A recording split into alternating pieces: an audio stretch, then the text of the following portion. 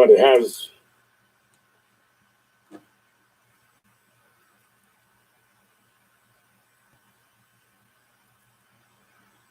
more than likely heading up to the Pacific Northwest. I haven't been up there in about 10 years, so I might more than likely make my way up there for a few weeks, maybe a month, December, January-ish.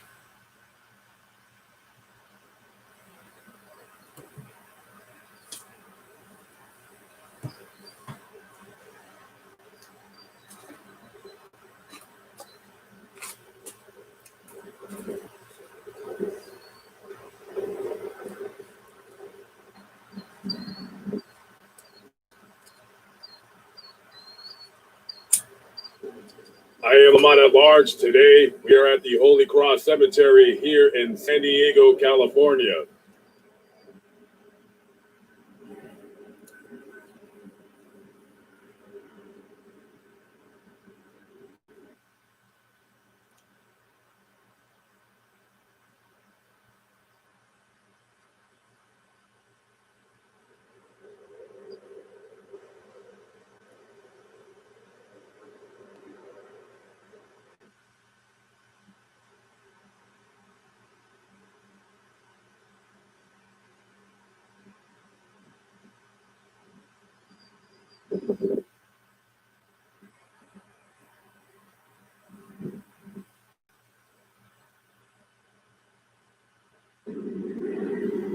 This here is Manuel da Silva, August 25th, 1935 to January 25th, 1955.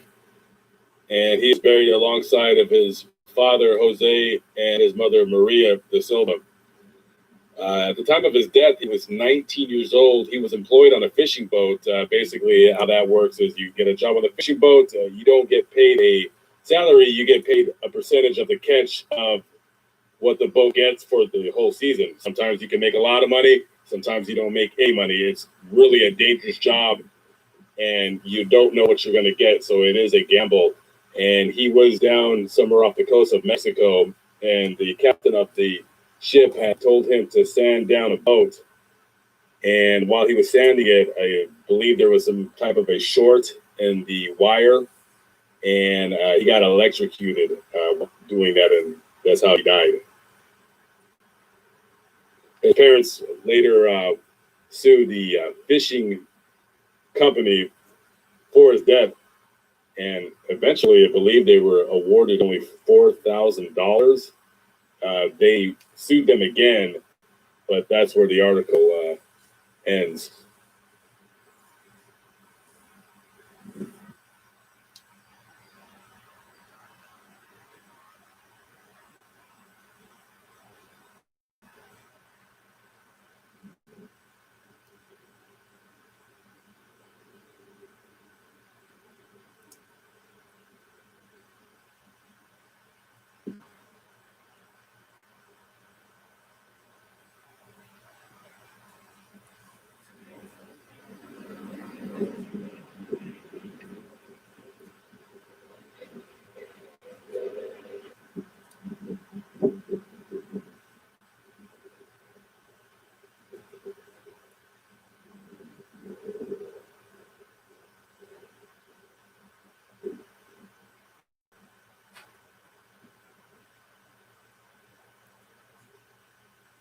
Amy Ibrahim, February 18th, 1981 to December 4th, 2016, in loving memory of our beloved daughter, sister, and friend. So Amy went with her sister on a trip to Hawaii, and they went on a hiking trip to one of the many islands in Hawaii by the name of Kauai.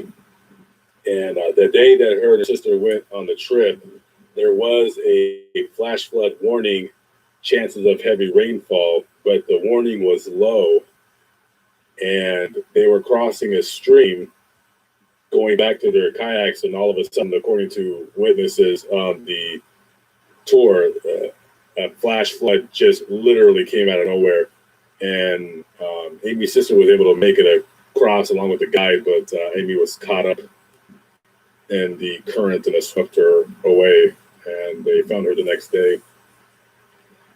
Just an absolute tragic accident.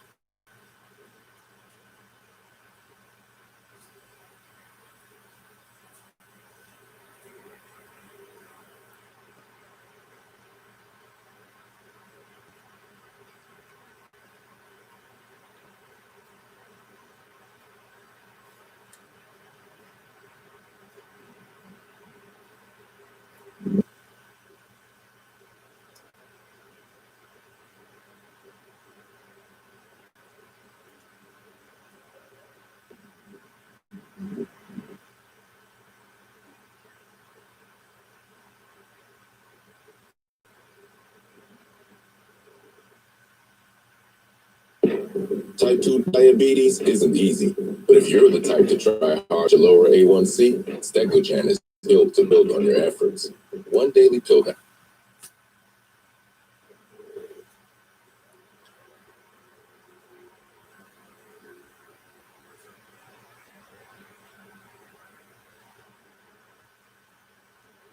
Brian William Carter, September 10th, 1999 to January 16th, 2012.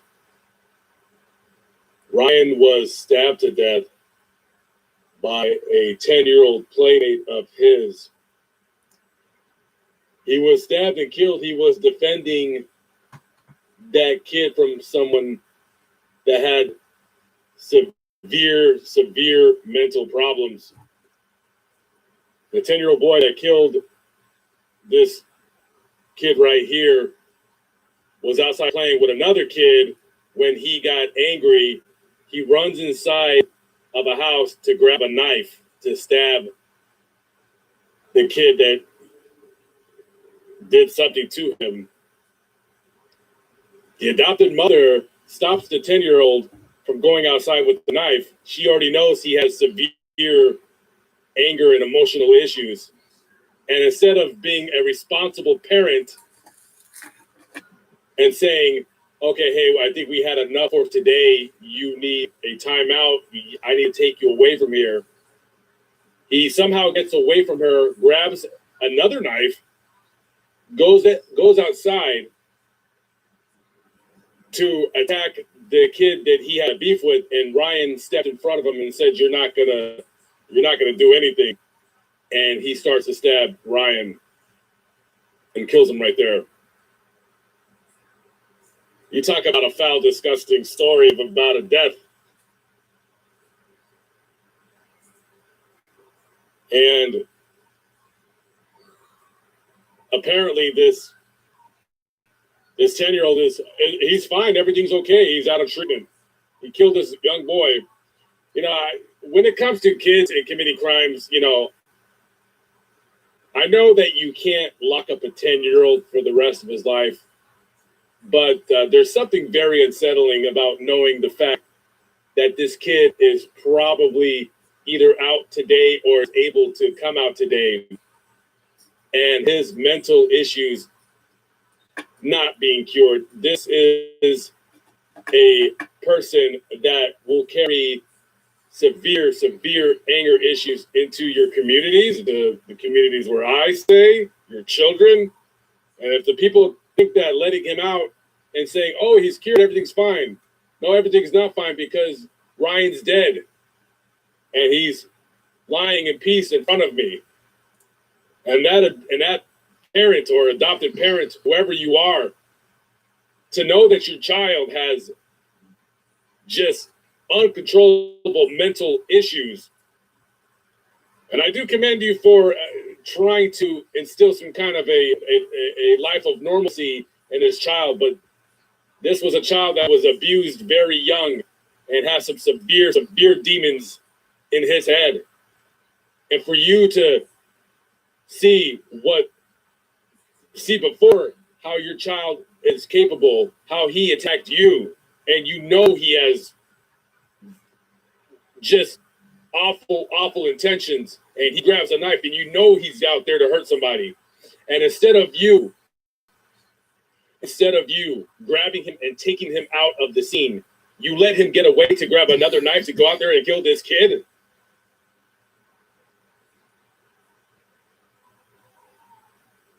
I'm not blaming that person. I'm not, but hey,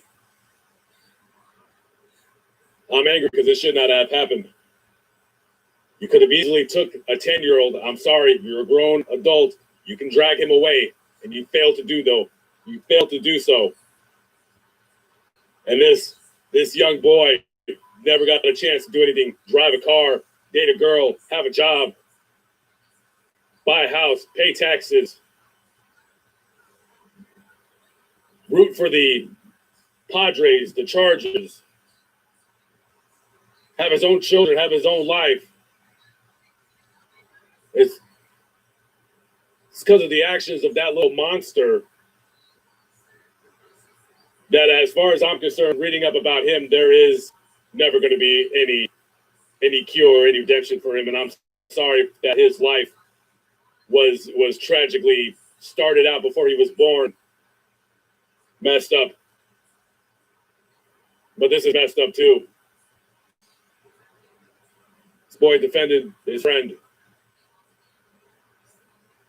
And supposedly his own best friend killed him. That's how psycho he was. He is to this day.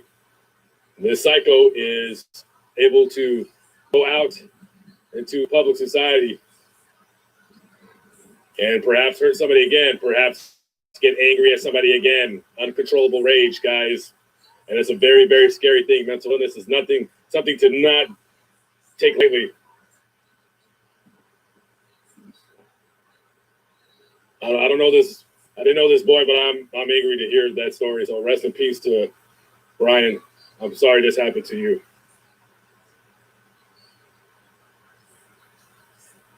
Got to rein in your kids, folks. Got to rein them in. This country is suffering from a big problem with children going around stabbing, shooting, killing without any parental guidance at home. We're developing a nation of mentally ill people that think it's cool to take another life, and it's nothing to them because it's nothing but a video game. Something's got to stop. I don't know the answer, but I'll give you a fair suggestion. It starts in the home. It starts in the home. I'm sorry to this young man. I didn't mean to yell at your grave, but. What was the nature of your visit to Mexico? To get to the United States, you'll have to apply for asylum. You're gonna need to know what to say. In English is better, okay? I am unable I am unable to return. to return. Try it again. I am unable to return to Mexico because I have a well-founded fear. I have a well-founded fear.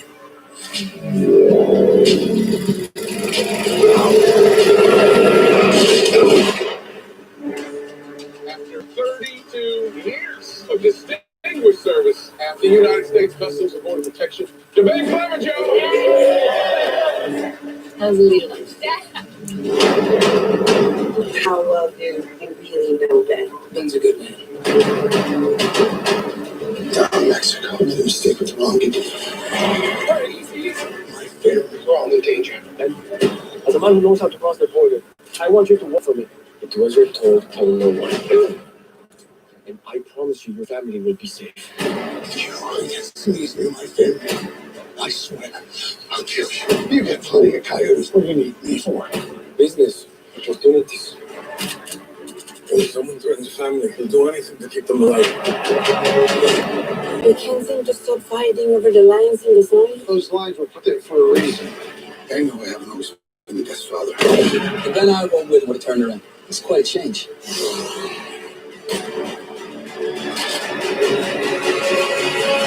Where are you going? Home. What was the nature of your visit to Mexico? Fishing.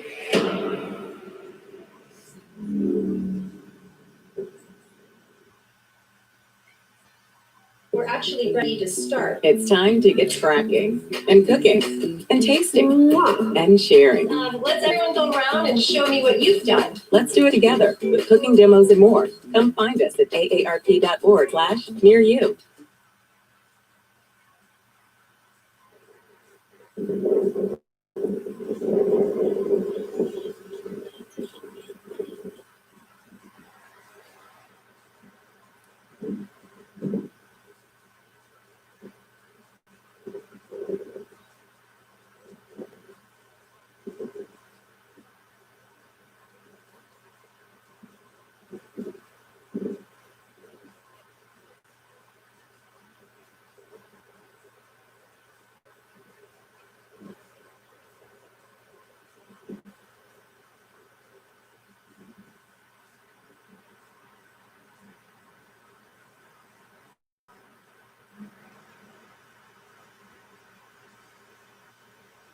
My dear Laura, my heart aches for missing you. Since the day you were born, you were special to all of us. So smart, loving, and caring. Beautiful inside and out. You will always be in my heart forever. I look forward to seeing you someday. I love you. Always, Grandma. Genevieve Marie Costello, at the age of 26, lost her battle with breast cancer on Tuesday, May 7th, 2013, surrounded by her family and many, many friends at her hospital room bedside. She fought like a champion in death, as she did on the court and in the classroom and in life. Genevieve was born in San Diego and attended Mount Miguel High School, where she played basketball, softball, golf, and cross country. She was inducted into the Mount Miguel High School Hall of Fame along with the 2003 girls basketball team. The 2003 girls basketball team became the first to win a CIF championship. Genevieve attended UC Davis on a basketball scholarship. She was a stellar performer for 4 years and the team captain her senior year. She graduated with a Bachelor of Science degree in Human Development.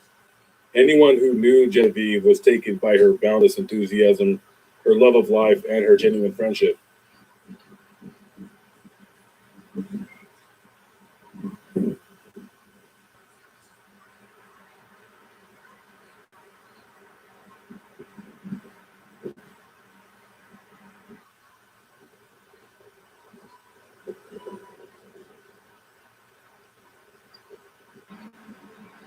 Our only child, Ali Butch Jr., born in the Philippines, April 18, 1955, died in the peace of the Lord, December 4th, 1978.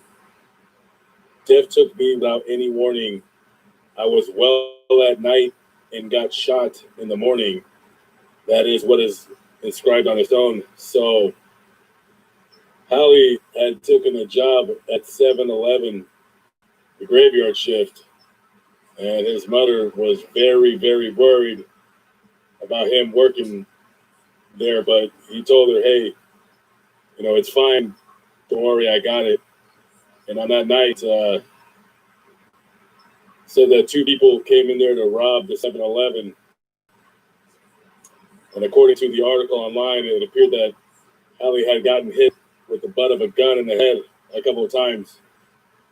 And somebody shot and killed him, one bullet in the head. He was found the next morning.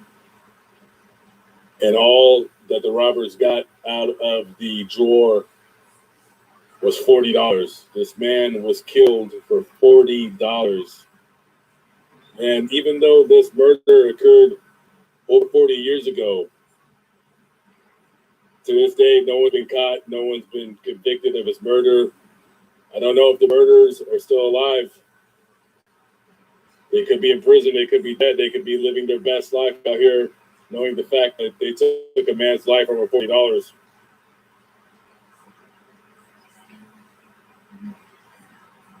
If anybody has any information on this man's murder, I don't care if murder happened 40 years or 400 years ago. I will always give relative information on anybody that has any information about unsolved murders. You can call the Sheriff's Homicide Detail 858-285-6330. or you can call Crime Stoppers 888-580-8477.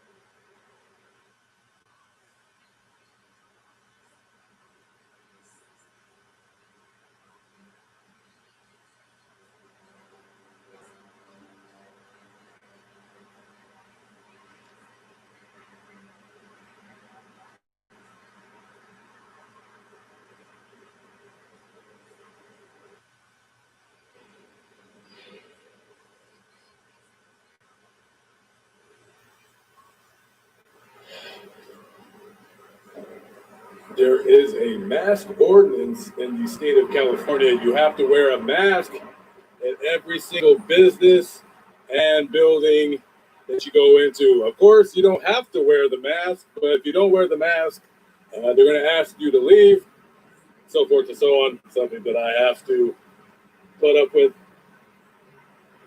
being in California. And yes, it is an annoyance, but you know what? I am blessed that this very day I'm still alive to live for this annoyance. So just remember, guys, when something makes you upset or gets your goat, just remember it's always a blessed day when you're given that ability, when you're given that option to be upset. And I never ever forget that every day that I wake up. Live but not live, still alive by the grace of God. I'm Lamont at Large from the Holy Cross Cemetery here in San Diego, California. I'll see you on the next vlog. Have a good day. Peace out.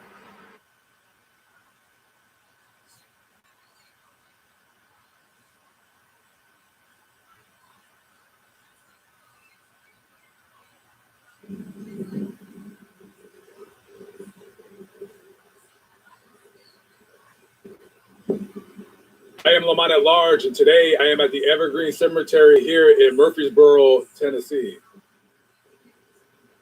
Alec James Iman, November 10th, 1994 to May 2nd, 2014, beloved grandson of Papa and Beba Wood, beloved son of Gary Iman and Angela Trober. Alec died in a motorcycle accident.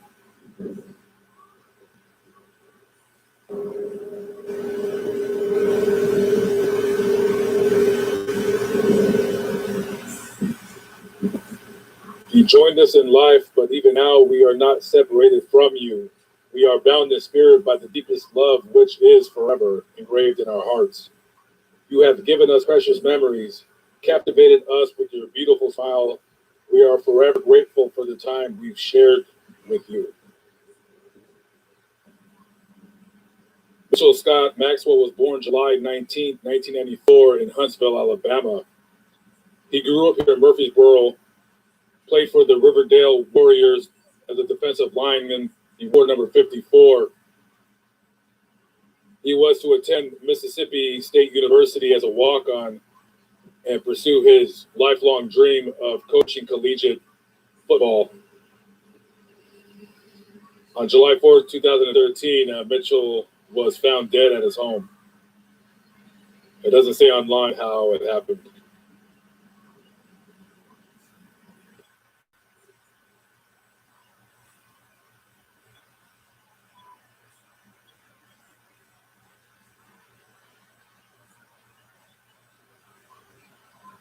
My sun doesn't shine without you, girl.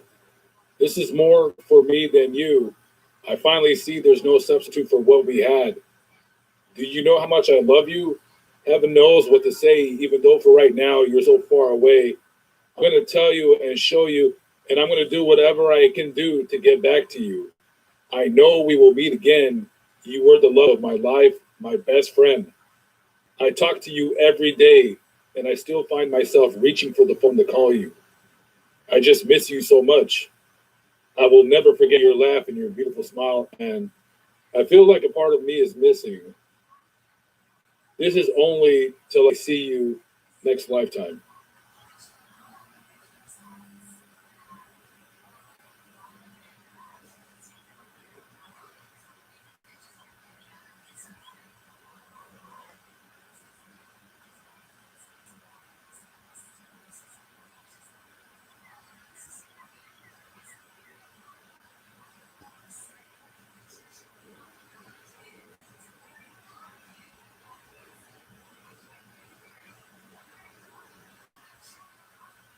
A sophomore enrolled in the College of Arts and Science died January 5th of injuries received in an automobile accident. Lisa Nicole McFarlane, 21, had planned to spend this spring semester in Australia as part of Vanderbilt's study abroad program, according to her advisor, Kate Daniels, Associate Professor of English. News of McFarlane's death was told to student body through an email message sent by the Division of Student Life. We share in the sense of loss felt by Lisa's family and friends, said a message, which encouraged distraught students to seek counseling services offered by the university. At times like this, it is best to reach out to others, and we hope that you will take comfort in one another. I graduated high school with Kim, always a smile for everyone. Last time I saw her was about 12 years ago at the mall. We talked for a while over coffee. I did not know she had passed until our trip back to Tennessee for the holidays. Rest in peace, my friend. Lisa and Kimberly are buried side by side with matching stones. I don't know if they're mother and daughter, relatives, or friends. If you know, or if you find out, please leave a comment below.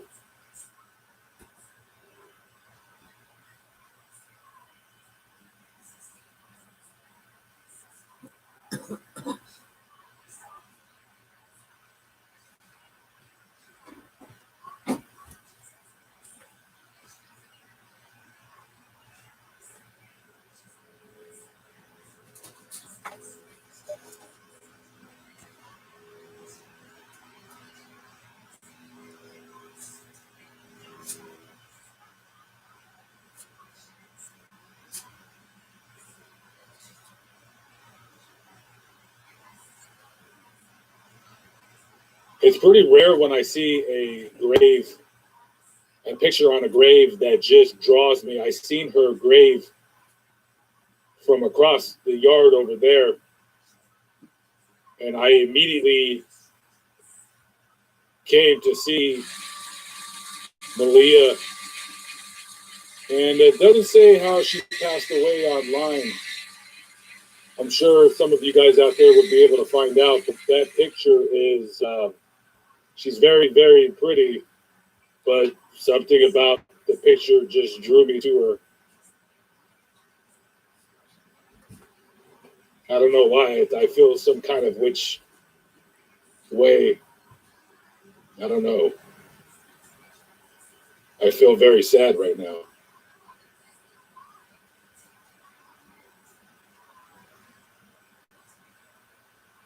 In loving memory of our son, Michael Troy Baldwin, September 11, 1980 to May 9, 2004.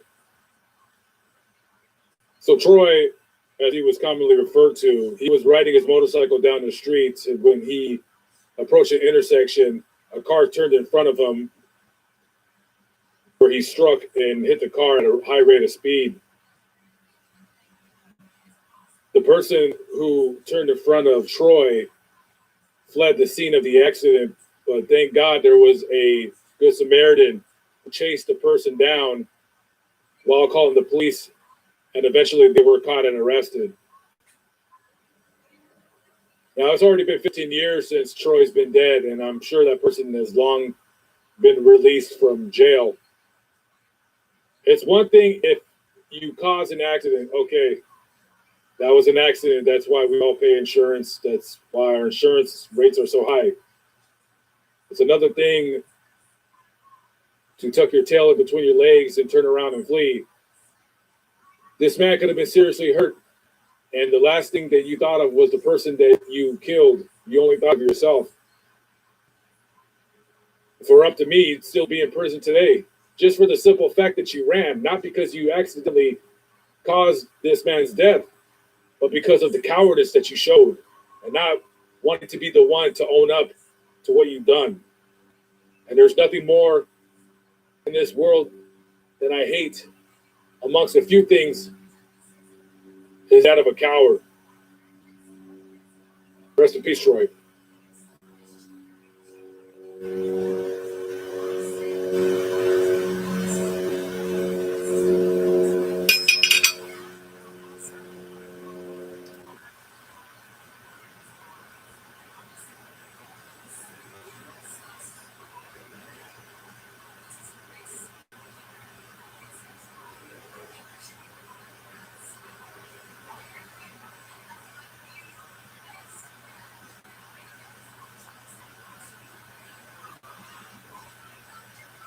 This year, Cesar Lopez Flores, January 4th, 1986 to December 17th, 2016.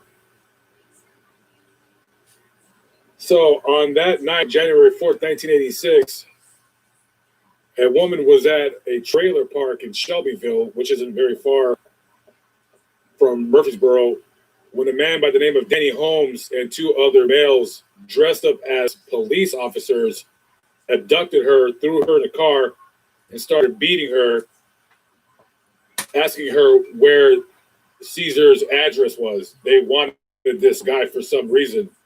Finally, she told them. So they made her give directions.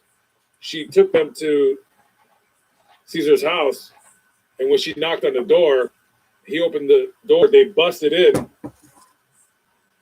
started screaming, "Where's the drugs? Where's the money?" And when none of that was produced, Danny Holmes pulled out a gun and shot Caesar a couple times in the chest, and they took off in their getaway car. So the paramedics were called. They came to the scene, and they tried to resuscitate Caesar, but it was no use. He died of his injuries there.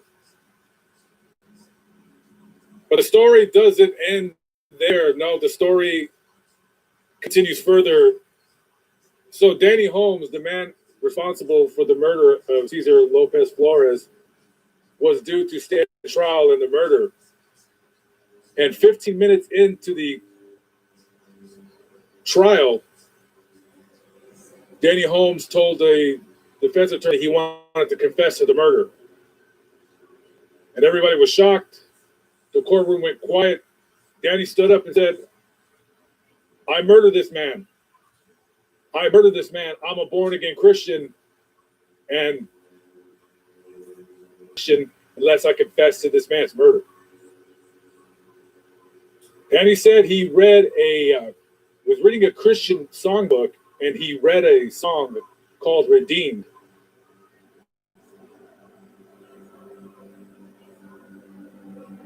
And in that song and in those lyrics,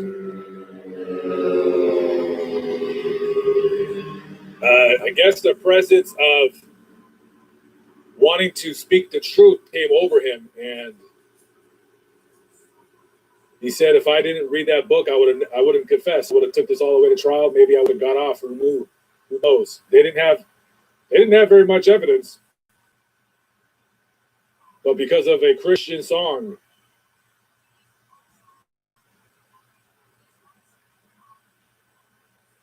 And the power of Christ enveloping his heart, he confessed to this man's murder.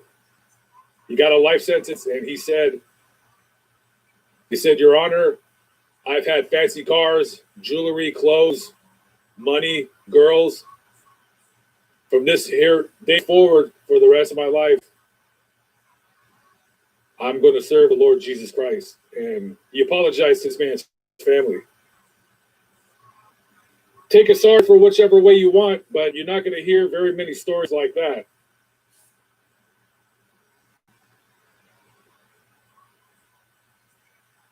Isaac Brian Nelson, July 6, 1989 to February 13, 2014. He was a graduate of Oakland High and a member of the Sharpsville Christian Church here in Murfreesboro, Tennessee.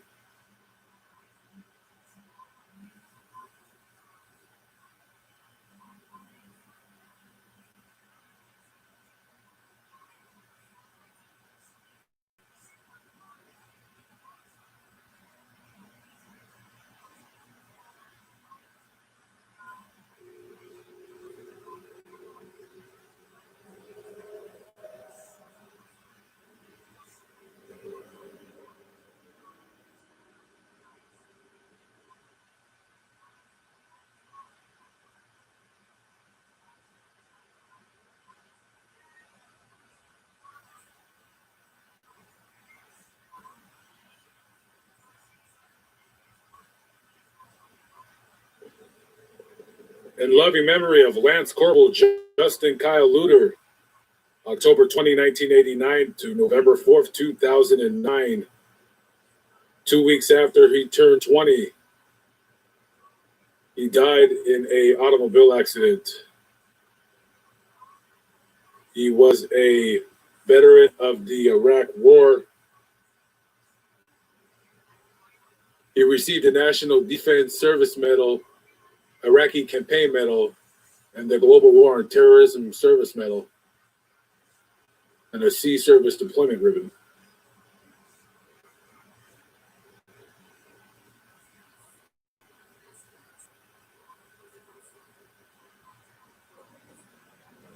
Miss Stephanie Jones, age 33, of Murfreesboro, Tennessee, passed away peacefully into the loving arms of Jesus on Thursday, October 27, 2016. She was born in Nashville, Tennessee, to Randy and Renee Jones. Stephanie was a graduate of Riverdale High School. She was an assistant general manager at the Holiday Inn Express in Brentwood, Tennessee. Her strong work ethic made her tough as nails. Stephanie was a loving daughter, sister, aunt, cousin, and friend to all she met, and she will be dearly missed. Nicolette Shelby Walden, April 17, 1990 to August 10, 2017. A life without love is a life unlived, and I totally agree. Nicolette was a mother of 3 children, and she was driving in her car when a volunteer firefighter in a firefighting pickup truck was responding to an emergency. The emergency was canceled, and in some matter of accident, the pickup truck for the firefighting department struck Nikki on the side of the door where she was at, killing her. It wasn't known yet at the time if the lights and sirens were going off at the time. And, I have a very strong opinion about firefighting, firefighters, how the whole system works, EMS. And I feel some sort of way about them just because of things like this. And I'm not going to go into my own personal opinions about things. I think some of you out there know where to reach me when it comes to that. But this poor girl lost her life, and her children, they lost their mom.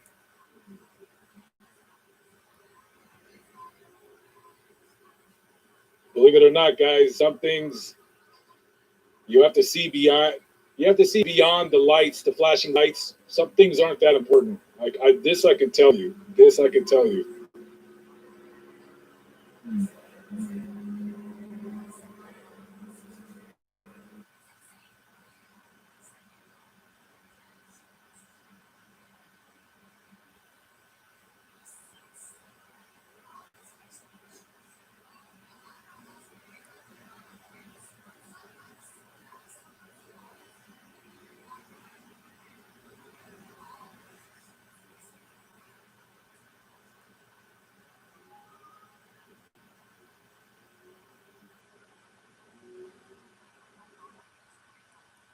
As I sit in heaven and watch you every day, I try to let you know with signs I never went away. I hear you when you're laughing and watch you as you sleep. I even place my arms around you to calm you as you weep. I see you wish the days away, begging to have me home. So I try to send you signs so you know that you are not alone.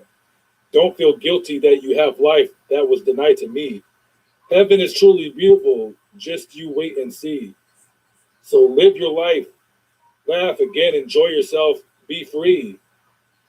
Then I know with every breath you take, you'll be taking one for me. Live but not live, but still alive by the grace of God. I am Lamont. I am in Murfreesboro, Tennessee. I am at the Evergreen Cemetery. Thank you for watching. I appreciate it. I'll catch up with you on the next video. Peace out.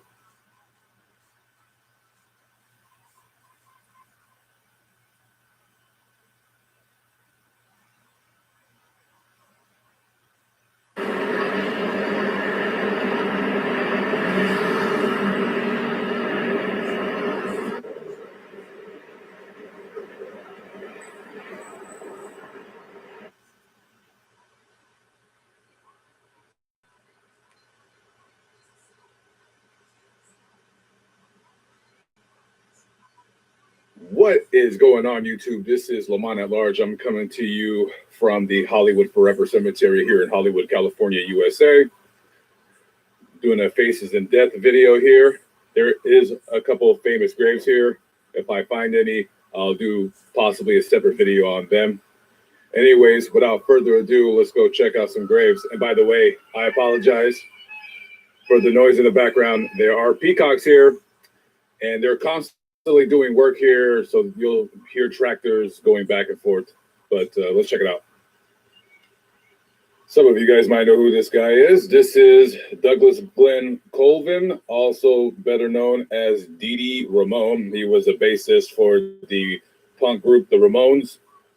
He died in 2002 of a heroin overdose. His grave is decorated, got some beer, plenty of guitar picks, cigarettes. One of the more famous graves here. I feel so safe flying on a ray on the highest trails above.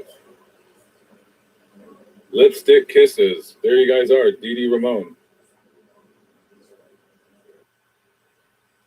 Okay, here's another famous grave. We got Mela Nurmi.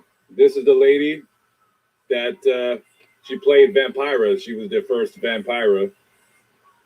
Played her in the 50s, I believe. She was a Finnish actress, and she was raised in Oregon. She died at 85. lived a nice long life, and got some kisses on her grave. Got a cool little skeleton, some shoes.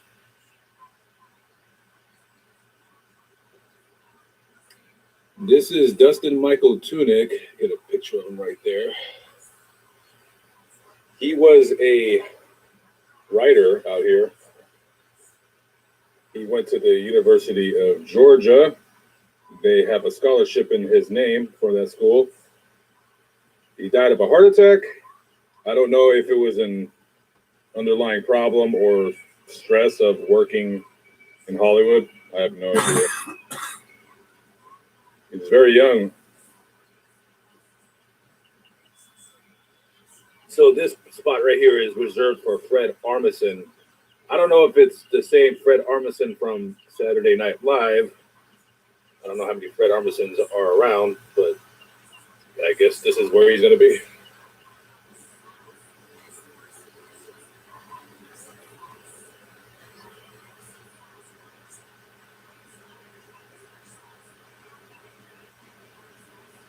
So in my opinion, this might be one of the most iconic graves here at Hollywood Forever. This is Joey Ramone. He was the guitarist for the Ramones, one of the founding members. And he died of prostate cancer.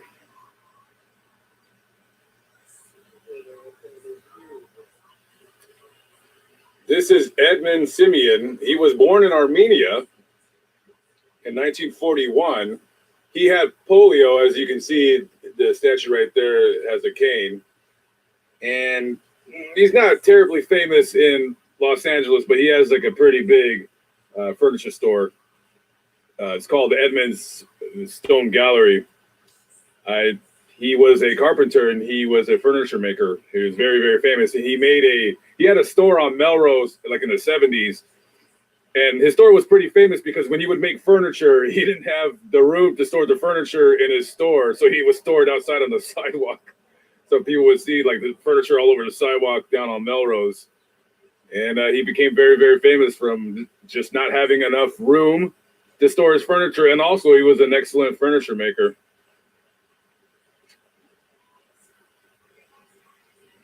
This is Irene Guadagno, also known as Mama Irene.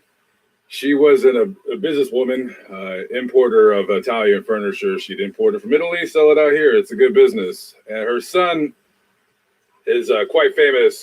His name is Pasquale, I think. He's the head of Insomniac. If you don't know what Insomniac is the music event company. They throw like the EDC, Electric Daisy Carnival. Yeah, so that guy is the head of that. Very, very successful family. She died of cancer on March 29, 2015. That is a really cool statue. This here is Anton Yelchin. You guys might know his name if you're a big Star Trek fan. He played on a couple Star Trek films. He played a character, I think his name was Pavel Chekhov. He died when he was very young, 27, I believe. He died in a very, very freak way. He lived in Studio City, so in Studio City, it's very hilly. And when he went home, he parked his Jeep, and I guess he might not have set the parking brake, but when he got out of his Jeep, the car rolled back and pinned him against a pillar, and he basically suffocated to death.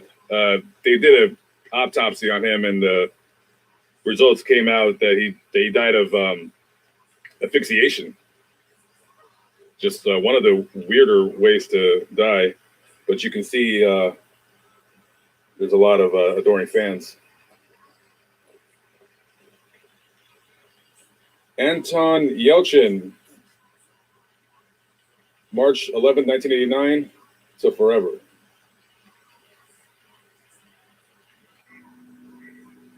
We all know who this is. This is one of the more legendary actors ever, Mickey Rooney. He lived a very long life. He lived to be 93, and he was one of the first actors that became very, very famous, that transcended the silent movie era into, movies of today, basically. The only movie I know from him was Boys Town, but I know he was in, I mean, many, many, many, many movies. And here he is. And here's his neighbor, Leonardo Olaine Jr.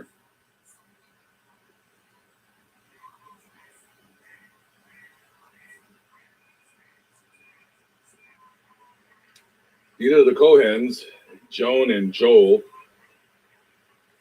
I stopped because this guy's a pretty good-looking guy. I thought he was an actor, so I looked him up, but he wasn't. But yeah, it's a pretty good-looking guy right there. He looked like an actor, but it wasn't.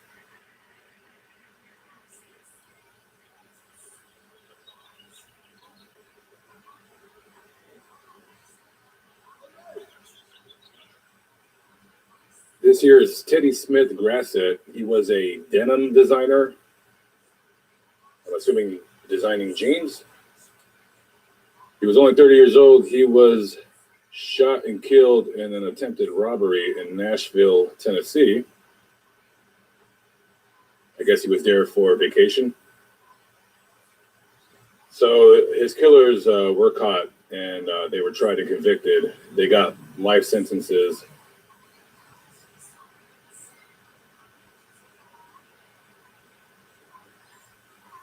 This year's Wesley John Banag. He was an actor. He wasn't a big-time actor, but he did play in The Scorpion King. I don't know what the extent of his role was, but I was looking at pictures of him in the movie. He died in a motorcycle accident. This girl wasn't here when I last was here a few years ago. Lindsay Caitlin Picha. She was a tattoo apprentice. You can see like the little tattoo gun keychain right there. There's no information of what happened to her. Dirk Allen Schaefer. I want to talk really quickly about this guy. This might be the first grave that I came up with the idea for Faces in Death. I did a video here maybe about 2 or 3 years ago, and somebody in the comment section had mentioned his history and his life, and I thought that was interesting, and I always meant to, have an idea about doing videos about graves of people like this at a later date and time. So here we are again with Mr. Schaefer. He was the 1992 Playgirl Playmate of the Year, if you want to go check him out. Very handsome guy. He was a model. He was a Pilates instructor. He was found dead in his car. He died of a drug overdose of cocaine and methamphetamine.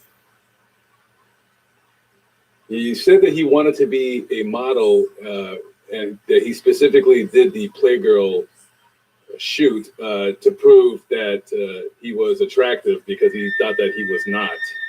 I don't know if he had body dysmorphic issues, but apparently he thought he was not attractive. But yeah, he's a good looking guy.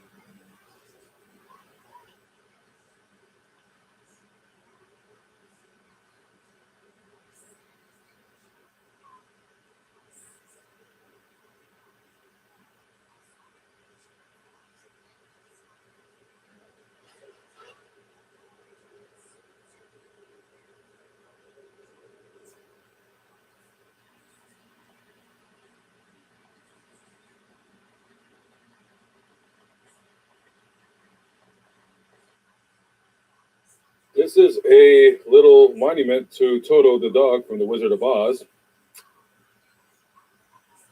The Wizard of Oz owner and trainer Carl Spitz buried the Karen Terrier on his ranch in Studio City. The 1958 construction of the Ventura Freeway destroyed her resting place.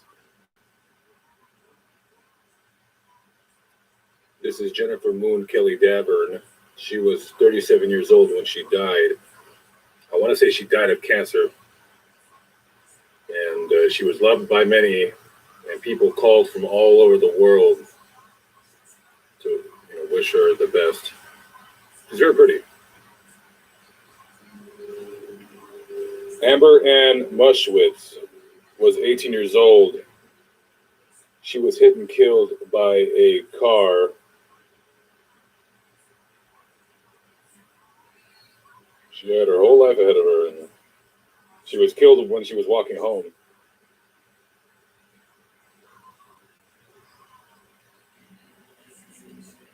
This here is one of the greatest singers that ever lived, as far as I'm concerned. This is Chris Cornell. He was the lead singer of Soundgarden and Audioslave. Wasn't a terribly big fan of Audioslave because I just didn't like the blend of Rage Against the Machine with Soundgarden. I wasn't really into it. Still a good band, but Soundgarden, excellent band. This guy hung himself a couple years back. I don't know why he did it. This guy, super good looking dude, very talented, could practically have any woman he wants.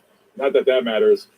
But at the end of the day, no matter how adored you are, no matter how rich, how famous, how successful, how many women want to sleep with you, how much money you got, all that stuff doesn't matter. It doesn't matter because it's what's in your head that you can't get out of. And this man had some major demons in his head that he could not shake. It says online that the family doesn't want people to film his grave, or much less, I guess, take pictures. But hey, as far as I'm concerned, if you didn't want people making videos about him, I don't know why you put him at such a famous place. He's buried right next to Joey Ramone right there. So, I don't know. Really sad. Very, very talented guy.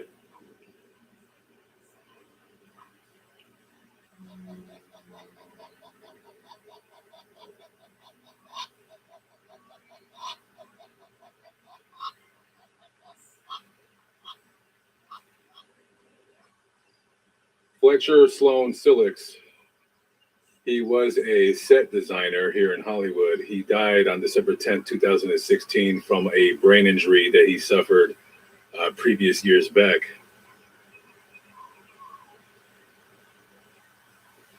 Okay, guys, so I'm going to cut the video here. I am in the mausoleum here. There will be a part 2, maybe tomorrow, maybe next week. I'm not sure. Please watch part 2. Filming isn't really allowed on the grounds. They don't really care for it. So I got a little lucky. Nobody seen me and nobody said anything. And I don't know if they cared. But anyways, I was really going to title this video Famous Graves, you know, just to kind of set it apart on Faces in Death. But, you know, whether your name is Mr. Silix or Mr. Cornell, I think whether you're famous or you weren't, in your death, I don't feel that you should be separated from somebody else just because you were rich and famous. We were all somebody and we all have a story here. So there is going to be future graves where I do put like famous graves if it's a story that I really want to tell and I feel I should separate the video from someone else's. But in the meantime, it just will remain Faces in Death. So anyways, I'm coming to you live, but not live, but I'm still alive by the grace of God. I'm Lamont at large. Please subscribe, hit the notification bell. Let me know what you think about the videos, what I can do to make the videos better. And yeah, so I will see you next time. Peace out.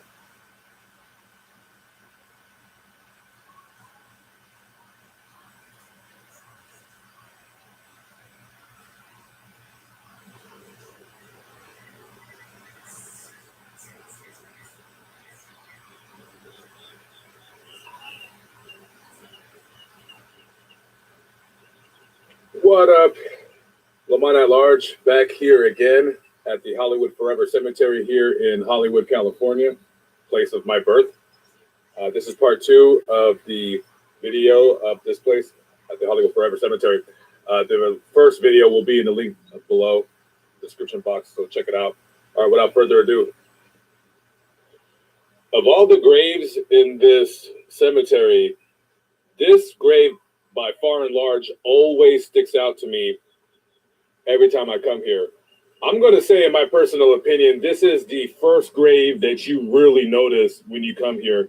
because it's very close to the entrance, and if you drive just straight, it just catches your attention because of the cross up top.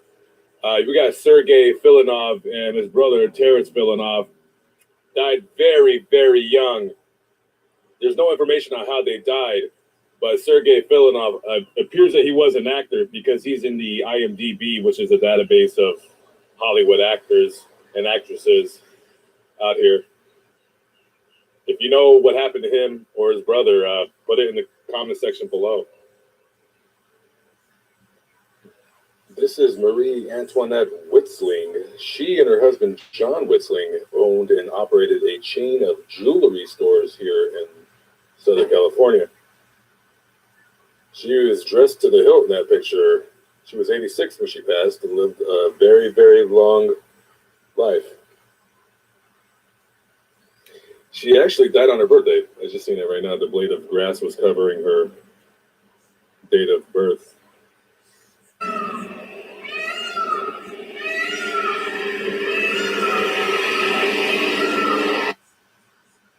Spencer Juarez, 10/24/1995 to 10/17/2009. He was 14 years old when he died.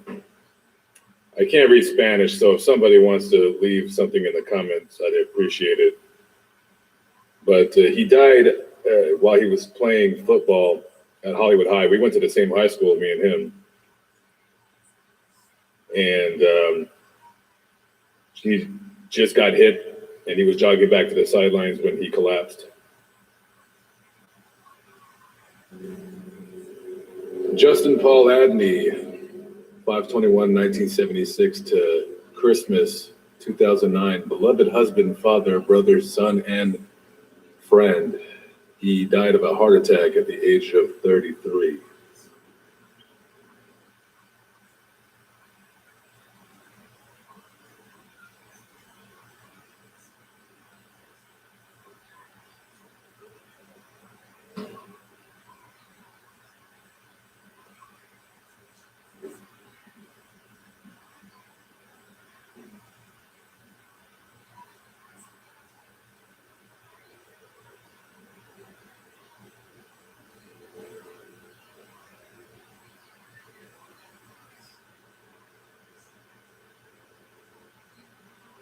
This is Kay Valerie Elhart. She was a character actress in the 50s, 60s, and 70s. Her most known role on television was on a television show called Maverick. She played a character named Josephine St. Cloud. So she wasn't a big actress, but she, was in a lot of TV shows. I was Googling images of her. Very, very attractive. I'm surprised she wasn't a big-time movie star.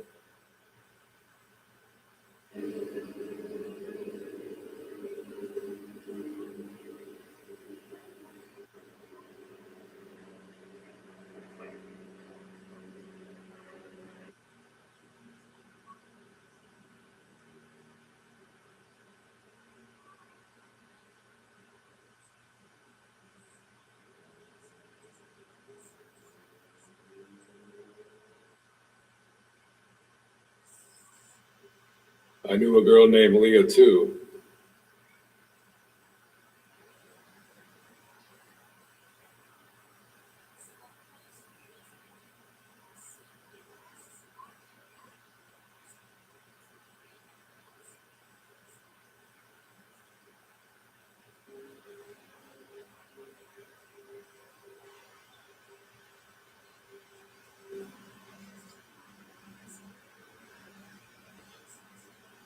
If somebody out there knows this lady's name or what this says, please leave a comment in the section below.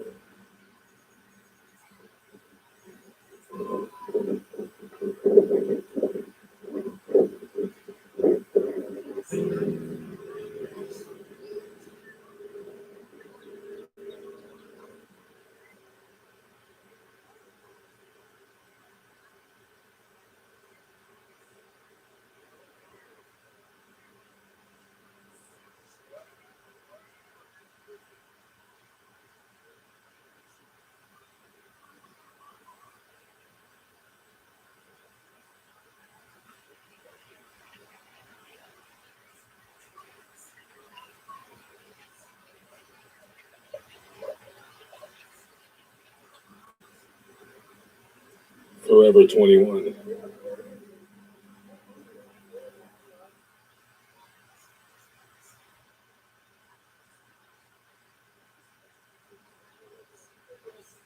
Pete Stanley, the Piano Man, self-proclaimed. There is not too much information about this gentleman, but a lot about his $500,000 crypt. This is his piano. His wife will be interred there. And this right here, you're asking, what is this? This is where her clothes are going to be. Yep, she's taking it with her.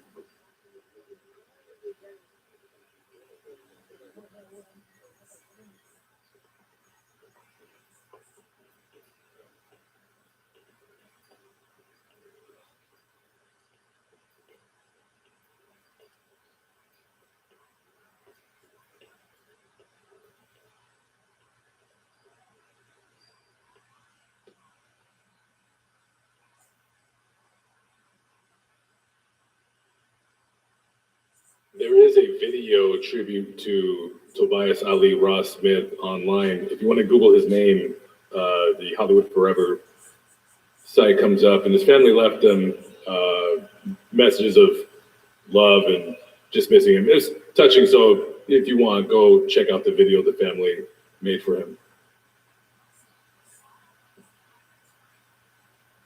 I sometimes feel like this hummingbird right here, he's trying to get out, but he can't.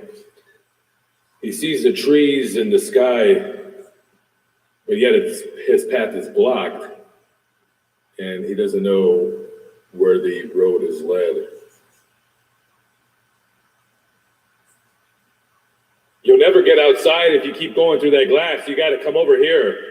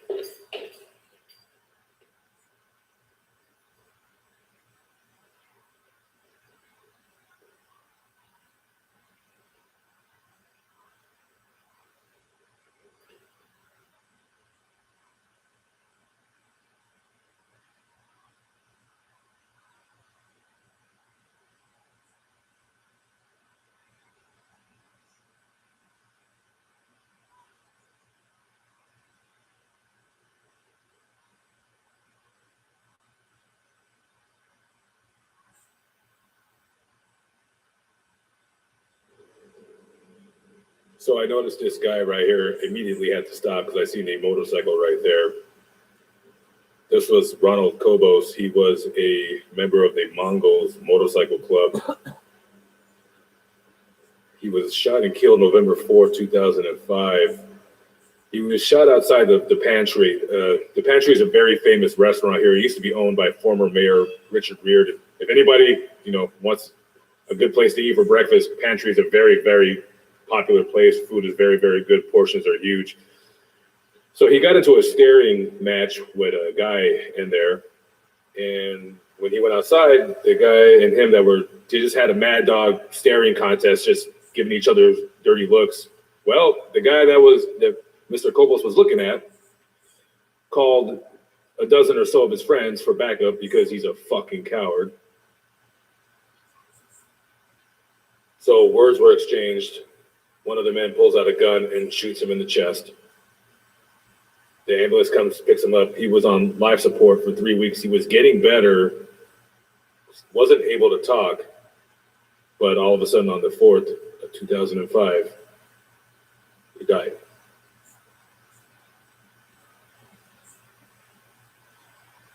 This here is Zoli Noemi Mayato. She was 25. She died in a car crash here in Studio City, died instantly.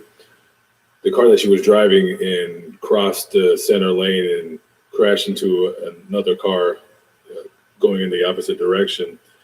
2 of her passengers were hurt, one of them critically. I don't know what happened to the passengers, but she was pronounced dead by the paramedics as soon as they got on the scene.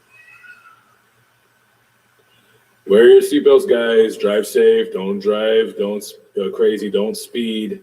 You're not that important. You don't got it to get anywhere in a hurry. Don't drink and drive. Call an Uber. Call a taxi.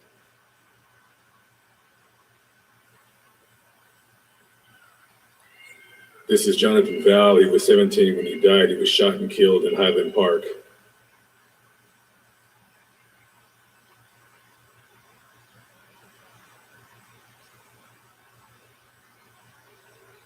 George A. Monroy, 6/13/79 to 8/25/05. He was shot and killed in the South LA section of Los Angeles off of Firestone and Florencia.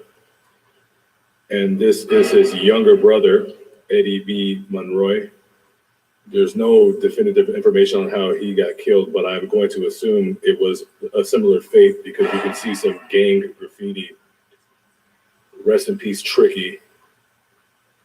The last comment on this man's online on the comment section of the obituary was 2007. So even though people slowly forget and memories fade away, this is why I do videos like this, just to, you know, talk about people, talk about their lives, the good and the bad. We're not perfect, okay? You know, we are a product of our upbringing. But rest in peace to both these men.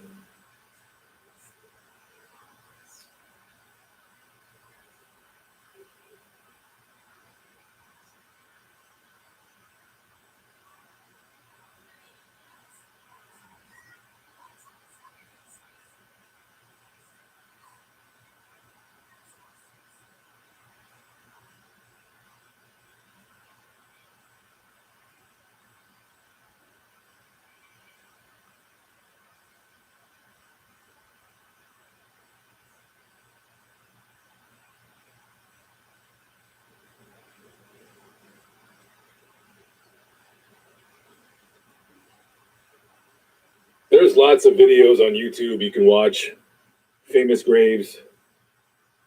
There's literally thousands of them. Hollywood stars, famous singers, actors, actresses, sports stars, celebrities. But what about these people? Who's going to tell their story? I am only one man and I can only do so much, but I try my best.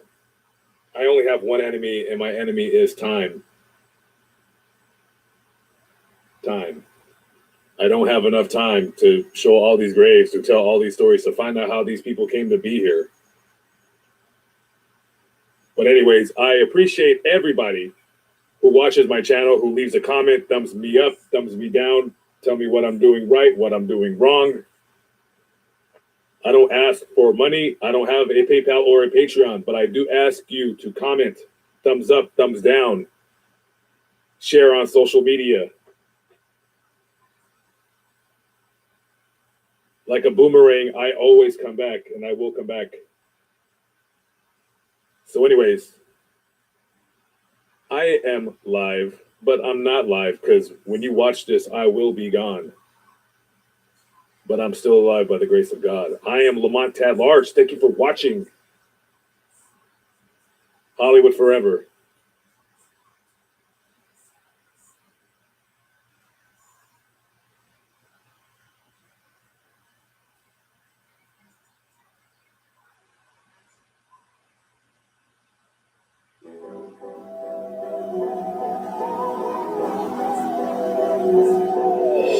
Welcome to Hollywood Graveyard. Today we continue our tour filmed by you, the Hollywood Graveyard community, visiting famous and historical graves in your neck of the woods.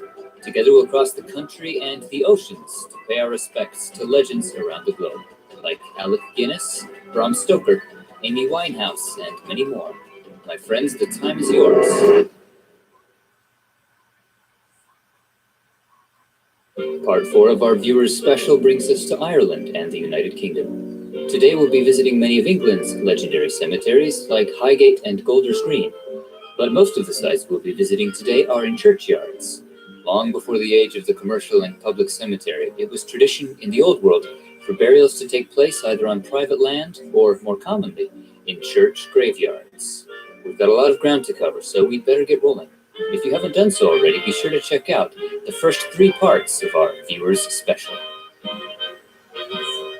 Our day begins in Dublin, Ireland, at Dean's Grange Cemetery. This is the final resting place of Arthur Shields, an actor born right here in Dublin. His acting career began at the Abbey Theatre as a youth, and in the 1930s he was brought to the States to perform in films for John Ford, including the Oscar-winning film The Quiet Man in 1952. Other memorable performances include How Green Was My Valley. He died in California at the age of 74. His ashes returned home and buried here.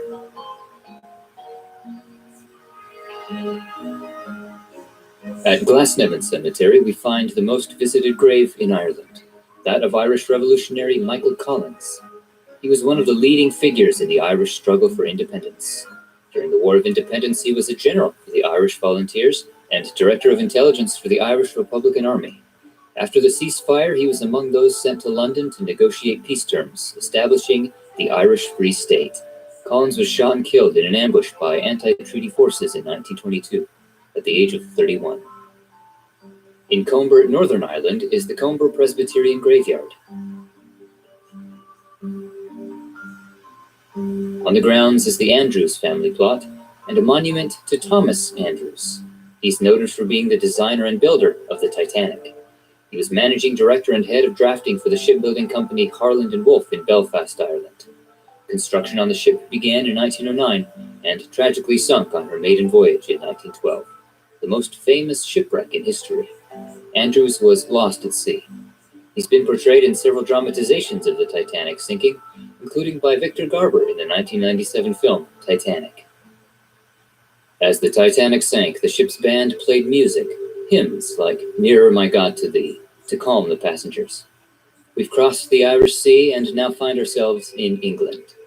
At Collins Cemetery, we find the final resting place of the leader of the ship's band, Wallace Hartley.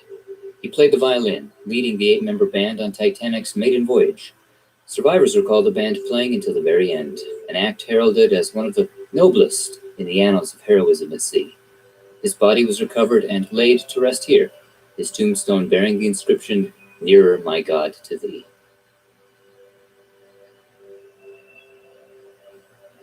As the Titanic crossed the frigid waters of the Atlantic, 2 men sat high in the crow's nest as lookouts.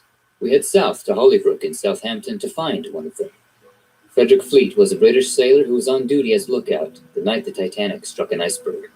The calm, moonless night made for difficult seeing. That, combined with the fact that they were not issued binoculars, by the time they spotted the iceberg, it was too late. Fleet sounded the warning, iceberg right ahead. Fleet was ordered onto a lifeboat to man the boat, the same lifeboat as Molly Brown. He survived the disaster and testified that had they been issued binoculars, they might have spotted the iceberg sooner.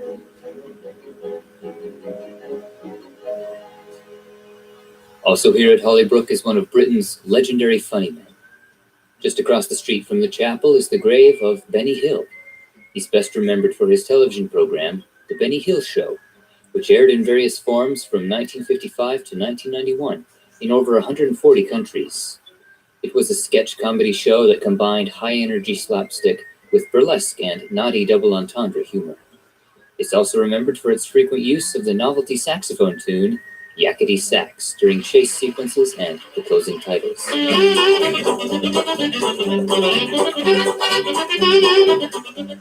The Benny Hill Show became one of the most watched TV shows in the UK. Hill died of a heart attack at the age of 68, sitting in his favorite chair and watching television. East of here, in Petersfield, we find Petersfield Cemetery. This is the final resting place of one of England's truly great actors, Sir Alec Guinness. He was nominated for 5 Oscars, winning for his powerful performance in the World War II film The Bridge Over the River Kwai. He also had roles in films like Oliver Twist, Lawrence of Arabia, and Dr. Zhivago. But audiences today remember him best as Jedi Master and mentor to Luke Skywalker, Obi-Wan Kenobi, a role which earned him one of his Oscar nominations. I can't win, Darth. If you strike me down, I shall become more powerful, possibly richer. He was knighted by Elizabeth II for his services to the arts and lived to be 86. This is the Church of St. Margaret of Antioch in East Wellow. Founded in 1215, it has been a place of worship and pilgrimage for over 800 years.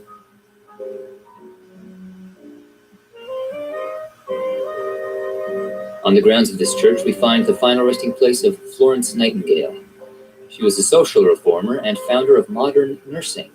In her day, she was a leading advocate for improved medical care in hospitals, infirmaries, and battlefields. Her efforts led to the modern nursing profession, setting the standard for patient care and commitment and record-keeping. In 1860, she founded the first nursing school in London, the first of its kind in the world.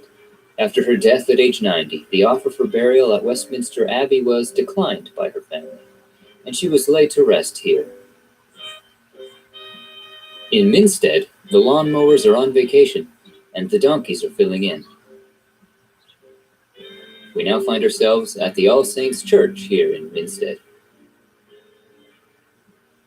In this churchyard is one of Britain's great writers, Sir Arthur Conan Doyle. He was an early pioneer of crime and detective fiction, best remembered for his stories featuring an eccentric consulting detective named Sherlock Holmes. First appearing in 1887's A Study in Scarlet, Sherlock Holmes is best known for his proficiency with observation, forensics, deduction, and logical reasoning. In the decades that followed, Holmes would be featured in 4 novels and 56 short stories. And of course, countless film, radio, stage, TV, and game productions. Arthur Conan Doyle died of a heart attack at the age of 71. Another of England's legendary writers rests here, at Guildford Cemetery. This is the grave of Charles Lutwidge Dodgson, better known by his pen name, Lewis Carroll. He was the writer that took us to Wonderland alongside a little girl named Alice. In 1865, Lewis Carroll published the children's novel, Alice's Adventures in Wonderland, which tells the story of a young girl who fell through the rabbit hole into a fantasy world. Its sequel, Through the Looking Glass, was published in 1871. The character of Alice was inspired by Alice Liddell, the young daughter of an acquaintance of Carroll, Henry Liddell. Carroll told the story to Alice, and she urged him to write it down. Alice in Wonderland would become one of the major early influences on fantasy fiction, and of course has been recreated countless times in every major media form.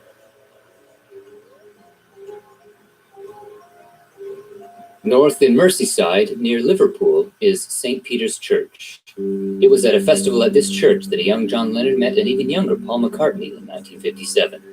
The Beatles' song Eleanor Rigby tells of a woman who died in the church and was buried along with her name. Here in this same churchyard is a stone bearing the name Eleanor Rigby. McCartney insists the name was made up, but perhaps there was a deeper inspiration.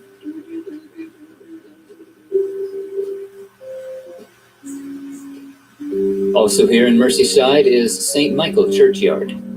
This is where we find a man known as the Fifth Beatle, Stuart Sutcliffe.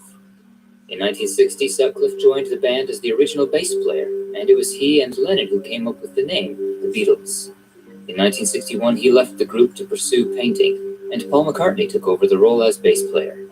He displayed tremendous talent as a painter, but his life and career were cut short when he died of a cerebral hemorrhage while studying in Germany.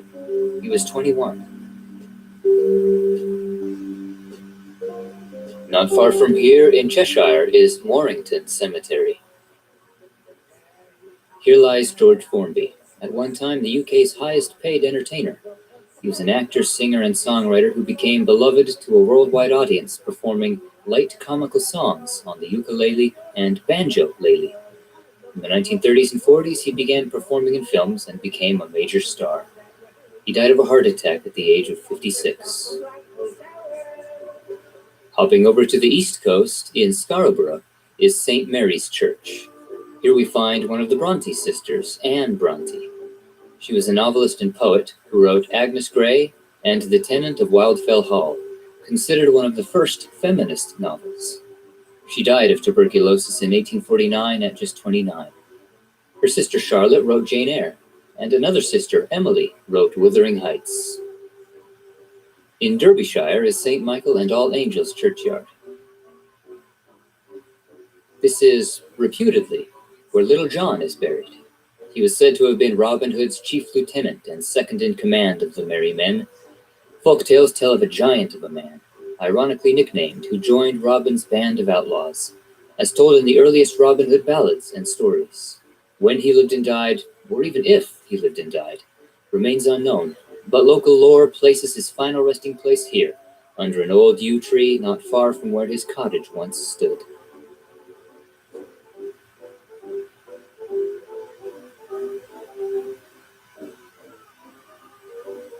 South to Essex and St. Peter and St. Paul's Church in Blacknotley. This is the final resting place of John Ray, known as the father of natural history.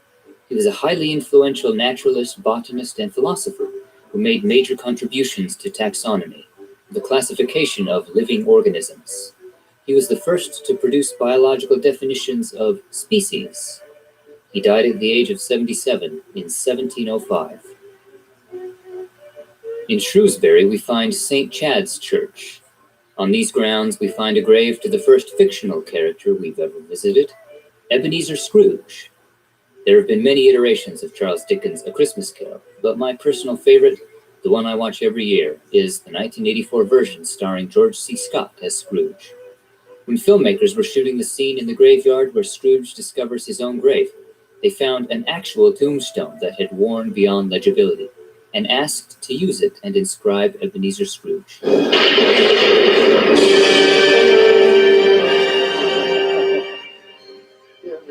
am not the man I was. I will not be the man I must have been but for this visitation. Why show me this if I am past all hope? After filming, the grave was left as is, and remains to this day. It's a sunny day in Sunningdale Cemetery in Berkshire. Here is the final resting place of actress Diana Dors, one of her generation's blonde bombshells, Britain's answer to Marilyn Monroe. Early on, she had a small role as Charlotte in 1948's Oliver Twist. By the 50s, she had established herself as Britain's leading sex symbol in films like Lady Godiva Rides Again and The Long Haul. In the 60s and 70s, she found success on television as well, including the lead role in the sitcom Queenie's Castle. After making the movie Steaming in 1984, Diana was diagnosed with cancer and died at just 52. Diana's third husband was Alan Lake, also an actor, a popular figure in British television in the 60s and 70s. After her death, Lake fell into a deep depression and took his own life at the age of 43.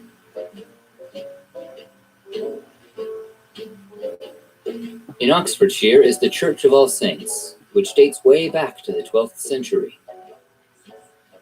In the church's burial grounds, we find the grave of George Orwell, whose real name was Eric Arthur Blair. He was an English novelist whose work highlighted social injustice and opposition to totalitarianism. Many of us read his books in school, like the 1945 novella Animal Farm and his dystopian novel 1984. The term Orwellian has been used to describe authoritarian practices, and other terms that have entered our vernacular, like Big Brother and Thought Police, come from the writings of George Orwell, writings that are as prescient today as they were over a half-century ago. To another churchyard in Oxfordshire, this time St. Mary the Virgin Church in Henley-on-Thames. Here we find the final resting place of one of the UK's most successful female singers, Dusty Springfield, an icon of the swinging 60s. Her soulful, smoky mezzo-soprano could be heard in hits like I Only Want to Be With You and Son of a Preacher Man. The only book who could ever teach me was the son of a preacher man. Say a word. Dusty was inducted into both the Rock and Roll and the UK Music Halls of Fame. She was just 59 when she died from breast cancer. There's more than one church here in Oxfordshire dedicated to St. Mary the Virgin. This one is in Thame. Just off the path surrounding the church is the grave of one of the Bee Gees, Robin Gibb. He was a singer and songwriter who formed the popular trio in the 50s with brothers Maurice and Barry Gibb. By the late 60s, early 70s, the group emerged as a popular music act, and by the mid to late 70s were a dominant force in the disco music era. They're perhaps best remembered today for the creation of one of the best-selling movie soundtracks of all time, 1977's Saturday Night Fever, which includes the Bee Gees' signature hit, Stayin' Alive. Staying alive, staying alive, staying alive. Another hit single from the album was How Deep Is Your Love, which is alluded to right here on Robin's headstone. In 2012, Robin Gibb died from cancer at the age of 62. Also here is a memorial to younger brother, Andy Gibb.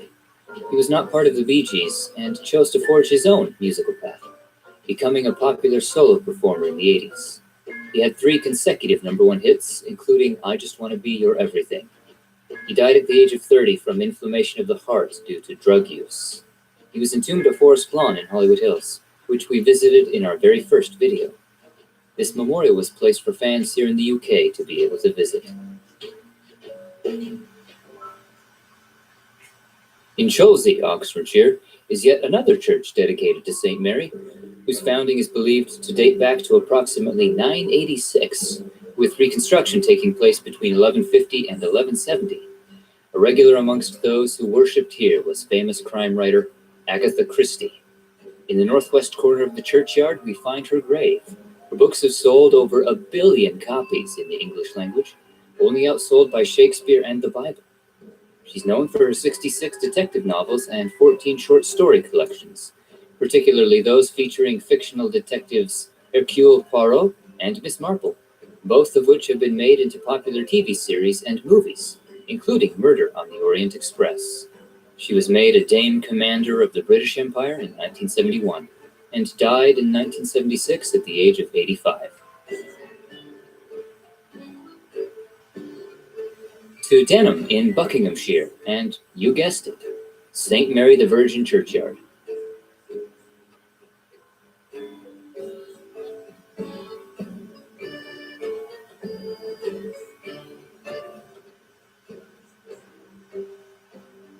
Here we find the grave of Sir John Mills, a beloved British character actor who appeared in over 100 films, including his Oscar-winning performance in the 1970 film Ryan's Daughter. Other notable roles include Great Expectations and the lead in Disney's Swiss Family Robinson. He was the father of actress Hayley Mills, who starred in Pollyanna and The Parent Trap. Mills lived to be 97. St. Peter and St. Paul Church in Great Missenden was built around the 14th and 15th centuries. In these hallowed grounds rests another great UK writer, Roald Dahl. He rose to prominence in the 40s, writing for both children and adults, becoming one of the world's best-selling writers. His famous works include James and the Giant Peach, Charlie and the Chocolate Factory, Matilda, Fantastic Mr. Fox, and more, all of which have been adapted for film, television, and other media. He died from cancer at the age of 74.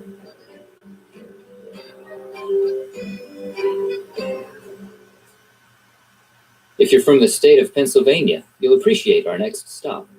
Old Jordan's Cemetery is a Quaker cemetery here in Buckinghamshire. This Friends Meeting House was built in 1688. In the burial grounds outside the meeting house, we find the grave of William Penn, an English nobleman and American colonial. In 1681, Charles II granted a land charter to William Penn to repay a debt he owed to Penn's father, Admiral William Penn, who was the namesake of Pennsylvania. The following year, Penn made his way to the New World, founded a colony in Pennsylvania, and established the city of Philadelphia. There he became a strong advocate for one of the cornerstones of American democracy, religious freedom. Taking a slight detour out of the cemeteries, next door is this unique and beautiful old barn. Much of this barn was constructed from the lumber of an old ship, and according to tradition, that ship is reputed to be the Mayflower, which carried the Pilgrims from Plymouth to New England in the 1620s. This is known as the Mayflower Barn. Back to the cemeteries, we arrive in Gloucestershire and Cheltenham Cemetery. Here we find Brian Jones. He was a rock musician, a guitar player, and founding member of the highly influential rock group, the Rolling Stones, which formed in 1962. Brian Jones would help craft the style that would become the sound of the Rolling Stones. But in the years that followed, Jones became disillusioned with the direction of the band and saw his influence diminish. He left the group in 1969 and, within a month, was dead, found at the bottom of a swimming pool, drowned at the age of 27. He was reportedly buried 10 to 12 feet deep here to prevent exhumation by trophy hunters. For the last stretch of our tour in the UK, we'll be in England's capital city, London. In the early decades of the 19th century, London was facing a crisis: inadequate burial space along with a high mortality rate. There wasn't enough room for the dead. To address this issue, in the 1830s, Parliament passed a statute to open 7 new private cemeteries in the countryside around London. One of them became the capital city's principal cemetery, Highgate Cemetery, which opened in 1839. In 1859, the cemetery expanded and is now divided into an east and west side. The east side is open to the public, but the west side is only accessible through a guided tour. The west side is where stars like George Michael and Gene Simmons are laid to rest. However, famous graves are inaccessible on the west side. We can, however, enjoy much of the beautiful scenery here. And as part of the tour of the west side, visitors are also brought into the catacombs for an up-close encounter with the dead.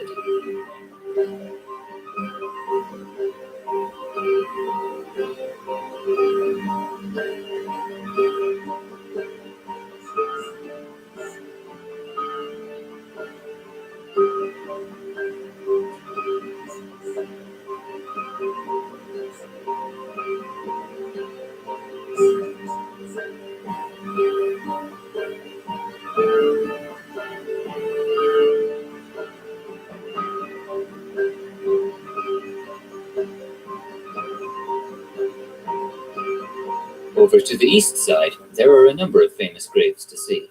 Perhaps the most visited is that of Karl Marx, philosopher, economist, and socialist revolutionary. His theories on society, economics, and politics have collectively become known as Marxism, which believes that the workers of the world must unite to free themselves from oppression. His writings have inspired revolutions the world over, each an expression of their own interpretation of the writings of Marx. Marx is therefore considered one of the most influential figures in human history. But his legacy is complex, both controversial and relevant today. Northwest of here, in Square 74, we find the grave of Douglas Adams. He was an author and humorist, best remembered for The Hitchhiker's Guide to the Galaxy, published in 1979 and spawning 4 sequels. The series became immensely popular, eventually being adapted into other forms like a TV series and a feature film in 2005. And the number 42? Well, as you know, that's the answer to the great question of life, the universe, and everything. Adams was just 49 when he died of a heart attack. So long, Douglas, and thanks for all the fish. Corin Redgrave was an actor, born into the Redgrave dynasty of actors, including father Michael Redgrave and sisters Vanessa and Lynn Redgrave. He was a familiar figure on stage in both New York and London, noted for his performances of Shakespeare, as well as Tennessee Williams' Not About Nightingales. He died at the age of 70.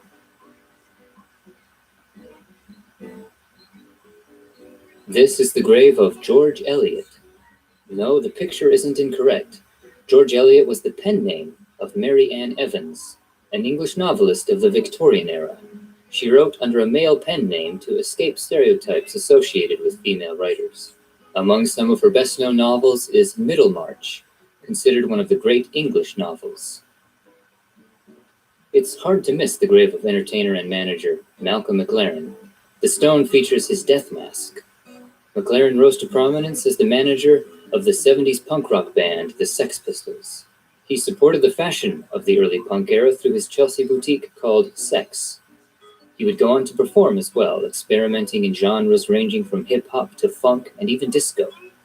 After his death at the age of 64, he was buried here, to the strains of Sid Vicious's My Way.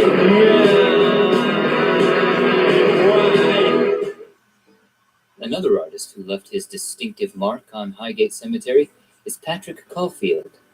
He was a painter and printmaker, part of the pop art movement. No poignant phrases about being at rest or embraced in the arms of angels here. Just dead. Simple, succinct, real, like his art. And his last great work of art was his own tombstone.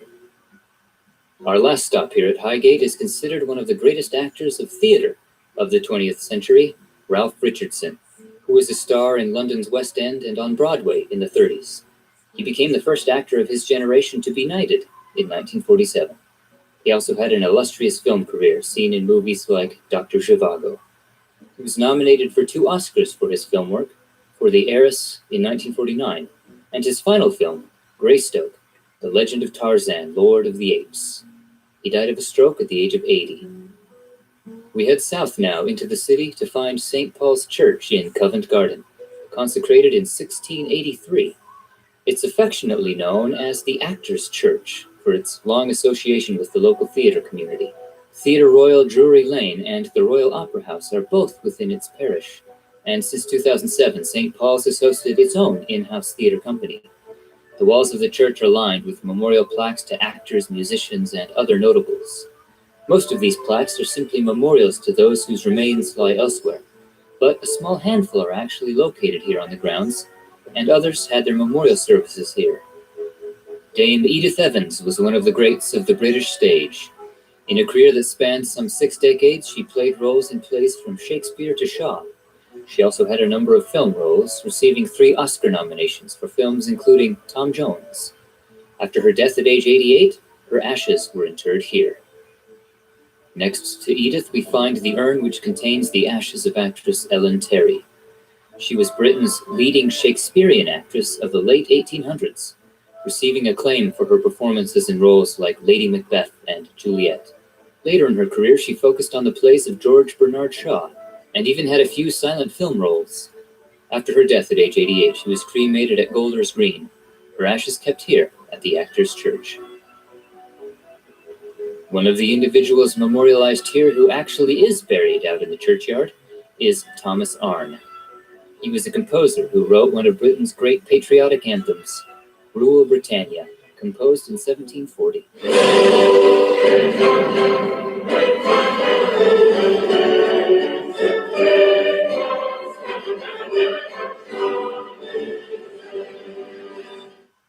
Michael Redgrave was an actor, part of the Redgrave dynasty, whose children include Corin, Lynn, and Vanessa Redgrave.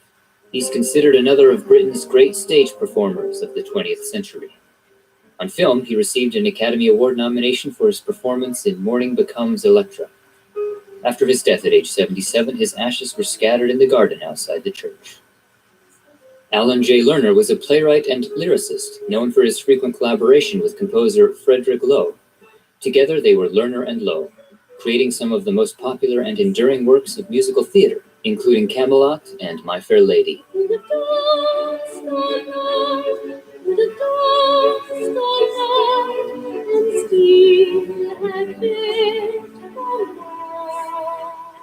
Lerner also wrote screenplays for films like An American in Paris and Gigi. His work earned him 3 Tonys and 3 Oscars, among many other accolades in film, music, and theater. After his death, his ashes were scattered. Anna Neagle was a major box office draw in Britain for decades, and was voted the most popular star in 1949. Her lightweight musicals brought a much-needed reprieve to war-torn English audiences. She's also known for playing British historical figures like Nell Gwyn and Queen Victoria. After her death at age 81, she was interred in the City of London Cemetery. Margaret Rutherford was an actress perhaps best remembered today for her role as the Agatha Christie character, Miss Marple, in several films. She also won an Oscar for her role in the film The VIPs.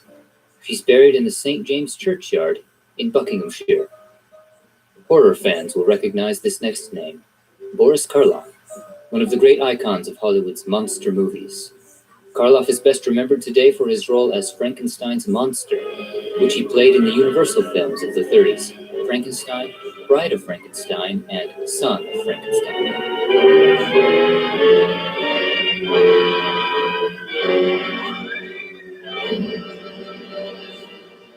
When we envision Frankenstein's monster today, it's Karloff's character that we see. He also played Imhotep in The Mummy and voiced the Grinch in How the Grinch Stole Christmas. Karloff lived to be 81, and his ashes are buried under a rose bush at Guildford Crematorium in Surrey.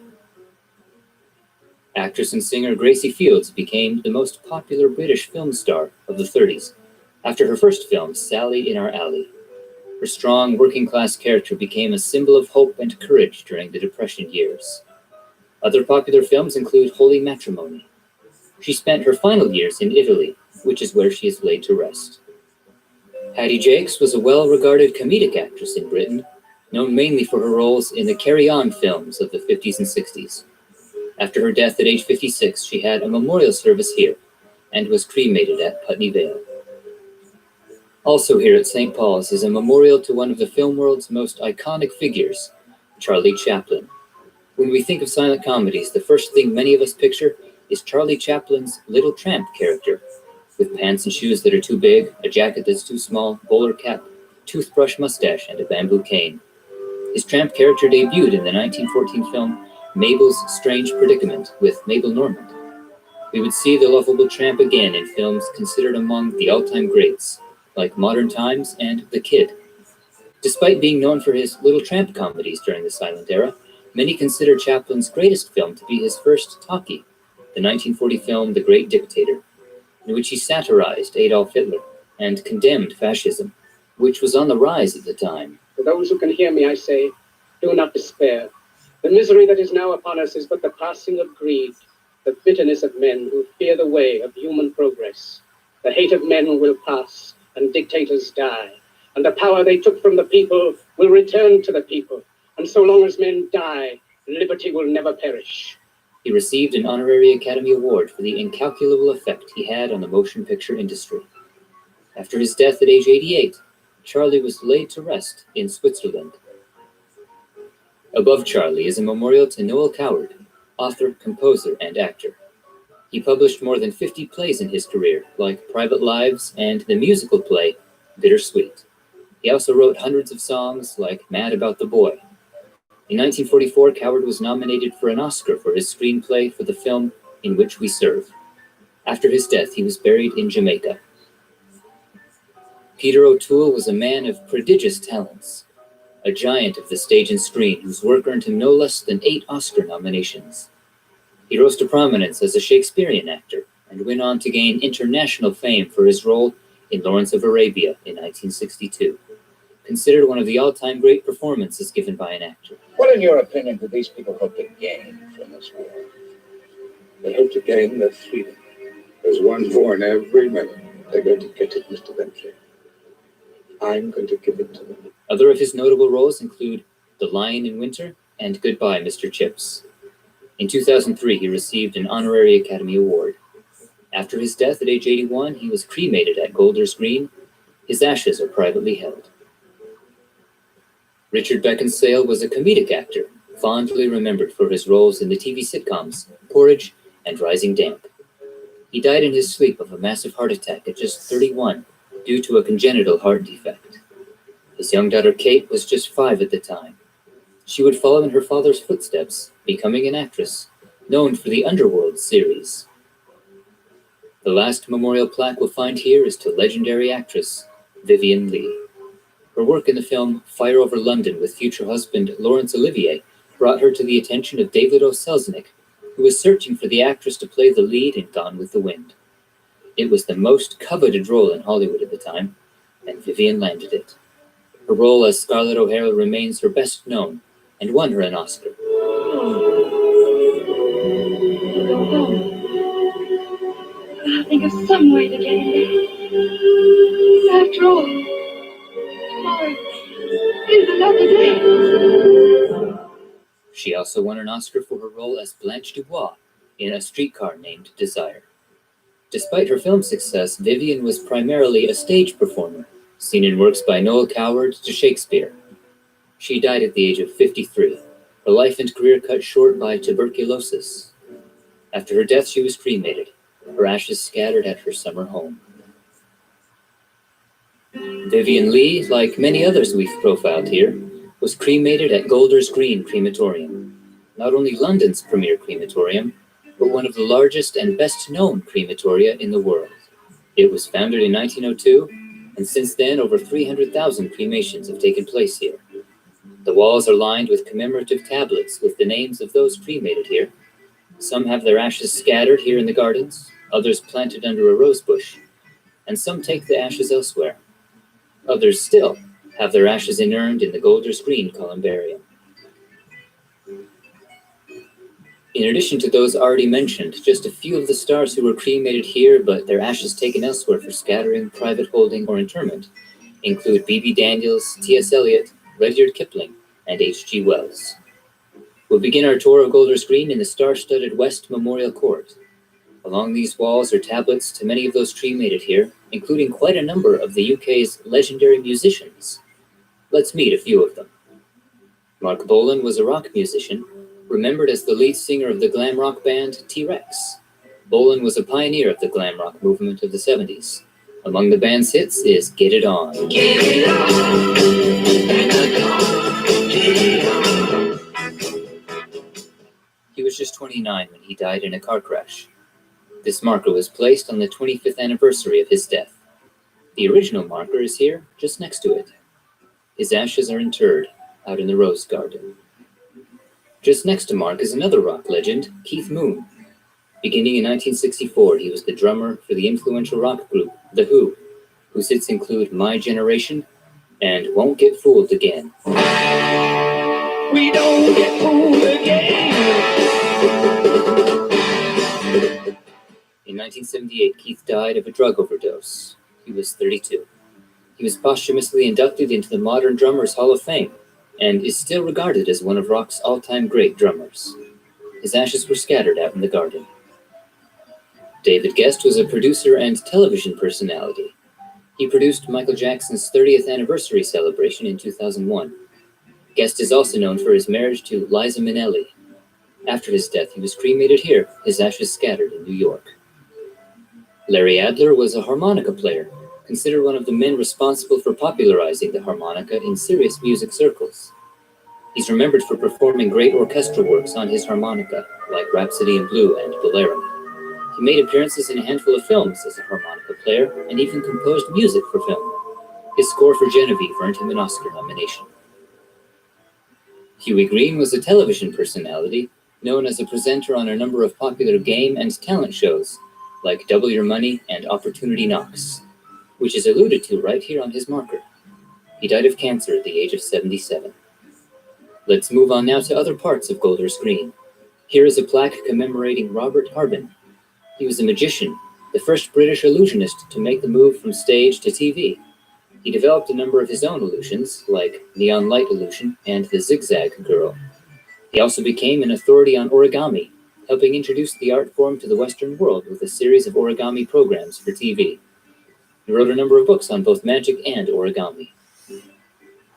Ivor Novello was one of the most famous matinee idols, writers, and composers of the British stage in the early 20th century. His first big hit song was Keep the Home Fires Burning, popular during the First World War. He would go on to write musicals and even perform in many of them, like West End productions of Glamorous Night and The Dancing Years. He could also be seen in film, including Alfred Hitchcock's 1927 silent film, The Lodger, a story of the London fog. This lilac bush was planted as a memorial to Novello, where his ashes were interred after his death at age 58 from a coronary thrombosis. Lilacs were chosen as a reference to one of his popular songs, We'll Gather Lilacs. We'll gather lilacs in the spring again. This is the Cloister Garden near the eastern end of the crematorium. Here we find the final resting place of Peter Sellers, one of the entertainment world's legendary comedians. He's perhaps best remembered for his role as inept French police inspector Jacques Clouseau in 5 Pink Panther films beginning in the 60s.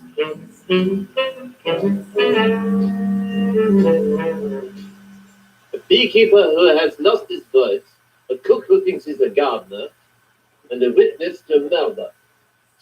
Oh yes, it is obvious to my trained eye If there is much more going on here than meets the ear.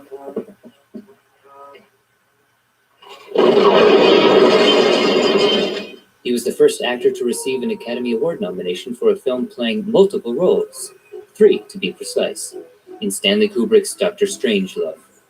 He also received acclaim and an Academy Award nomination for his performance in Being There. In 1980, he suffered a fatal heart attack at just 54. A private funeral was held here, after which his ashes were interred at this rosebush. Let's head now into the beautiful Golders Green Columbarium, which opened in 1911, a sight I've been dying to see for years. Here is the niche and urn of the world's most famous ballet dancer, Anna Pavlova. She was the principal artist of the Imperial Russian Ballet and the Ballet Russe. She's most recognized for the creation of The Dying Swan, a solo choreographed specifically for her, set to the music of Saint-Saëns. She would become the first ballet dancer to achieve international stardom through her ballet tours around the world.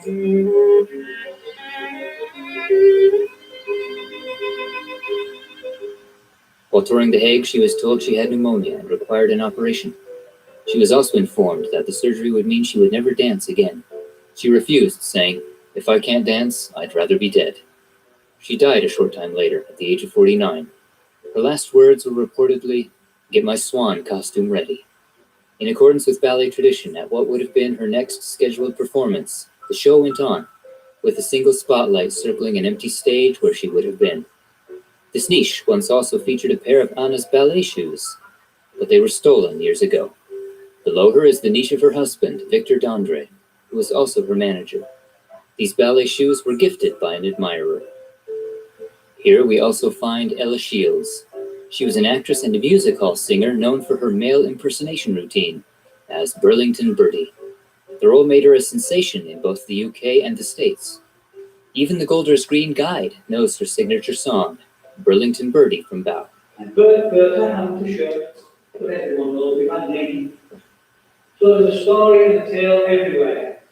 There is indeed, which is why we do what we do here at Hollywood Graveyard. And I'm very excited about this next story. Fans of Dracula and vampires, lovers of the macabre and gothic horror, know the name of Bram Stoker. He was an Irish author, best known today for his 1897 novel, Dracula. It was his novel about a Transylvanian count that would popularize our modern concept of the vampire.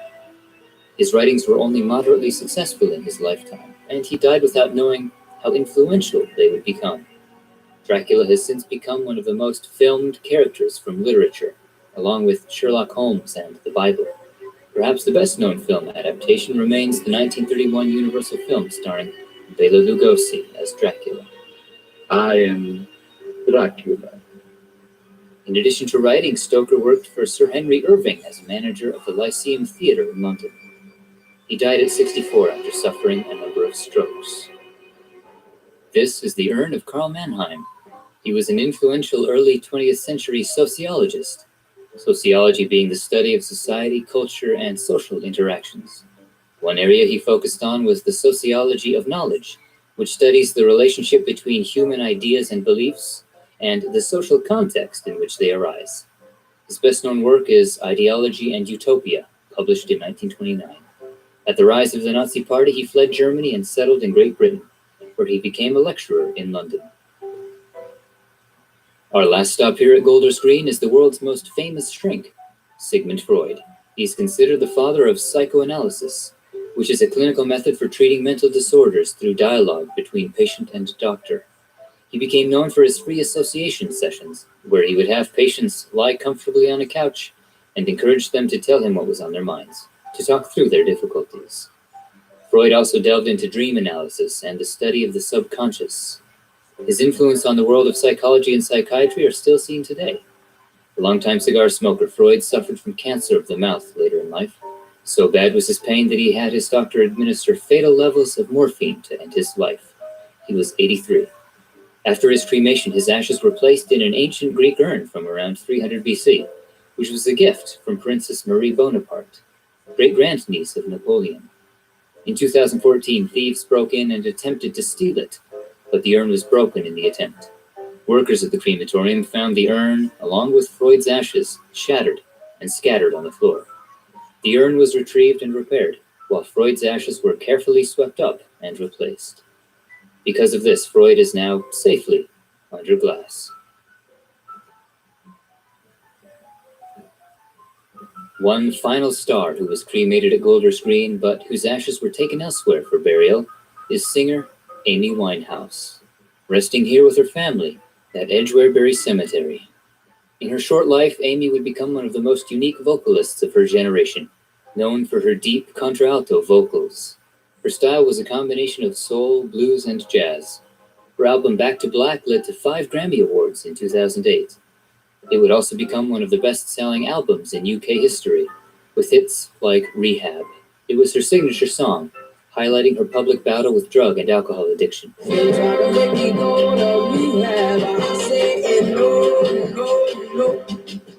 But the struggle that led to her greatest hit would also lead to her death. In 2011, Amy died from alcohol poisoning. Another musician lost at the age of 27. Rest in peace, Amy. And that concludes our tour. What are some of your favorite memories of the stars we visited today? Share them in the comments below, and be sure to like, share, and subscribe for more famous grave tours. Thanks for watching. We'll see you on the next one.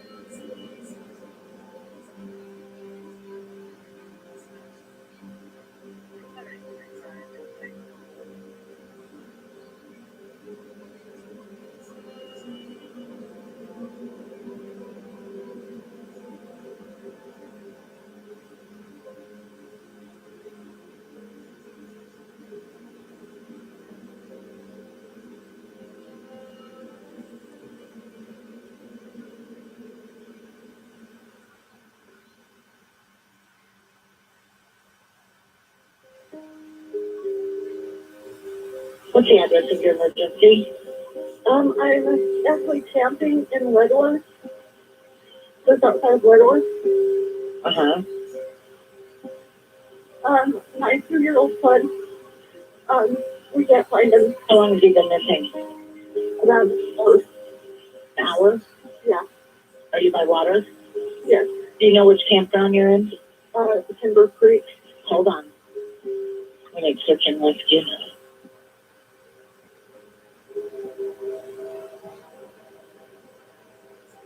News in Idaho Falls is kind of slow.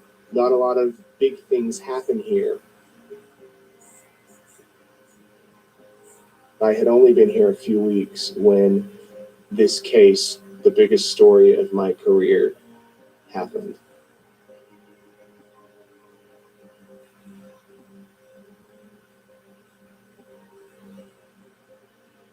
It just didn't make sense that did not find anything. Footprints, pieces of flesh, pieces of clothing.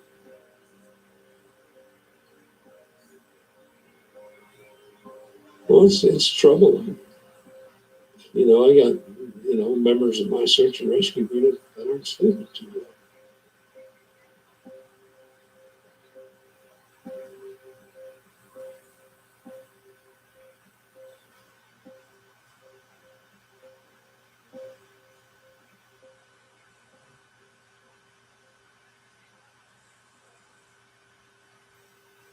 This is a small town in Idaho called Ledor. It's remote. Your cell phone is going in and out. You're on a gravel road at first, but then it turns very rocky. And when I say rocky, I mean big boulders. You could drive maybe 5 miles an hour, and that's safe. And it's just real rocky. It takes a long time to travel the short distance from the town of Ledor to the campground. Well, once you leave the pavement, I think it's a little over 7 miles of a pretty rough road. Once you reach the campsite to where they were at, the Timber Creek campground, it kind of just dead ends.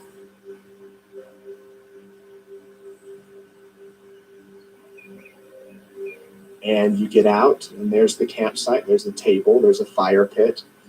10, 20 feet away, there's a steep hill that goes to the creek. It's a combination of willowy, swampy creek bottoms, steep hillsides, some of them sagebrush, some of them timber, a lot of rock. They arrived at the campground late on the evening of July 9th, Thursday evening. It was very late. It was dark. They say they instantly went to bed. From day one, law enforcement told us that all of the people at the campsite were considered persons of interest just because they were simply there.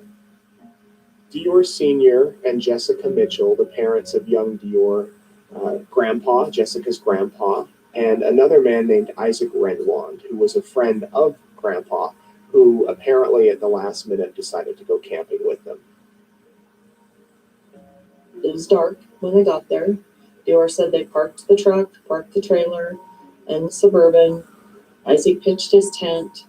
They got Grandpa settled in the camp trailer. They slept in the back of the Suburban. Got up the next morning, and then he realized how rural it was. You know, they were basically at the end of the road.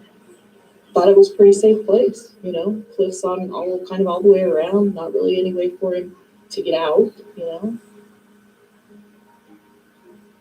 The next morning, July 10th, Friday, they wake up. They're hanging around the campsite. They had gone into Ledor to the store because Jessica needed feminine products. They went in there and they bought, just that stuff and then some candy and stuff for little man. Jessica goes to the bathroom as the boy's being loaded up, and they return to the campground. So when they get to the campground, this Isaac and the grandfather, Bob, said, "We got some fish." And he showed the fish to Dior. And Dior supposedly says, "I can't believe you caught those fish in the stream there. I can't believe you. Show me where you got them." So Jessica and Dior, with this Isaac, go towards the creek, which is maybe 100 feet away. They say to little Dior, "Do you want to come with us?" According to law enforcement, little Dior follows them for a point, but then turns around and goes back. The parents continue on assuming that Grandpa is watching Dior. And Jessica tells me she keeps looking back over her shoulder to make sure the little boy's not following them. And when she was confident he wasn't following, they went to the two spots along the creek where they supposedly caught the fish. So they went down there probably 10, 15 minutes, and then they saw minnows. And they were going to go back to camp and get little man because he loves fish. Like, he loves bugs, stuff like that. And so they went back up there, and Dior looks at Bob and says, "Where's little Dior?" And Bob says, "He was right here." "Where's little Dior?" And Grandpa said, "Well, he's right there." Of course, he's not there. Grandfather claims he didn't go inside his trailer, but I believe he did. Police say that Isaac Renwand at this time is down at the creek fishing. They say they panic. They do a search of the immediate campground. They look wherever they can. Craziness started. They started yelling. They started searching. They searched for about 15 to 20 minutes. No sign of them. Dennis decided they better call 911. It's a remote area. You can't get cell phone service. Jessica says miraculous that she got a signal. My 2-year-old son, we can't find him. Dior hops in his truck, goes down the road to see if he can get better service. Both of them were on the phone. with 911 at the same time. You know, my son's missing. Can you help us? And then it's just all been chaos from there.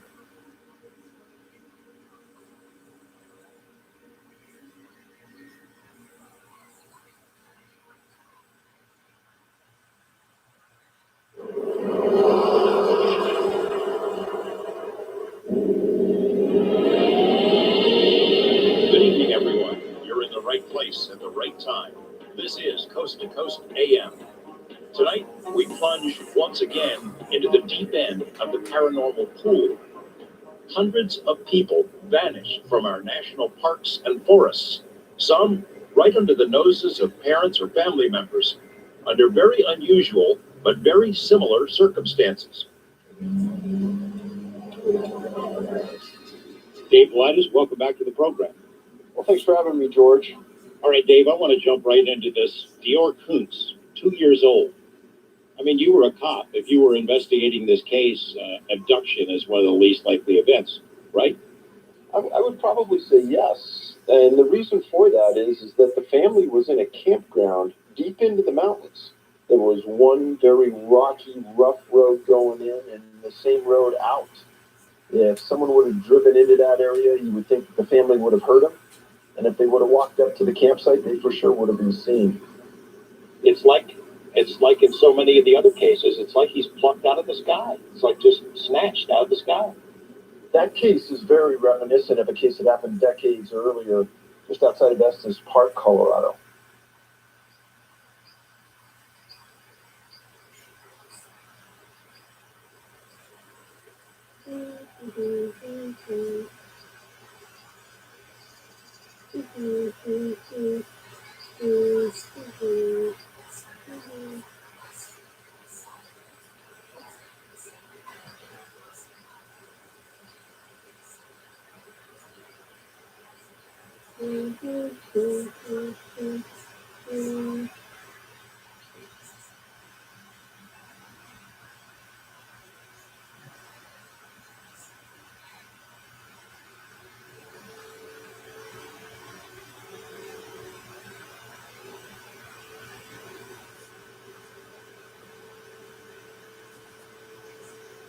St. Malo is particularly for Catholics, is one of the most visited places in the Estes Valley.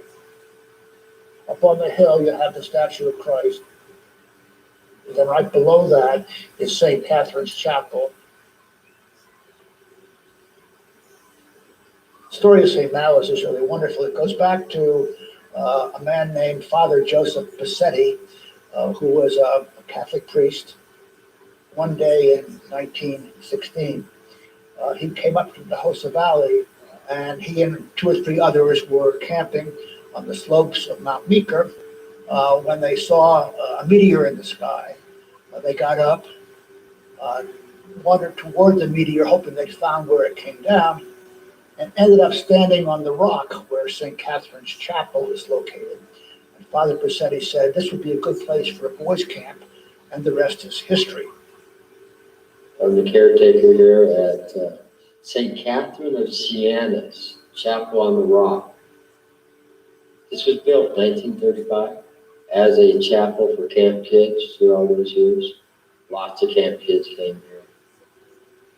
In 1973, I came up here and became a camp counselor at Camp St. Malo and loved the outdoors. Every week, the kids would go on hikes. We have an easy, medium, and hard hike. And we'd have bonfire and lodge night where we did skits and sang songs. And the camaraderie was awesome.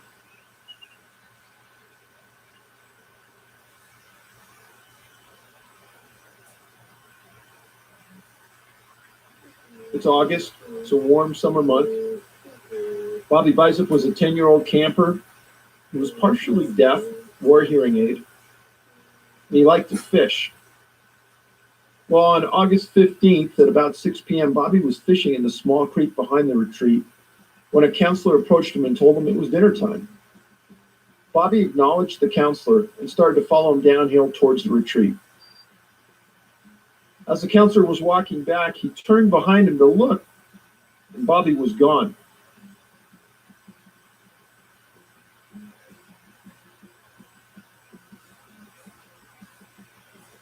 and that's when the search started. St. Malo Retreat and the summer camp is right on the border of Rocky Mountain National Park. Within 4 days, there were 400 searchers from the National Park Service, local sheriffs, volunteers, and SAR experts. Officials were difficult to understand how Bobby could get lost because it's straight downhill on a very defined trail to the retreat. During the height of the search, the Civil Air Patrol dropped 5,000 leaflets over 200 square miles, which were telling Bobby that his parents loved him and they needed him.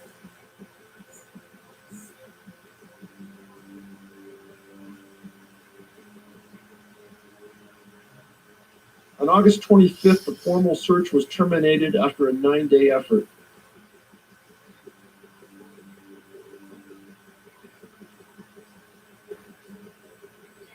Now, there were 3 counselors that were looking for Bobby that entire time, and the following year they returned. And one day they walked up the side of Mount Meeker right through the boulder field, about 2,000 feet up from the retreat, and saw a hearing aid and bits of clothing. They found Bobby Bicep's remains.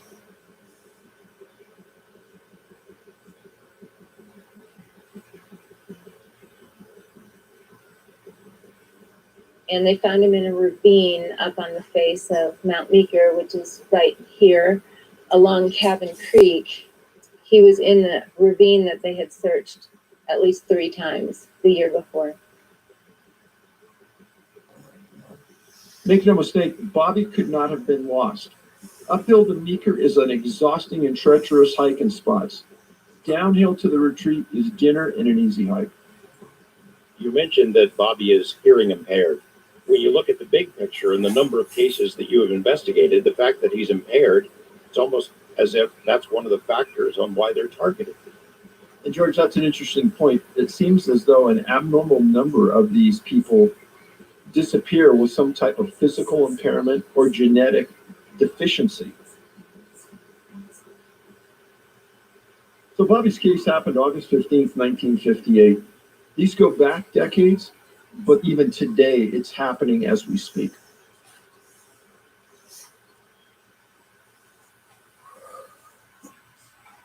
It's the 3rd night an Idaho Falls family is spending without their son. More than 10,000 man-hours have been put into trying to find a missing toddler in Lemhi County. I don't know. It's a disappearance that has many scratching their heads. 10 miles west of Leadore, this campground was the last place anyone saw 2-year-old Dior Kuntz Jr. Child that age, 75% of them were found within 0.4 of a mile of the place last seen. And you look at the terrain and it's extremely rugged, but they can't go further than you think would be reasonable. I sent a deputy up there, activated search and rescue. The sheriff, within a few hours, you have several searchers who are searching for this boy, and they can't find him. And, used dogs to start with, some ground searchers to start with. Helicopter come in, top-notch crew. I mean, they have FLIR, which is forward-looking infrared for night. This is all these guys do. This type of stuff, search and rescue. Everybody out in one long chain, as wide as we can get. I mean, if we're hilltop to hilltop, fine, but it needs to be tight, and I want to cover every little nook and cranny, under every log, rock, anything that looks turned over, check it out. I was 90 to 100 miles an hour driving around, people, just acting like a maniac to get up there. I thought, it's going to be really foolish when I get up there and get out of the car and he's right there. And, I got out of the car and that wasn't what happened. Everyone said, take 5 steps, look up, look down, look around. Take 5 steps, look up, look down and around. And that's what we do. I mean, there's a lot of area up there. There's people everywhere. I mean, there was 200 plus searchers up there the day after he went missing on Saturday. There's people everywhere.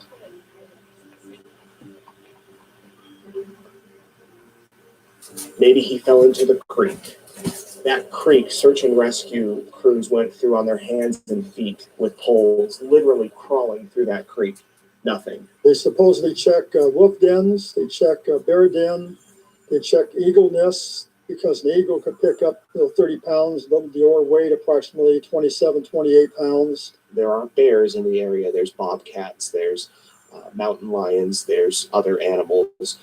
But there would be some sort of clothing or a bone or something, you would think. There's no clothing. There's no flesh or anything that would indicate that an animal got him. There's no blood. There's nothing there.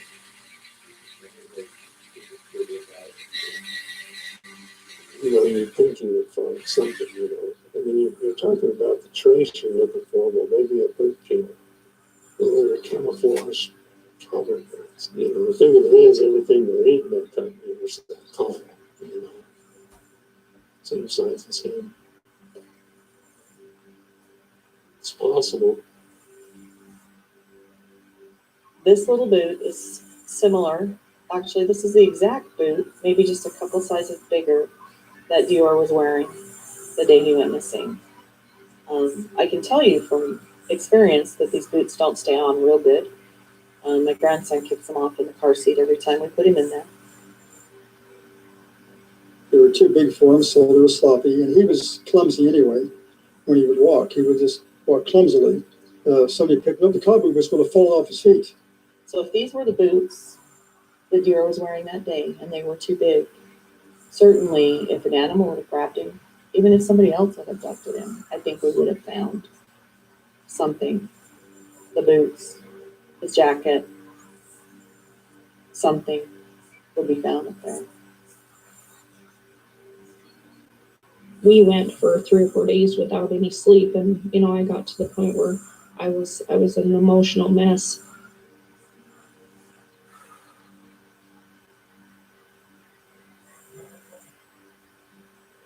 You got to have a twofold investigation. You got to think the search, that's good.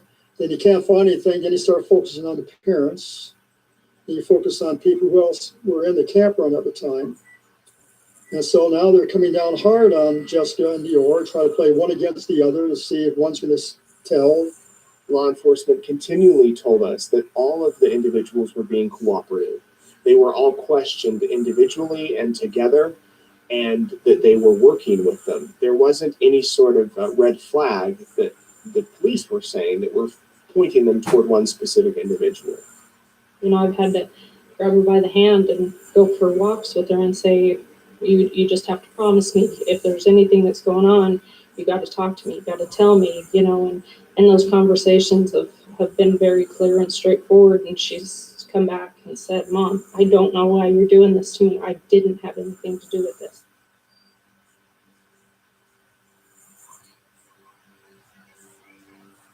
Dior Sr. and Jessica Mitchell, the parents of young Dior, came into our studios and looked upset. They looked like they had been wearing the same clothing that they were wearing when they were camping. A hoodie. She was carrying Dior's blanket. It was dirty, it was ragged, it hadn't been washed, and a teddy bear, one of his little toys. We sat down, and as I do with any interview, especially with a distraught parent, you want to show compassion and kindness, but you also want to find out if they might have anything to do with his disappearance.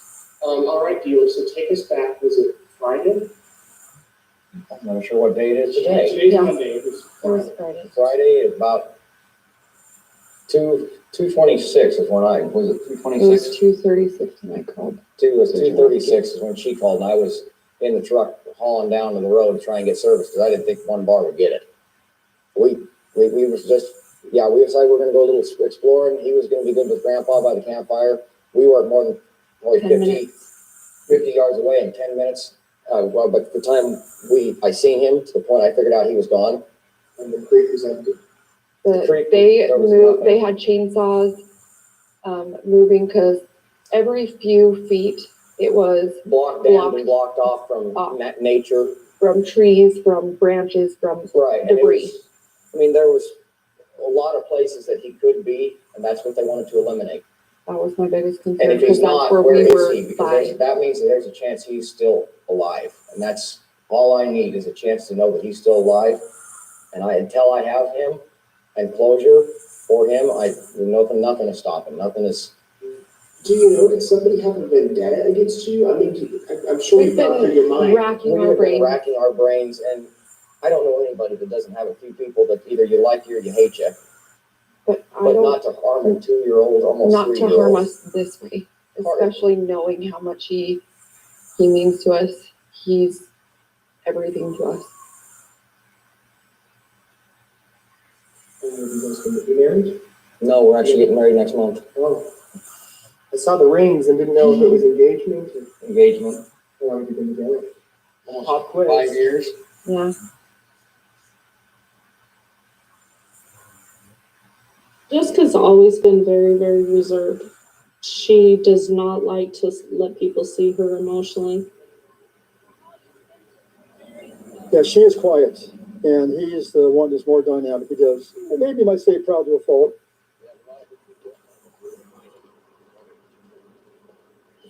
You know, the 911 call that she made, everyone kept saying, you know, why was it that she was so calm? I was actually camping in Redwood, just outside of Redwood.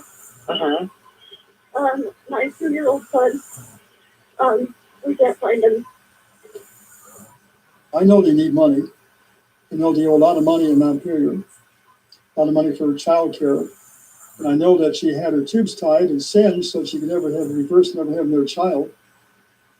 And I think she did that because she didn't want children. But there was evidence that she was had a hard time dealing with kids. She would leave her kid at daycare and leave one unattended many times. And I've talked to many people that brought that out. She has 2 kids from her ex-husband, and every other weekend they go to her house for the weekend.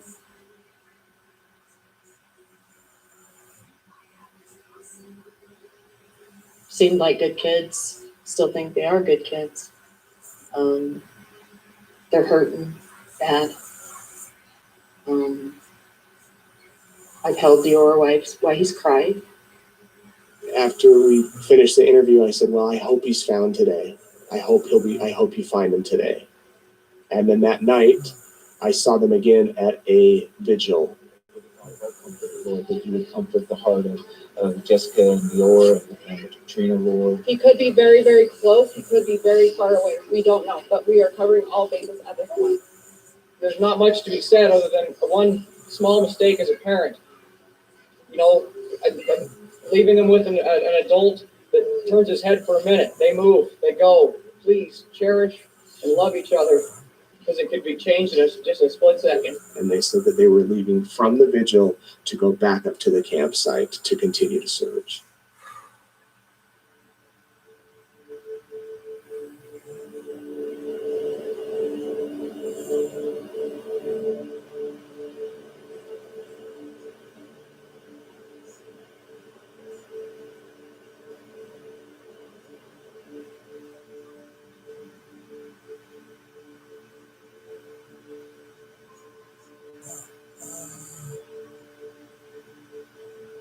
Basically, what we would do is pick an area where we would like to hike and explore.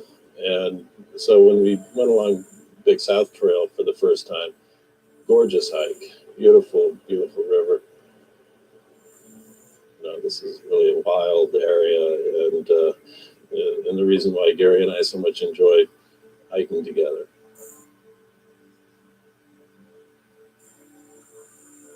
And then it was just coincidental that, you know, we wound up in a rock field and said, you know, let's hike up the ridge. And I think it's about a 2,000-foot hike up elevation to get to the top of it. But really remarkable country. Yeah, okay. Well, pretty much it was like almost a scramble. Okay, so you're watching your feet, and basically you're just focused a few feet in front of your own feet so you don't, you know, twist ankles. And that's when I saw the shoe. It was pretty pristine. It was like somebody just took the foot right out of it, you know. It was so fresh, I thought like I would see a kid standing in front of me.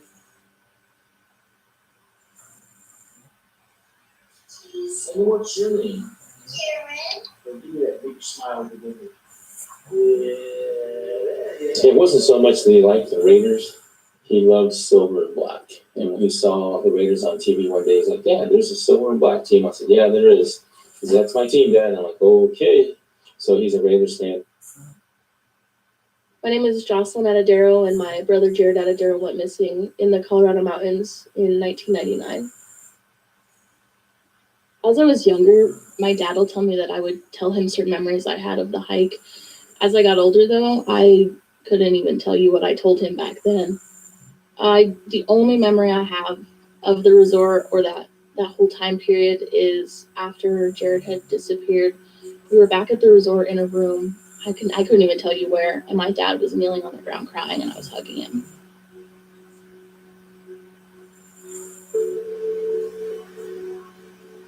I was attracted to the Cooter Canyon because, the trees were beautiful. And there's stuff out there, but it's just interesting because you become part of the Cooter Canyon right there. It was approximately 10-acre resort. It was small, but, we kept busy. It was all about just being there. It was one of those situations where when you actually owned the little store there, we got up at 6 o'clock in the morning and we closed at 11 o'clock at night. Not only did it take care of us, but how many people get the opportunity to be next to their kids 24/7? And that's what I really enjoyed about the canyon. There were only three of us. I mean, even though we had a family at the resort, we had people that worked for us, it was Jocelyn, Jared, and I. We knew that we were the family.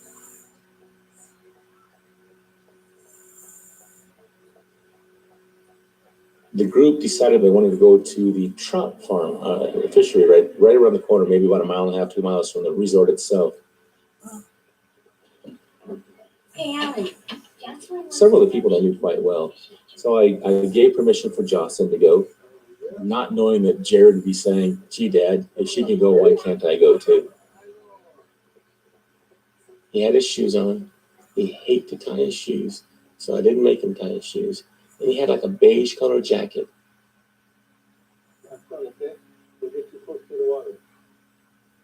I let Jared go, and I assumed that's where they were going.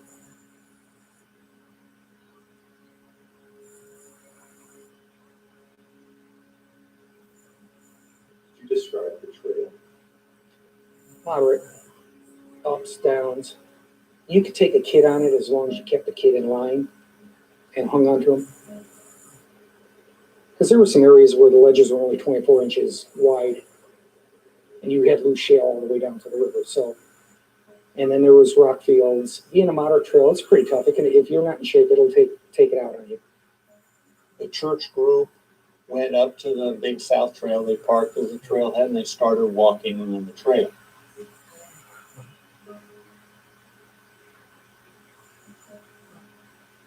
They started to separate or spread out as they walked in. Some people faster and slower. One adult with Jared's sister and Jared seemed to be out ahead of everybody else, as Jared, as a 3-year-old, is running and playing and having a good time. And I believe there was something 10 to 20 minutes worth of time that she lost track.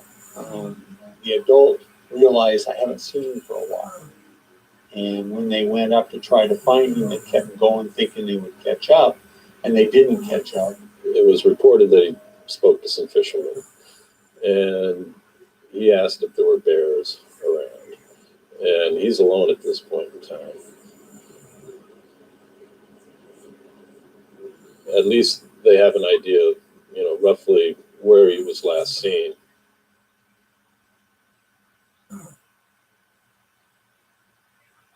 I myself was cleaning some things and decided to sit down and watch a football game. And I must have been watching for maybe 15 or 20 minutes, and I slowly nodded off.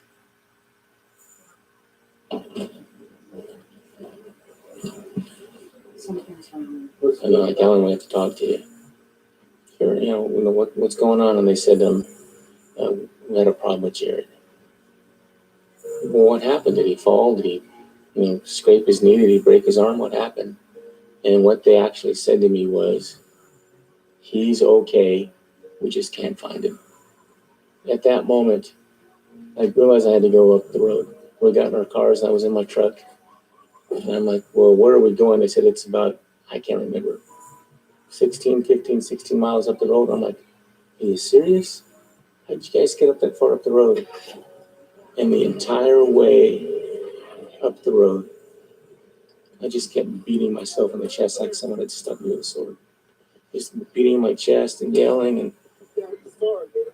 Jared's name, yelling for God to help me. Please help me find my son, Lord. Just yelling and screaming. I yelled and screamed in my truck all the way up the road. I don't even know how I got there. I drove that road probably twice as fast as anyone should even drive that road.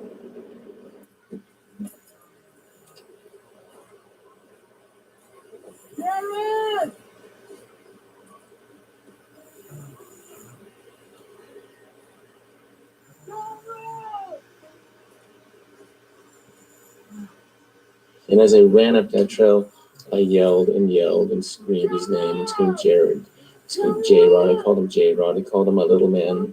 I called every name I could, trying to get a response from him. And I listened.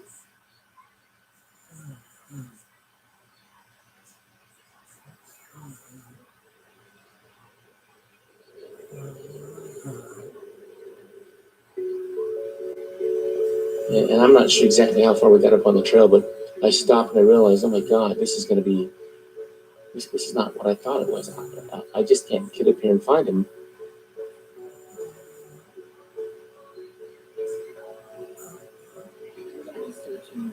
We worked for solid 8 days to begin with, and that was 24 hours a day for 8 days.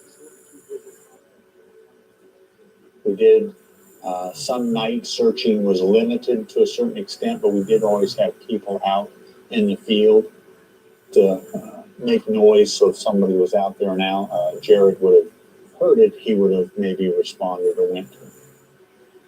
It was very intense, very media friendly. I mean, there was media, CNN, and so it became a real nationwide episode. So that put a lot of stress on us and a lot of stress on the dogs.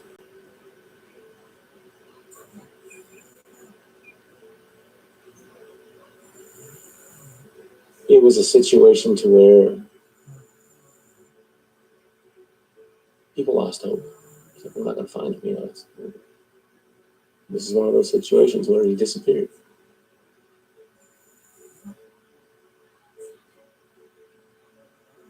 We had hiked the area a couple of times before, and we had talked about the mystery of Jared Adardero, whether he had been swept downstream, abducted by a mountain lion, or if there had been something more sinister than that. This time we decided to go off trail, and we just walked right into it, and we knew right away that it was probably Jared Adadero's clothes.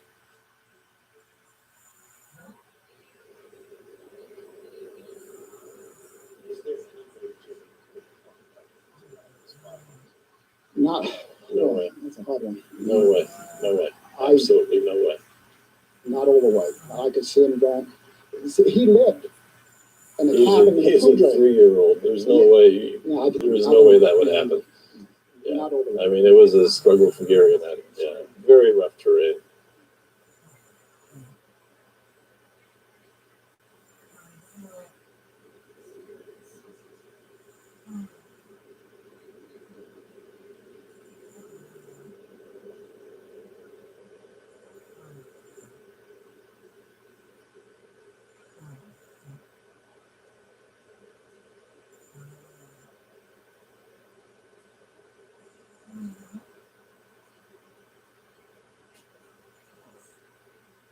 There were canine alerts that would go that direction. Now, whether they were right at the spree field or before it, but they were at least alerting up that hill. That's why I'm reasonably certain we searched it, because when the dog alerts like that, we're thinking, okay, something must be up there. Let's get up there and search for it.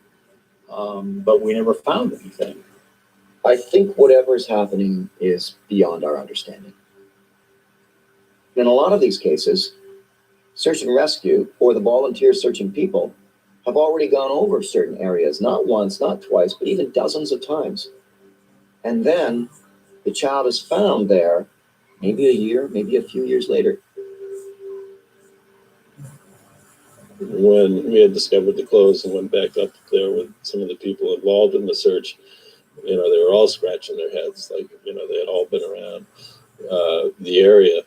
My conclusion was an animal encounter right at the beginning. And I'm not sure officially what has really been released as a finality, but it pretty much points to an animal encounter. If a cat actually took him, which is what I believe happened, the cat would have taken him someplace and buried him, and with all of the activity that was going on, probably would have left because we would have scared it away, and it would have came back later. I hear constantly about a mountain lion. Yet, when they tested Jared's clothing, there was no mountain lion hairs, no DNA, no blood, nothing on his clothing. This is actually what's left of the cranium after 4 different DNA tests.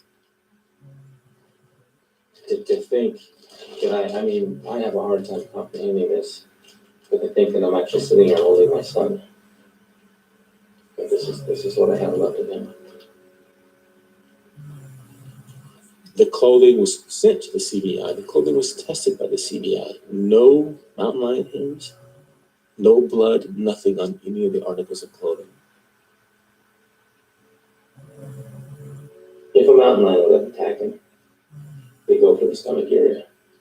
And this jacket would have been insurance. I've been told by several people, mountain lion experts in the works, this jacket would not have survived the mountain lion attack, period. These are the actual shoes. These are Jared's shoes that were found up on the mountain. I've been told by experts that they do not look like they've been in the wilderness for 3.5 years. The other thing that's interesting about the shoes is you would think that if a mountain lion were dragging his body up a mountain and dragging him like this, you would see marks on his shoes, and there are no marks there. You would think if he was dragging them this way up the mountain, not only would you see marks, but it would have pulled his shoes off way before the area where they found him. Jared's pants were found inside out. When people first see this, they get terrified and they look at it and go, oh my gosh, what could have happened to him? There were birds and rodents and stuff literally pulling it apart, using the material as nesting. So you see this material everywhere. So it's not because something attacked him and ripped his leg off. This is all due to rodents and birds. Yeah, we were relieved in one sense that the mystery had been solved. My sense of it is that Jared was abducted in the boulder field by the mountain lion. The mountain lion grabbed him by his shoulder and went straight up the side of this mountain. One of the reports, the person says, well, the reason why you didn't find any DNA or blood or anything on Jared's clothing is because either he or something removed his clothing before he was attacked. Either Jared or something removed his clothing before he was attacked. And they go on to say that because there are so many hikers coming up, the mountain lion took Jared's body 500 feet up the side of the cliff. Well, wait a second. I can buy all that, but I can't buy this. If something or someone took Jared's clothing off before he was attacked, that means his clothing wasn't with him when this thing carried him up the mountain. Jared's pants were found inside out, told by many mountain lion experts. Mountain lions don't pull clothing off of you, especially your pants, and leave them out on the mountain inside out. There's just too much. There are too many questions that don't have answers. And I feel strongly, my family and I feel strongly that there is someone out there who knows a little bit more than we know.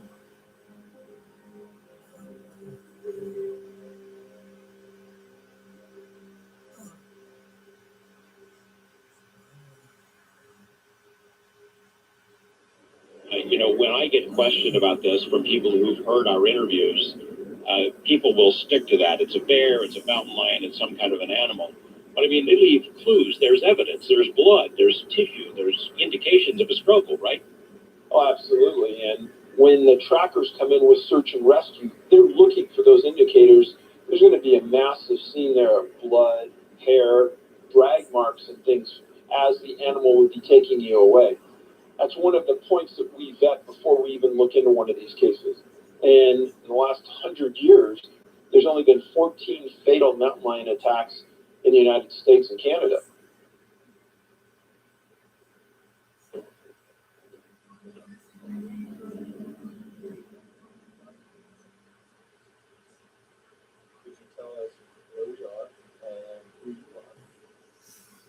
Idaho Falls, Idaho, and Robert C. Walton.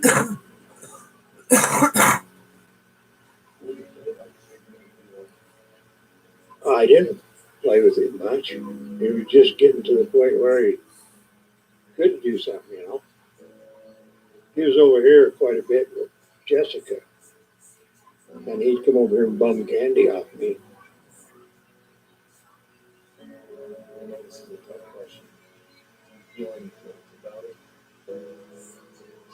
Well, sure, I think a little, but I think everybody who was there has a little guilt about it, you know? Dior and Jessica say that they decided to go camping that weekend to kind of relive good memories for Grandpa, Bob Walton. This was apparently a spot that in his earlier years, Bob Walton had gone to several times. Grandpa is on oxygen. Some have said has some memory issues. Law enforcement since day one have continually ruled out Grandpa because of his health issues, and they don't think he was in the right frame of mind to do anything like this. With my dad being ill, I asked Jessica to go up there to be with him in the event that something happened to my father, that she could take care of him. I don't know Bob, and I've never met Isaac, but being the only other two people there, other than Jessica and Dior, if he was taken from that campground, they have to be involved somehow. Since Dior Kuntz disappeared, many have had questions about the friend who was with the family that day at the campsite. His name is Isaac Renwand. So we went to his Idaho Falls house over and over and over again. Finally, early Monday morning, he answered the door. I'm Nate Eaton with East Idaho News. Yeah, I don't have any questions. I'm sorry. You don't have anything you want to say? All right, sorry to wake you up. We just want to see if you have anything to say about Dior missing. I don't. You don't? No problem. So he was just with you and the grandfather when he wandered away? Mm-hmm. And then you guys thought he was with the parents? Yeah. And the parents came back and he was gone? Mm-hmm. Like I said, I don't want to answer any more questions or anything. Strange thing about Isaac, he never searched for the boy. I interview Isaac. He's a strange duck. And he does have a prior conviction of a sex crime. It was reduced from a felony down to a misdemeanor. And the strange thing is the morning after the little boy was missing, he got up and said to several people, "Boy, it's the best night's rest I had in a long time." The parents told me that they had never met Isaac until this camping trip. That Grandpa said, "Oh, I'm going to bring along a friend. We're going to fish together. We'll have a fun weekend away together." And the parents were okay with that. Who's Bob Walton? Bob Walton. That's one of my good friends, and I met him when I lived over on Chamberlain Avenue. I've known him for about 5 years or so. He's always tried to help me out. Been there. I've done work for him in his yard. He's always taking me on fishing trips every year. So I decided I wanted to go this year too because it's fun. And it was nice and clear, hot. I don't know. It was noisy because of the creek. But other than that, it was a wonderful day. There wasn't really a cloud in the sky. Can you tell me a little bit about the events leading up to little Dior's disappearance? Not too much, only that I was fishing. Isaac was watching me, and he got all excited after he caught a couple, and he was going to get his pole out. I think we caught 4 or 5. About that time, here come Jess and Dior back. Well, no, I think it was about noon, maybe a little after. They had to go down to get some gas for the truck, and they came back. So Isaac and Jessica and Dior went to looking for a fish, and the kid was there with me, but I turned my head for a minute. I don't know how long, 5, 10 minutes. I don't know. The grandfather claims he didn't go inside his trailer, but I believe he did. I believe he did go inside the trailer. I showed them a couple of fishing holes. I went down to another fishing hole. I was probably down there half an hour, and I looked to the right of me where they were fishing, and I noticed their fishing pole was laying on the ground, and they weren't there. And then here come Dior. Over, he said, "Where's little Dior?" I said, "Well, he was right there." You know. And then I seen my friend Bob up on the ridge, and so I walked up to ask him what was going on, and he said Dior's missing. So we all started looking for him. Do you think his parents had anything to do with his disappearance? No. No, I was the last one to see the kid. It wasn't that much. 5, 10 minutes. They was looking for him themselves. Everyone's going to have someone to blame here, and unfortunately, the last person to see him is going to be the one that has the blame. I mean, there's 4 people in that campground that day. If everyone was that worried about it, the baby should have went with the parents. He chose not to because he wanted to stay with my dad. He wanted candy. This is the campsite where Dior and his family were camping. It looks like your average campsite. You've got a fire pit, a picnic table, very close to the creek that we have heard so much about. In fact, the creek is just here, a few yards away. Notice the terrain down to the water. It's very steep. I don't. I really don't know what happened to little Dior. My heart or nothing else.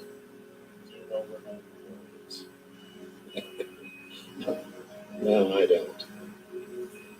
I don't. I really don't know what happened to the kid. I don't know how much more you need. It would be nice to get him back. That's the only thing I can say. We stayed up there until about the Red Cross left. Till law enforcement told us we could go home. So, and just coincidentally, above where Dior disappeared, above that campsite, there is a large boulder field extending an extraordinary distance, and that would be one of those areas that I'd give an intense look at.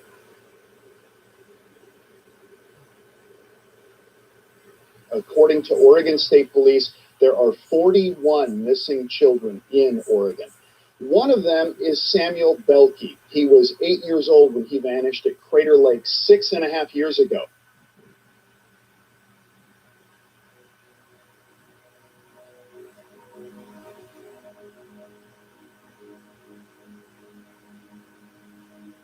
Crater Lake is a magnificent place. The first time somebody sees it and the 100th time somebody sees it, you say, wow. It is a top of a mountain that is blown off thousands of years ago. There's a volcano caldera that filled up with water. The water is the most incredible blue that you can imagine. Knockout beautiful. I've been there dozens of times, maybe 100 times. It's one of the most foreign places that you can really imagine on Earth. Every trip that I've gone there, it's also a different kind of a mood.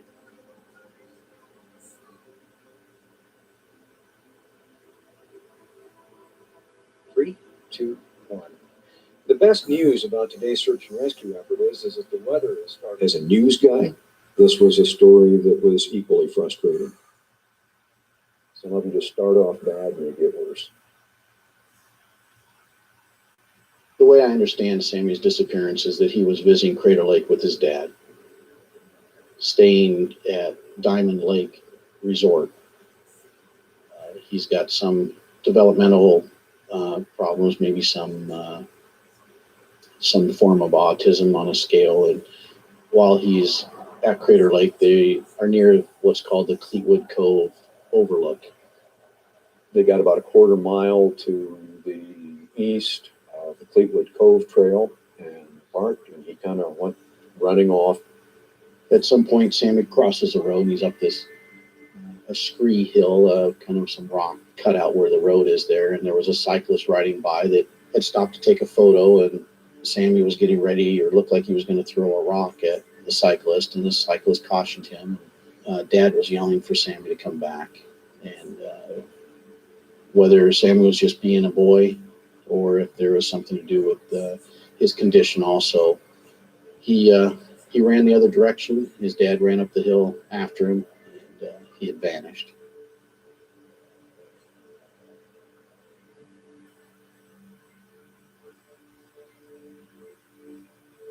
It gets very, very cold at Crater Lake this time of year. I mean, it easily dips down below freezing at night. And so time was really of the essence. So beginning at about 6 o'clock Saturday night, we started putting searchers into the field. That first night, we had up to about 25 searchers, a combination of foot searchers, search dogs, and tracking teams. That's what we're basing this entire search on. We're searching for a live Sammy Belkey, perhaps burrowed in under some thick vegetation or found a rock overhang. We were really involved the next day after Sammy went missing. I remember it being a difficult search because of weather. 2 feet of snow came in the next day, and the park, I think, was overwhelmed with the people starting to come in. They set up a staging area, and now they've got all of this assistance coming to try to help and look. We did a limited helicopter search on Saturday morning, and unfortunately the weather has been conspiring against us. After about 6 short passes over the search area, the weather socked in, the clouds came in, the rain started, and we weren't able to fly anymore that day. I believe the number that comes to mind was they had 174 people up there from different search and rescue agencies. That included search and rescue units from neighboring counties, helicopters, search dogs. The term we use is last seen point, and that's a reference spot usually from where we start our search. Well, this is the area where Sammy was last seen on Saturday. The ridge behind me with the kind of dirt slope at the top of that ridge was where Sammy was last seen by his father.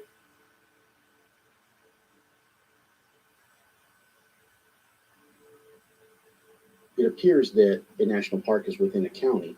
It really is its very own sovereign place. And so we received a phone call that there was a missing child there. And we were very anxious to send searchers. We were wanting to send investigators. And the parks often use their own staff initially.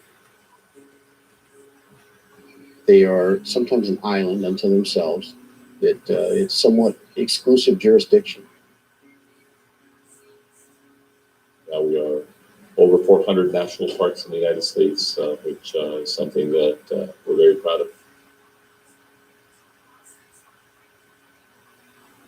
The National Park Service is a unit within the Department of the Interior, and within the National Park Service, there's a director of the national parks and the headquarters in Washington, D.C., and there are regions throughout the United States where they have responsibility over a certain number of the parks. I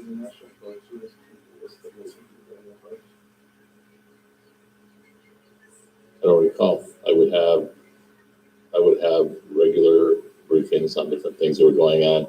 There were significant national crises where the Secretary of Interior should know. There's a whole agency of 23,000 people that were more involved in the day-to-day activity of any given person, any given incident, or any given park. As somebody who's been an avidly outdoor person all my life, it just is unthinkable to me that there's no accountability from our government when it's easy to be accountable, especially in this day and age of technology.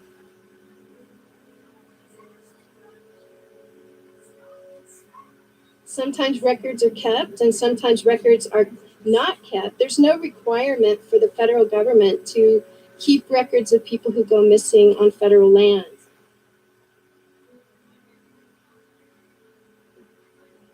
In today's day and age, we should be collecting as much information as we can and putting it in a database that's open, that's not guarded by anyone.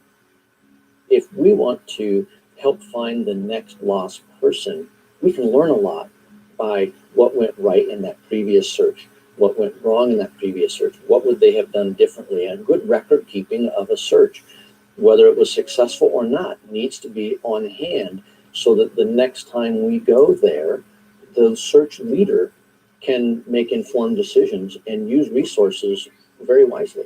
In the work I do with missing airplanes, we're always trying to look at that missing airplane list. When I was sheriff of Klamath County, I could get my hands on a list of missing people in a matter of minutes. If you have areas that you don't even know there's missing people, if you have specific jurisdictions that don't have that data, it makes it really difficult going back to reinvestigate when more information comes. The reality is that if, say, park authorities were open about how many people are missing from national parks and public parks and wilderness areas, then those of us who are going to shelve our fear and still go out there, we can go out better protected. That's what I think authorities should do. I think they should come clean and say, here's all the information. Now you know, we don't know what's going on, but at least you should protect yourself.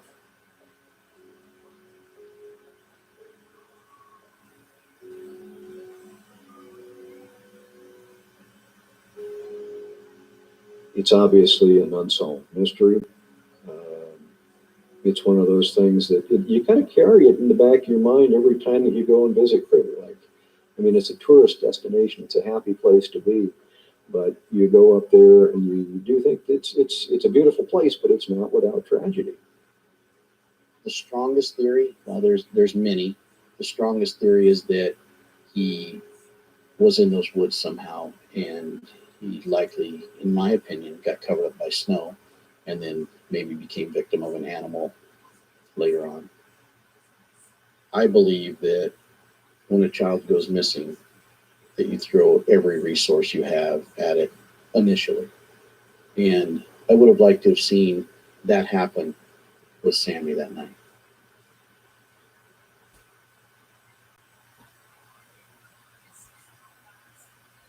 It is the end of month 1, and the search for 2-year-old Dior Coons Jr. continues. Many believe Dior isn't on that mountain. Search and rescue and all the townspeople, everybody went out there. Everybody went out there. And there's been a lot of people up there looking. A lot of people.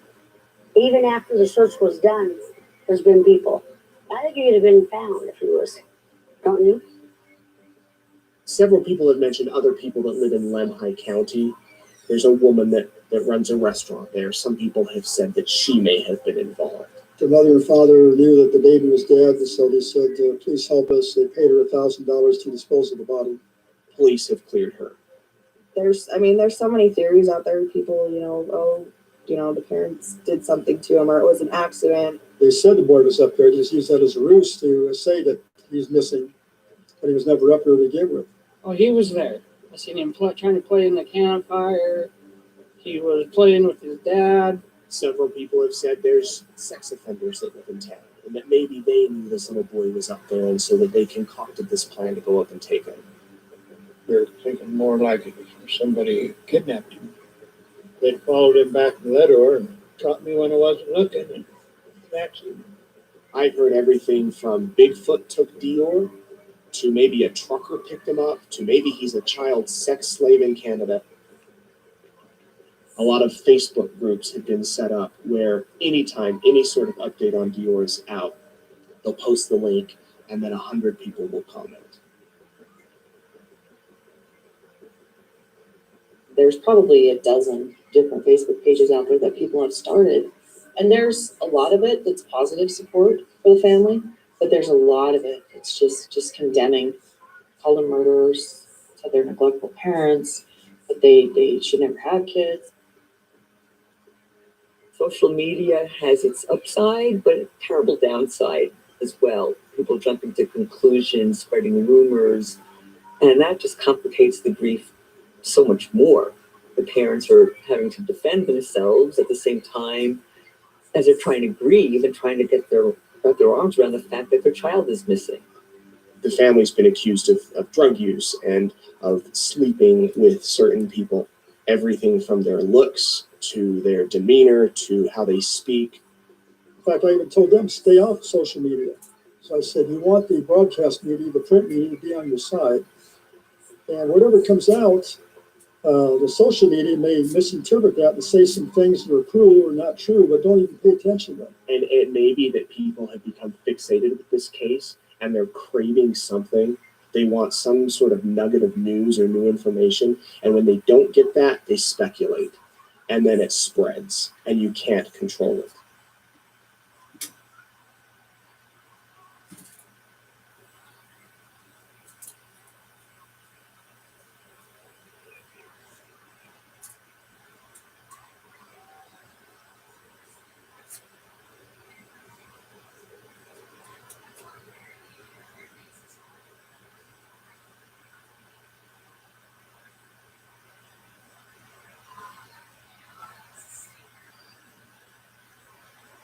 Every time somebody would come around who was part of the media, he would say, well, what blank blank are they doing here?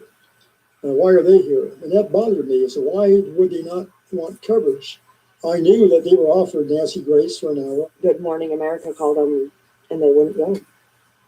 It can only help, can't hurt. And at this point, having his face plastered everywhere is probably insane.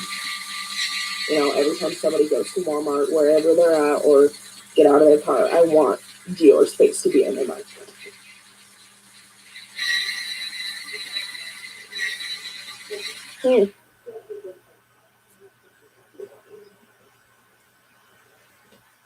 I'm not aware of any manual of how you're supposed to act if a child goes missing, you know, so it's extremely stressful for them. And then when you have people, you know, trying to make assumptions and judgments without a lot of information, that's going to be very difficult.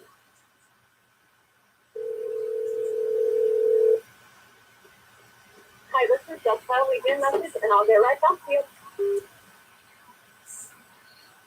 I asked Dior why she was freaking out on me, and you told me it was okay. He says I told Jess, and she doesn't like the idea. This is the strangest case that I've worked. Everybody else, they plead for television coverage. They plead for radio coverage, newspaper coverage. They plead for this. And that's what's so strange. I'm trying to, why are they acting this way? Are they concealing something? It doesn't matter. It doesn't matter who thinks you're a murderer. It doesn't matter who thinks you did what to your son. It matters that we need to find your son.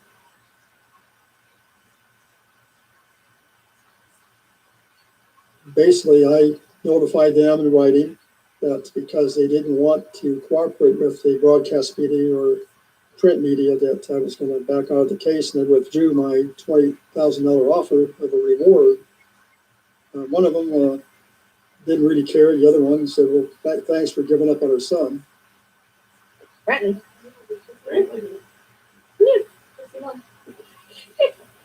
Oh, I did boy. Come right here by mommy. What are you watching on YouTube? She's not a people person. She's like, oh look. Yeah, are you gonna tell them? Cool for you. You know, like I said, I don't know.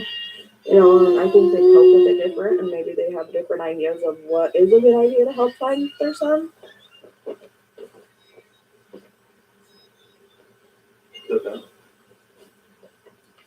What's Dior?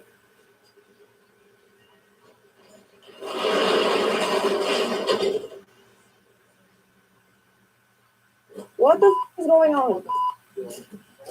Everything is fine today. Dude, I called. You didn't do anything. You didn't do anything. I know. You didn't do anything. You're fine, honey. Just going through shit. You guys need to know something here. about when it comes to Jess. She is an amazing person, but she's never been able to handle stress very well. That's my job. That's my happy relationship.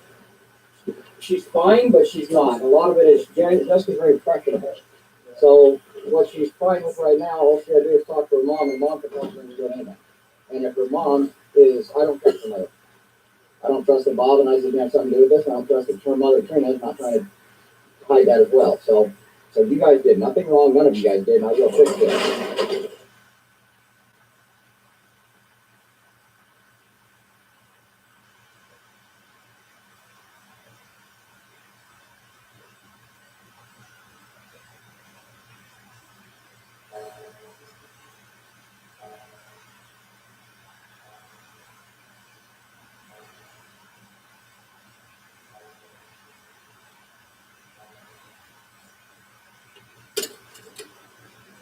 Yeah, can you tell us who you are and what happened? I'm Edna Keith's mother. I was visiting my parents in Ritter, Oregon, and it was Easter time. Easter came early that year, and so there was snow on the grounds, patches of snow on the ground. It was a cattle area, and my parents were ranchers, and the neighbors were pretty much also. He was a happy child, a very happy child. He and his older brothers had gone to the barn to see a new calf. And it was at lunchtime, and so I called the boys, and the older two came, and Keith didn't.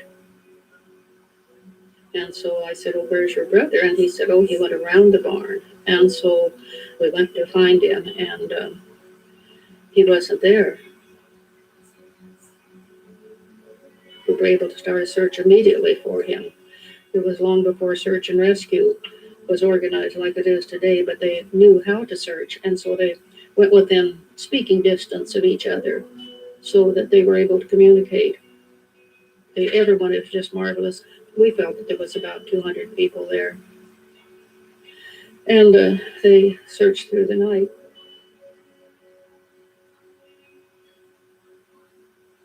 I didn't know until much later that he had gone through this herd of cattle, but they found his footprints.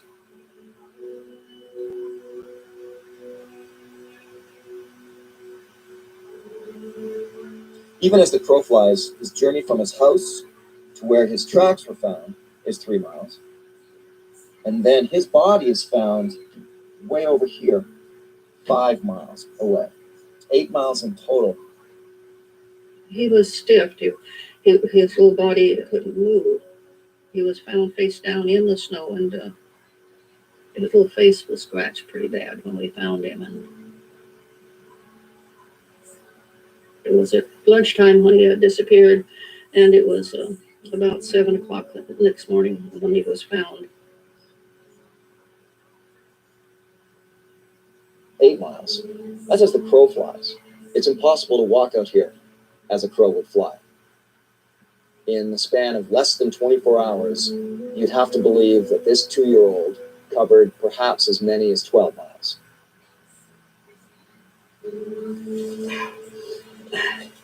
As it was, his clothing was found ripped, and they figure it's likely from barbed wire fences, either going through them or under them.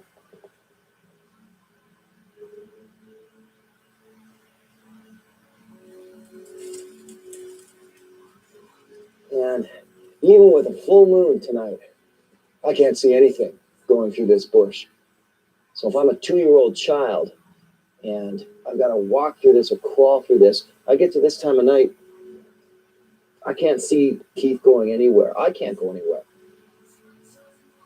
How a 2-year-old could travel the topography I'm traveling now, little shoes, and it was sub-freezing temperatures, even if he was a kid full of energy.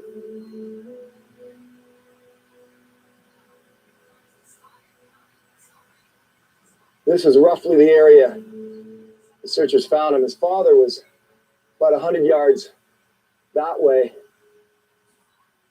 and he's found here, face down in the snow, hat and coat beside him. Searcher finds him. Father, one, maybe 200 yards away, runs over, picks him up, and he's alive.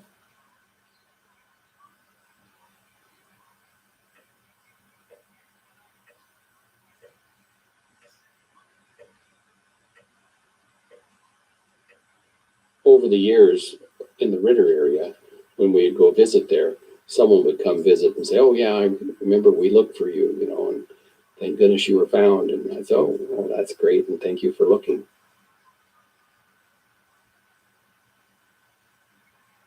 This is the cap that I wore, and it's got little earmuffs on them. And it's my little cap. And this here is one of my shoes that I had on. This is my jacket that I was carrying with me. I took it off for whatever reason, and I was carrying my cap in my coat in my hand. When I had alongside me as I was laying prone on the ground, I had that in my hand. This here is my shirt that I had.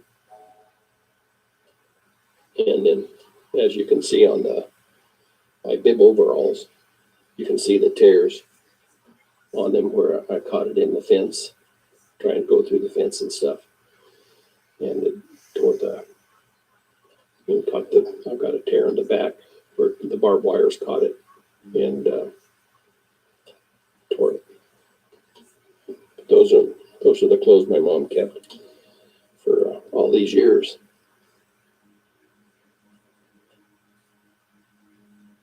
We just never gave up hope, and he was found. Although he suffered a frostbite in his hands and feet, we were just fortunate that he was found when he was.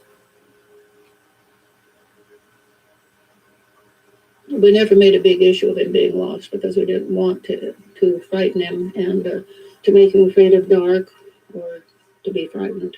I felt he'd gone through that. No nightmares about it at all. I don't recall it at all, anything about it. They asked me what happened, and I told them I didn't know. I didn't know what happened, and they asked me. I had quite a few scratches on my face and hands, and someone asked me how I got those, and I told them the cat had scratched me. So I had no recollection of what had happened to me. It's the kind of baffling case that has you sit back and go, nothing that I can put my finger on in a normal set of circumstances in the wilderness makes any sense to this case whatsoever. It's something other.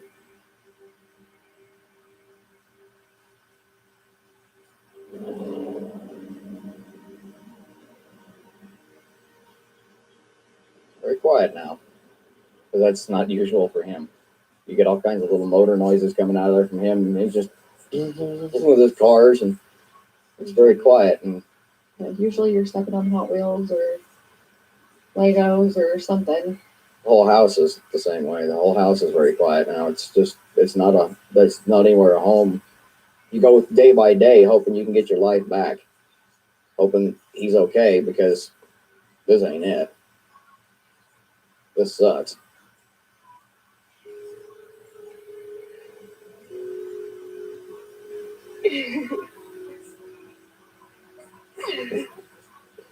Well, man.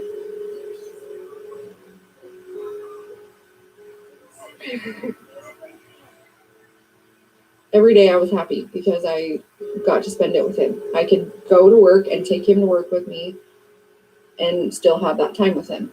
And then we'd come home and make dinner and give him his bath and put jammies on and watch a little TV and play, and then read him a story or sing him a song to put him to sleep, and give him about 10 million hugs before I could leave the room. And I miss those days a lot.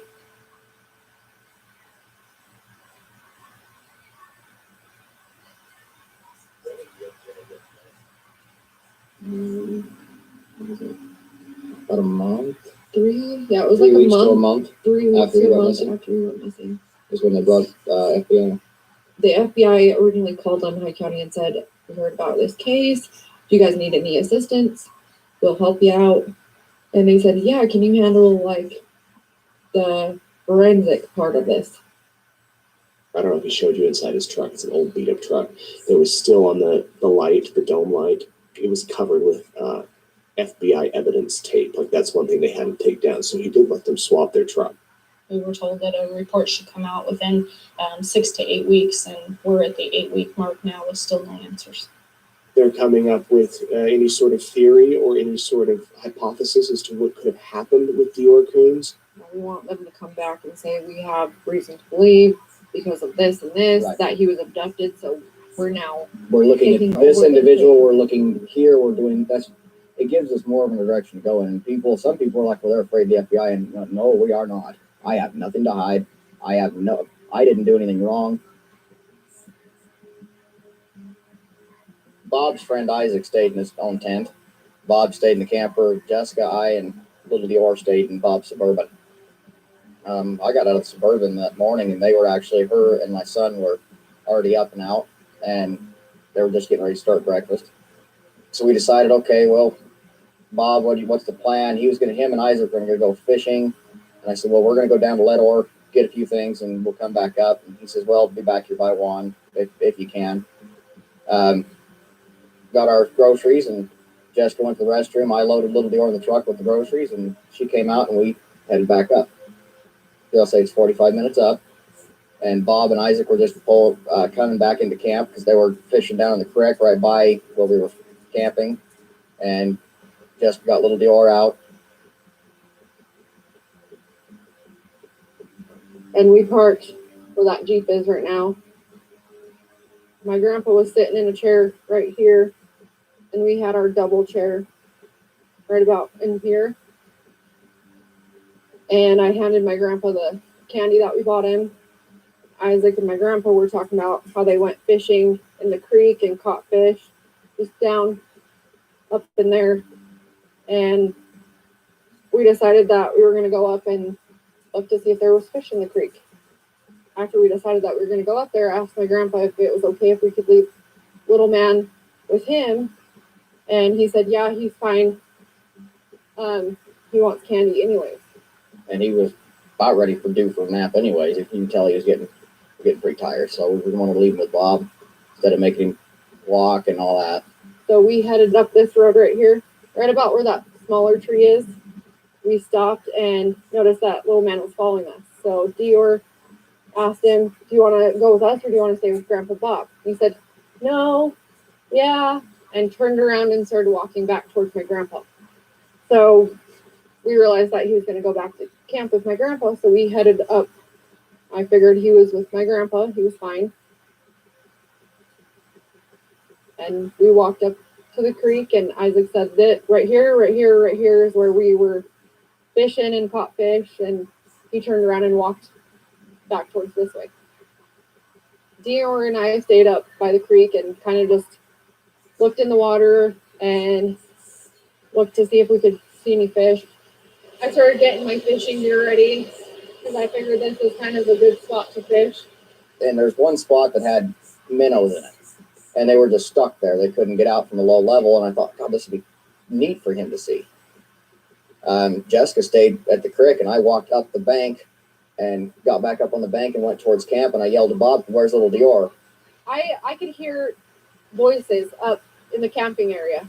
And you can actually, where I'm standing right now, you can actually see the table, the picnic table that's in our campground. But I could hear Dior's voice. I just couldn't make out what he was saying. I hollered to him, where's my son? And he says, I don't know. And I said, Bob, where's my son? And he says, he headed up that way towards you guys. I saw somebody walking in between these trees right here. Realized that it was Isaac with fishing stuff in his hand, and he was walking towards the creek. And then by that time, I had looked back at the creek for a split, like maybe 10 seconds. And by then I heard Dior yelling, and I turned around and looked straight across from me, and he was right there saying, little man's gone. He's not in the campground. We can't find him. We came up this way, asking where he had gone last time he saw him. And he saw him right next to that pine tree, kind of sitting down. He said he was either playing with the dirt or playing with his shoes. Once I knew that he was missing, that was like what really made me panic. Is like I don't want him to drown. He's not in the camper, okay, he's not right in this area, and she started searching by the creek. I'm up and around. We searched for about 20 minutes or so, and I didn't hear him. We were panicking, we didn't hear him, so we decided we needed to call the salmon search and rescue. A lot of what happened just doesn't make sense, because I think he would have screamed or tried to say mama. Within the hour of him going missing, it rained, and then it got really hot. So he would have taken his jacket off. We didn't find anything. That place was scoured. The only thing that I am sure of is that Jessica that day was with me. She was with me and I was with her. So the only thing that I know sure of is that she had nothing to do with it. I had nothing to do with it because we were with each other.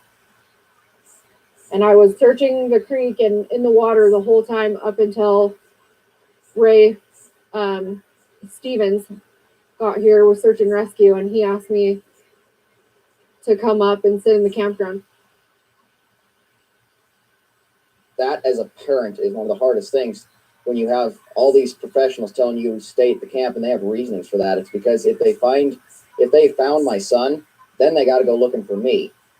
And they didn't want us to react, and go after somebody that we thought had something to do with it. When your child goes missing, you're number one suspect. And it's sad, but it's true. You got grieving parents that are already riled up, and we've gone through literally the most living hell any parent can think of, and then you get hooked up to a machine, and the fact is, it's hard. There was no problems, but they call it a something pass, inconclusive pass. You're scared to death. You're riled up. You're scared for your child. You're scared for your family. Your mind's going in a million different directions, and nothing is ever. But you don't get any answers out of any of those directions you're going in. And so you get hooked up to a machine like that, and everybody thinks, well, hook them up to a polygraph. Go ahead. Go right on ahead. I have nothing to hide, but just know that they're not very useful. Well, we still have a missing child. I believe he's still out there, and we just haven't found him yet. Everybody wants an answer. Hopefully someday we'll come up with one.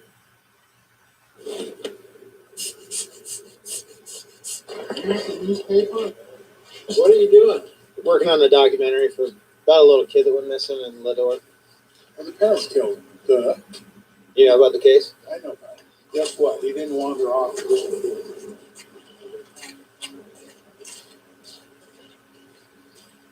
Why after Everything I said, and no matter what I did, you're damned if you do, you're damned if you don't. I wanted the media to be on my son, not on me, not on Jessica, because that doesn't help find him. Everything I would say would be twisted. Yeah, we were actually the whole reason why we haven't been on the news a lot and doing this stuff is because we're actually out there.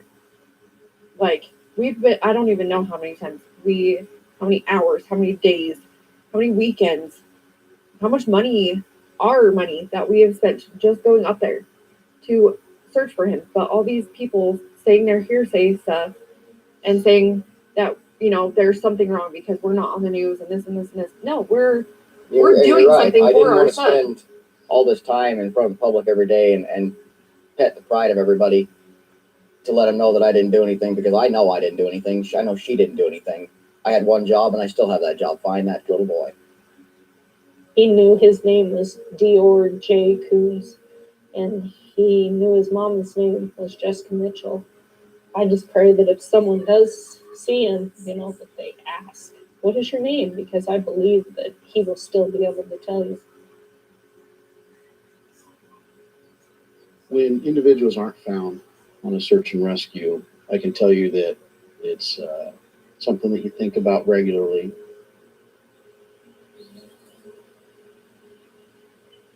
You revisit in your mind. There's times you go out and look yourself. And some of those cases will haunt you forever.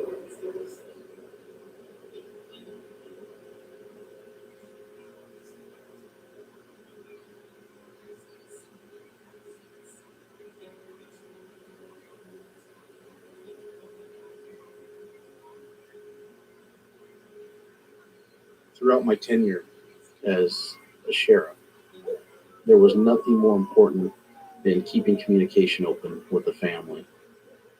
There's only one case in their mind that still exists, and it makes it incredibly important to make sure that they feel that you haven't forgotten that somebody's still looking at it.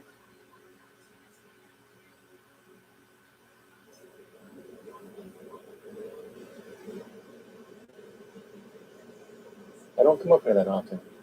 I feel guilty because I feel like, what if my son were up here at the time? I didn't know what happened, where he was, and I felt guilty not coming up here at the same time. It was just too painful.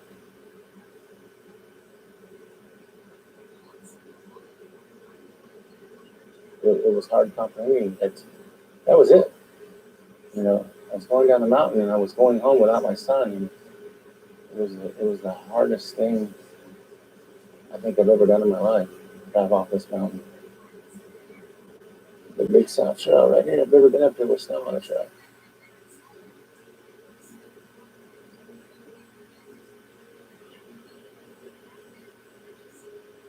When you come up here and you see the beauty and you think, did my son lose his life up here? I think to myself, gee, Jared, you sure picked a beautiful place to hang out.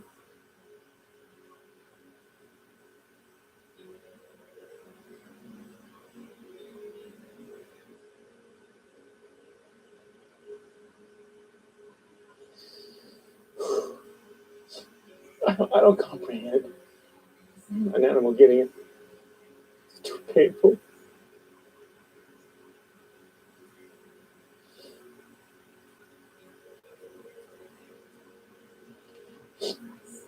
I mean, I visualize many times. I visualize him walking down the trail and some stupid cat jumps in.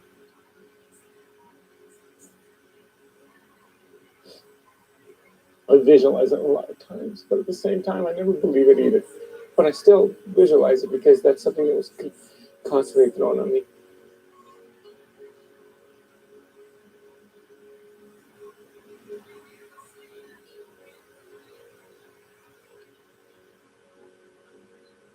I can also imagine that it haunts them for the rest of their lives.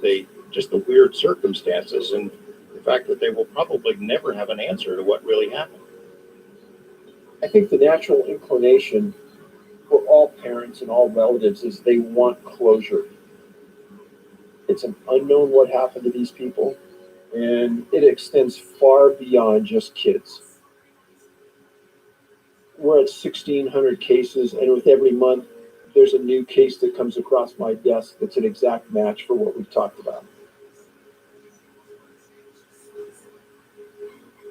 There's not going to be any one particular person that can shed light onto a lot of the phenomenon that's going on. We're talking about a very large, even worldwide collective of information here. Certainly authorities, national park authorities, law enforcement authorities, they often have their fingers, tapped onto the knowledge that we need, but whether or not we can acquire it from them is another story. When you look at some of these cases, you have to consider possibilities with which we are really uncomfortable. As a rational society, we're uncomfortable thinking about what else could be out there. But some of these situations are so unusual, you have to think beyond the bounds of what's normal. What's a normal explanation for this?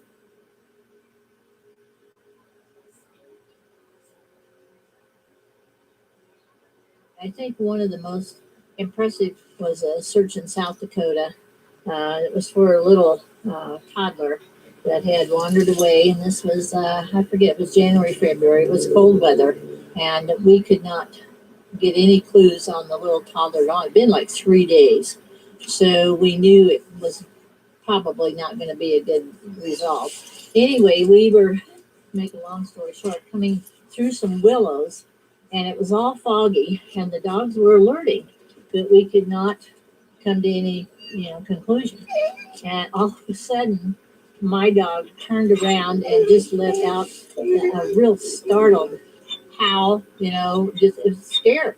And we turned around, and here was this little toddler walking out of the fog with just absolutely no clothes on at all. And it scared all of it. I mean, the other handler and I both went, whoa, just startled us too. And just like the little thing that appeared out of nowhere, out of the mist. We suspect because of just the way, dirty and everything, that probably she had been with an animal, had curled up with a coyote, or we don't know for sure. And we'll never know. The ultimate possibility is the most disturbing of all, that it's been here as long as humans have been here. Sometimes we can see the remains, and sometimes we never get an answer at all.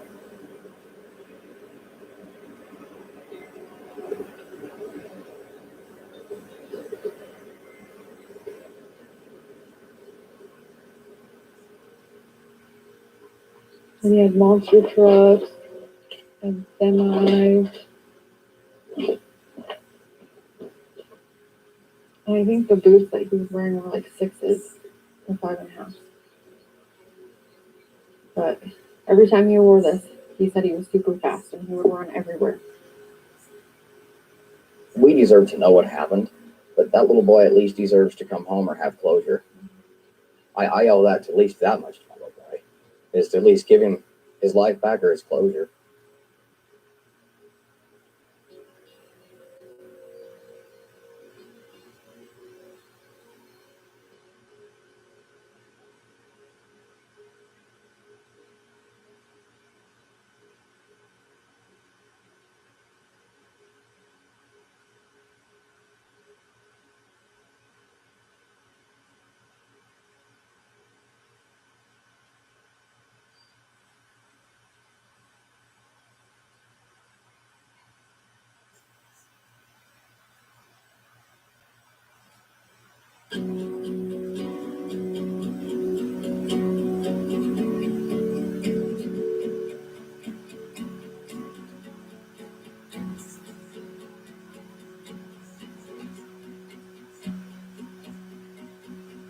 Would you walk 1,000 miles along cliffs made of shame? Would you abandon your father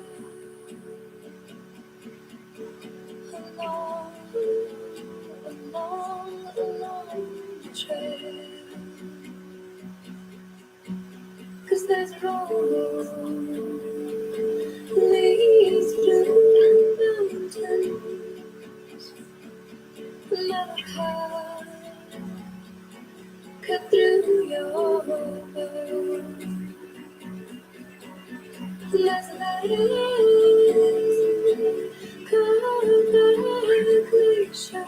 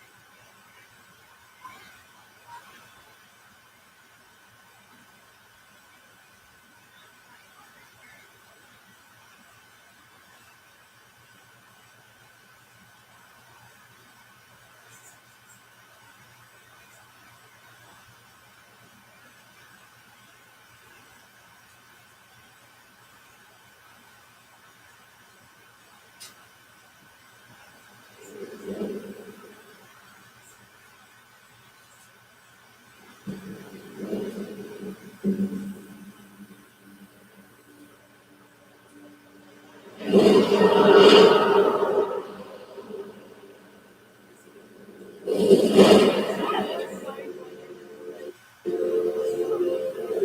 Lord, Son of God Almighty, I beseech thee, heed our plea.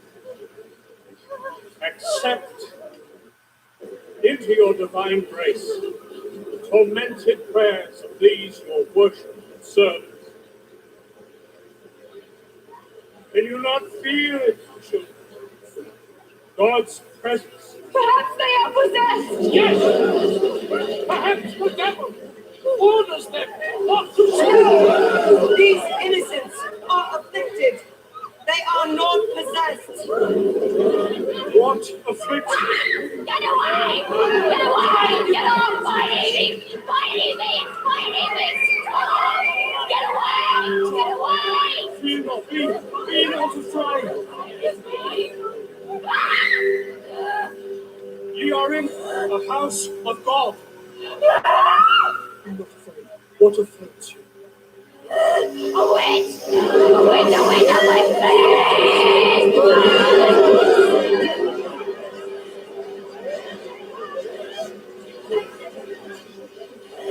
Where be this witch child?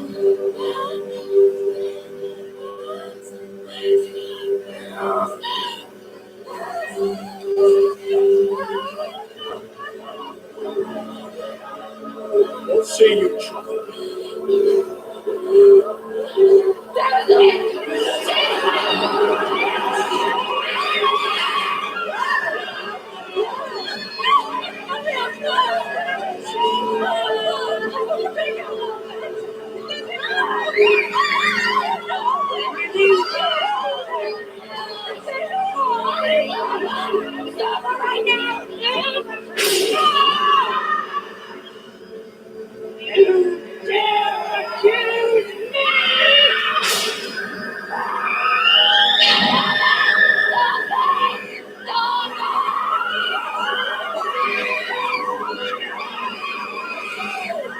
Get out of the way!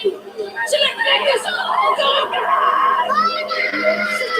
I am not a poor bigger woman. You know that body like my son's nothing. You are mistaken. Let her go. Get it out, boy. Get it out, boy. She's a witch. She's a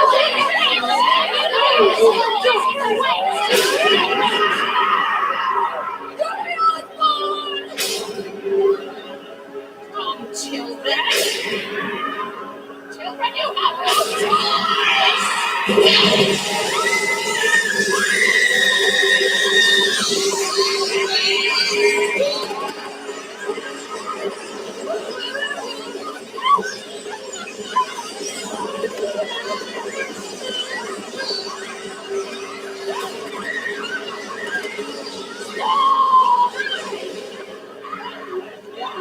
Save us, brother!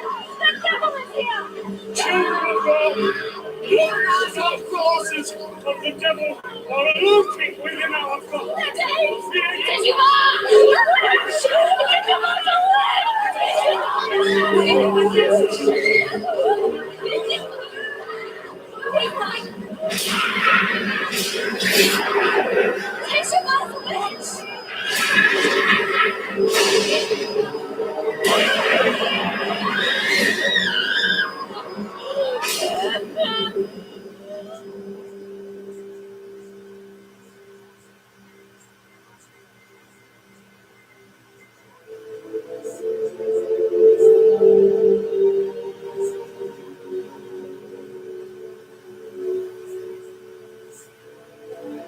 you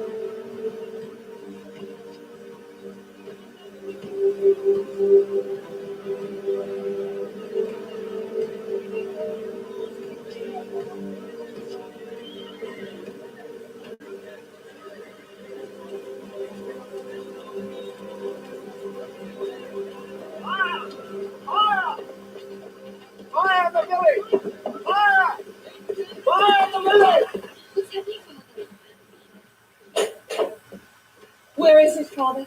You should be in bed, all of you. Down in the village, the Wildcat land. Heaven protect them. Are you going? Not even if it was across the road. That isn't Christian, Father. Listen, my father did not ask me to speak. No. God's teaching. Busy. Let me explain. The Walcotts are kin to Thomas Putnam. He will soon have me in flames as well as my help in exchange. Why? They are Puritans like us. It's a complicated time, sir.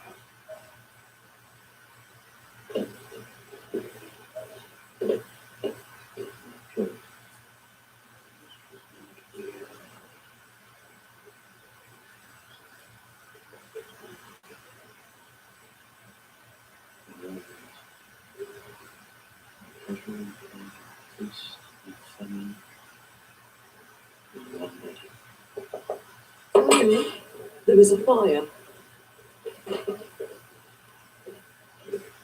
Might it be Indians?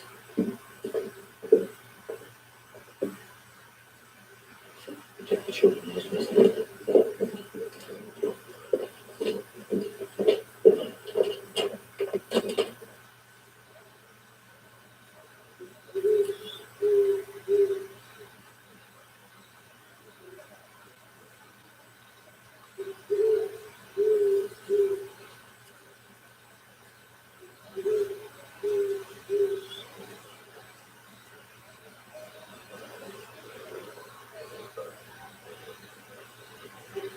Lord, I have fears this night. Put your hand on me.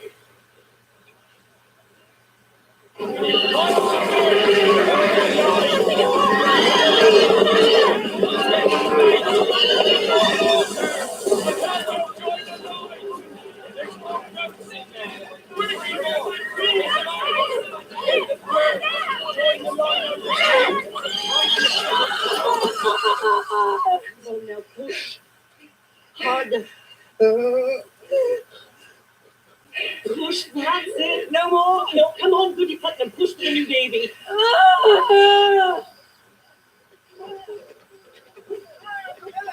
If it's Indians that kill everybody. Isn't so mercy. My father's dead.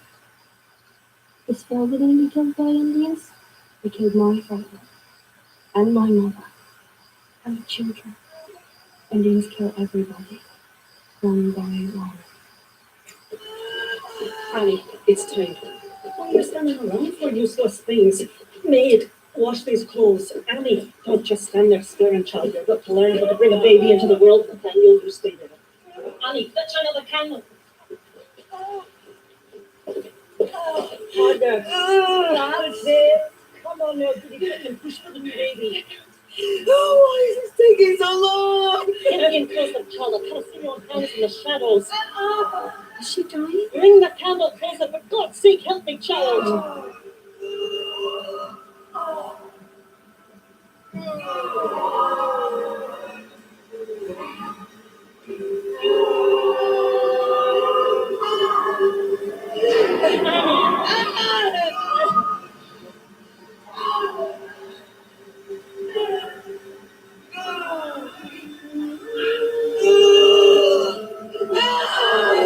I see it. It's a boy. It's a big boy. It's a boy. It's a boy.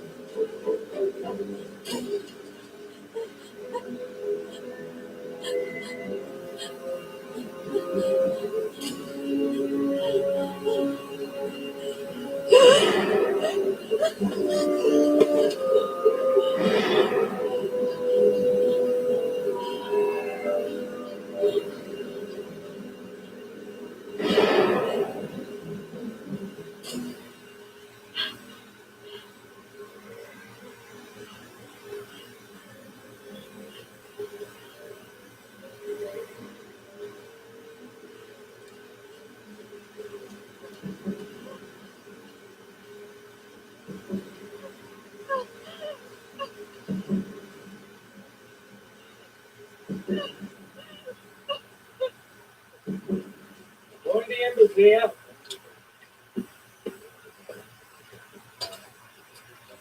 It's not this bad, Jonathan. I can move on in no time. But what May was right about the Indians. This was not the work of Indians. I believe it was the devil's spectre did this. Witchcraft? Aye. I'd be a good Christian. Why would I be plagued by witchcraft? Thomas Putnam! Goodman Putnam. You're needed at home. The baby just got still. Never took a breath, poor thing.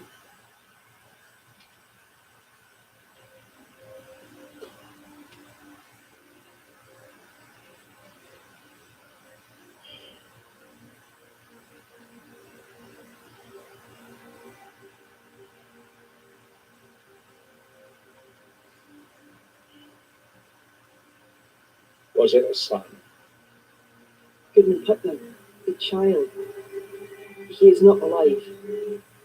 Shall I tell your wife you are coming?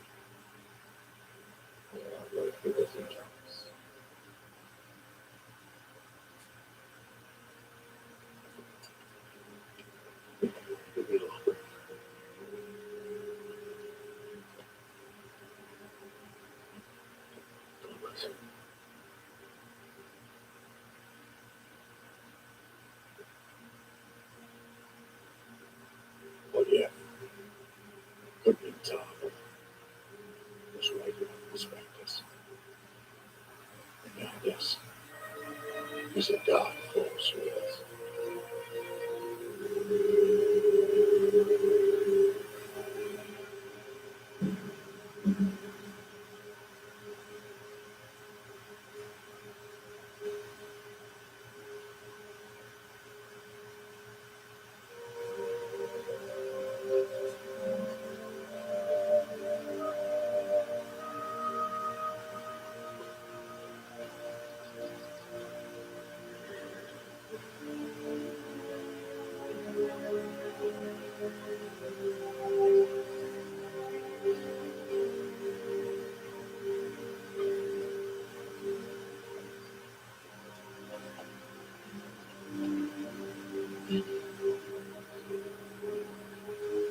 Danny?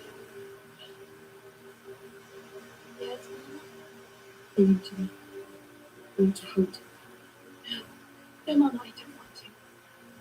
I'm sick. I'm disappearing.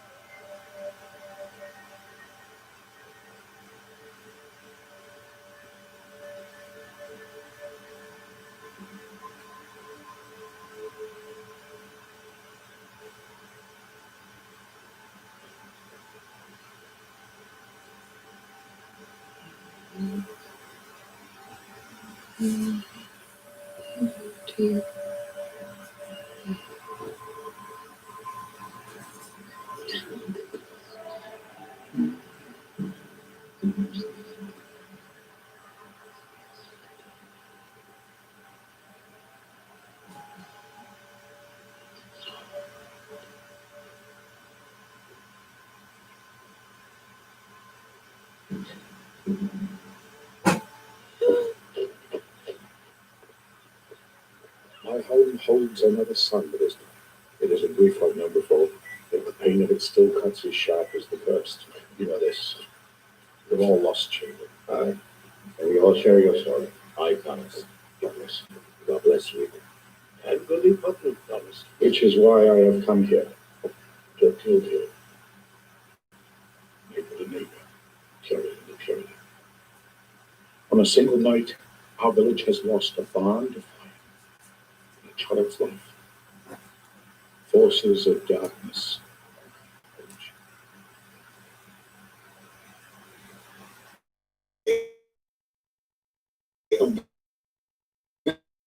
Village committee stubbornness that has driven away our last two ministers. It is your stubbornness that brought in the third.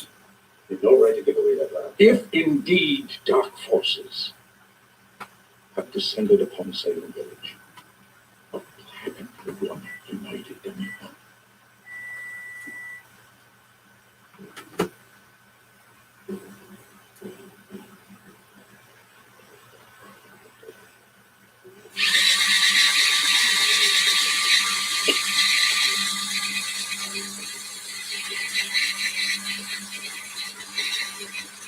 I was just with my mother. That's why I'm He's my baby brother we're burying. Joseph Putnam has his eye on me. You're telling me? He does not trip walking backwards like that.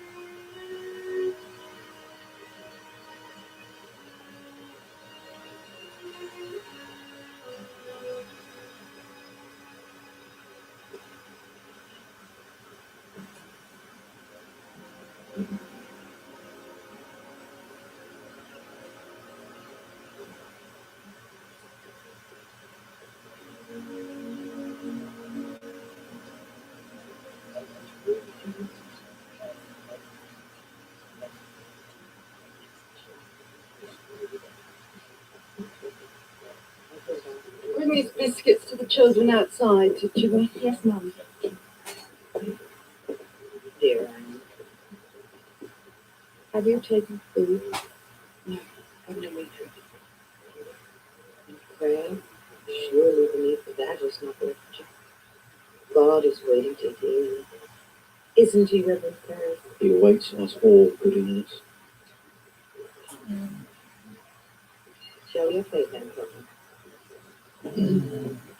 Almighty God, is rather porter cares less about his faith than making money insane in the town. He and John profited both.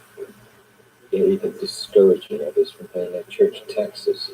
We promised the Reverend 30 credits of wood and Saturday. Today's will be out of wood by the Sunday. If they can't support it, we, the village community, must force the village.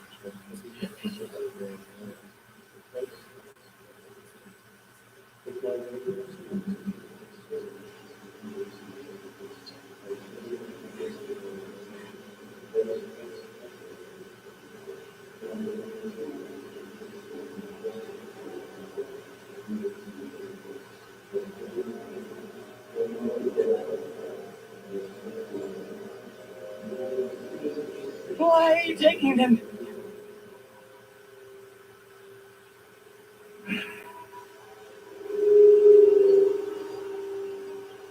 Don't. Please, stop. Enough.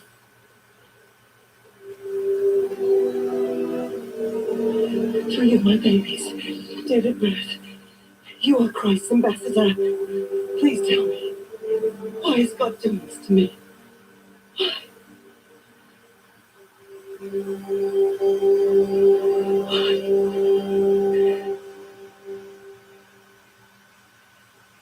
What kind of man would you like to marry, Mercy?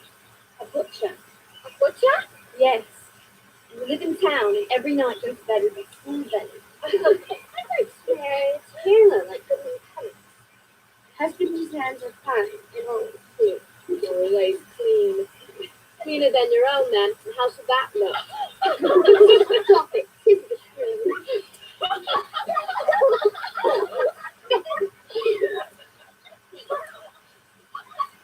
Listen. Do you hear that? It's happy. It's not the time of year.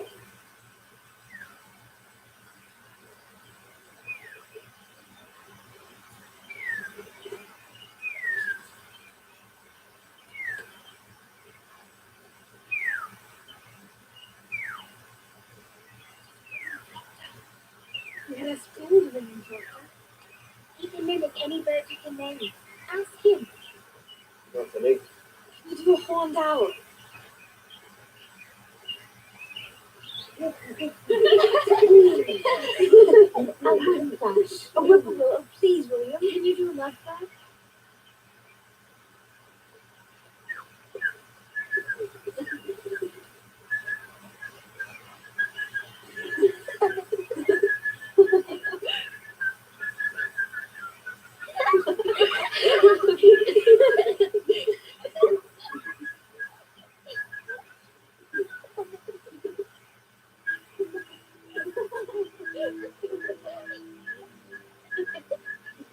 Stop it! It's sinful. Stop it! It is fun. Slothful merriment is the devil's pastime. It is sinning. And you do us all like one. It's against God's will.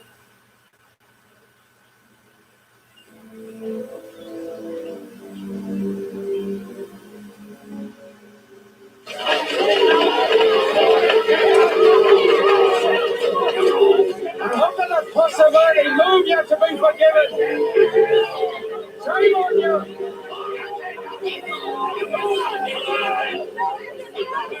I've done nothing wrong. Let me be. This is madness. I've done nothing wrong.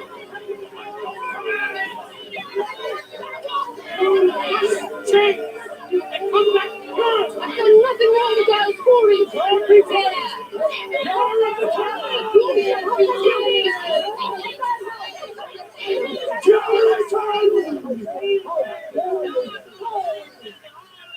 We are a people chosen specially by God.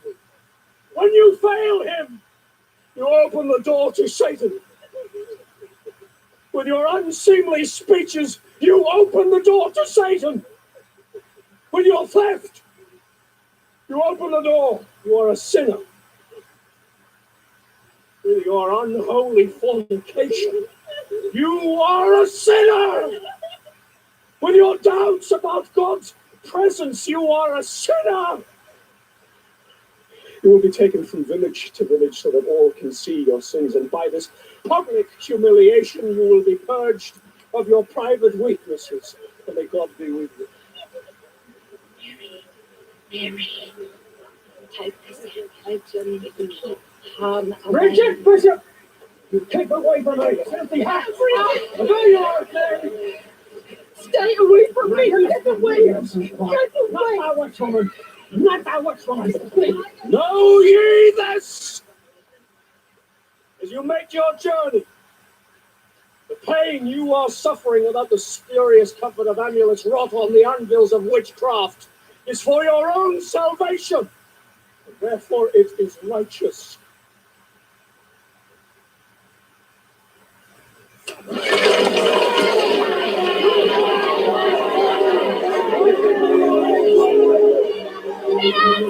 Shameful sinners! Sinners! Shameful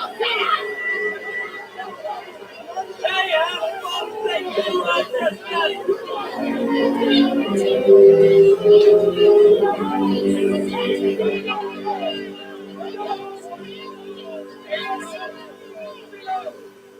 Indian, do you have any scraps for us today? A little girl is famished. Come back later, goody good. Teacher, give you food then. You're a good Puritan, you are. Taking care of your poor Christian neighbors. Not like the others. Like you, Goody Walcott, casting your own hungry neighbors out in the cold. You answer to Satan. Quiet! You are arrogant. You're crazed and you're intellectuals. Tisn't true. Tis. Burned until you are dead. Teacher Bob, is it true? A fever will burn your brain away? And your soul too, unless you've been baptized. Teacher Bob? Betty Child, the cards will not come here. The cards told me. What cards? The cards my shaman friend and my brother is talking to me.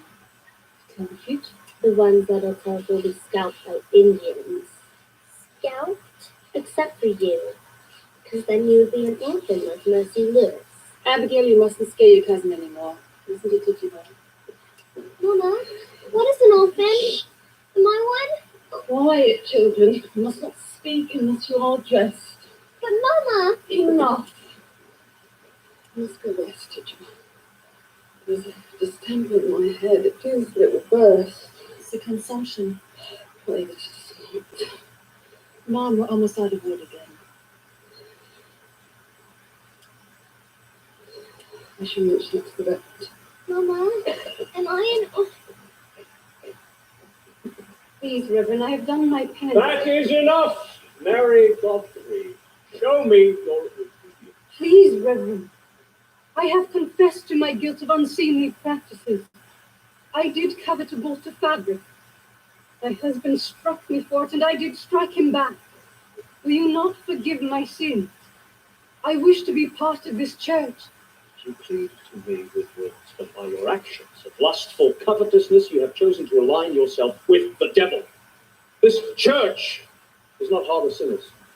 I have sinned. Now I have repented. Why won't you hear it? It's not your place. Where's your forgiveness? Can you honestly swear before God that you have never sinned yourself? Sinner, if you are resolved in your way, be assured you are going to dwell with the devils and the damned and be tormented by the flames of hell, where you will be filled brimful in body and soul with the wrath of God.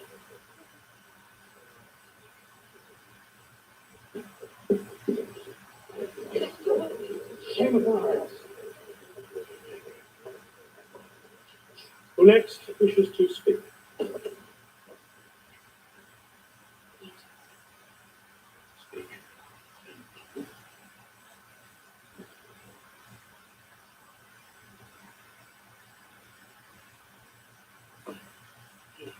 There is some weakness in my conviction. Oh, I know not. Righteous and diligent in my prayers. Something in my soul is dead. And this is why they die. Have I done? Please leave me to what I have done. So, goodbye, kids.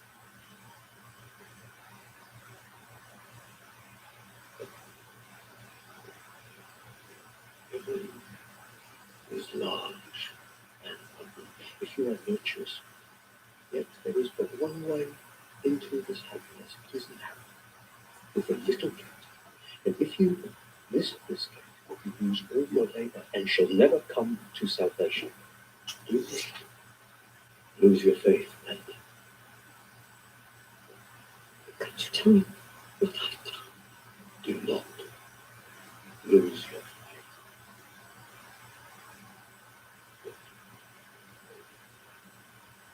The Lord has given us much work to do. That will also take time for us to do nothing.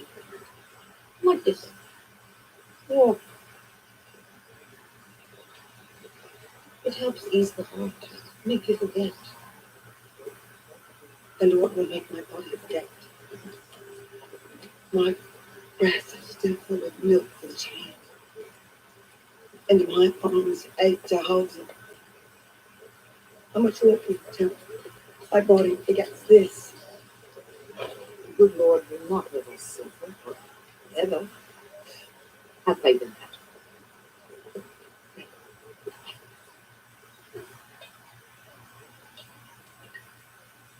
He said school should only be a place where children learn the 3 R's. Samuel? Samuel?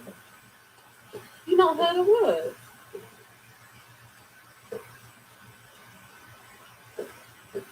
Samuel.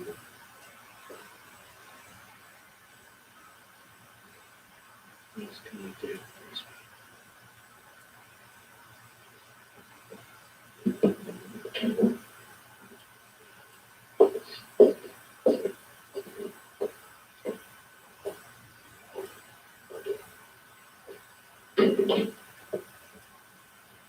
Children never say grace.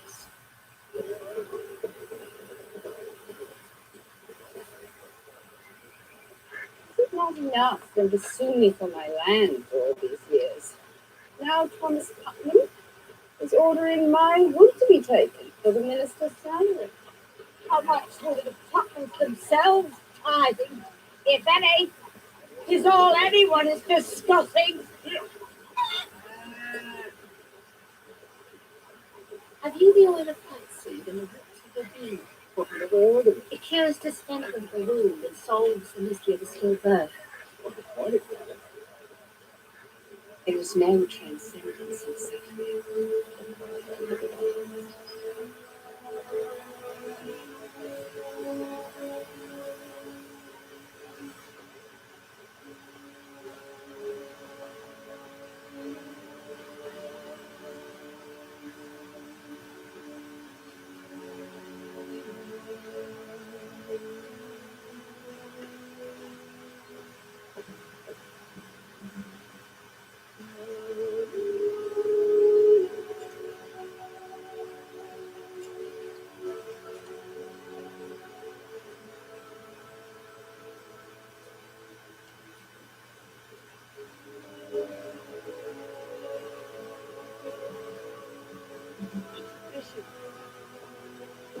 Bishop, will you receive me?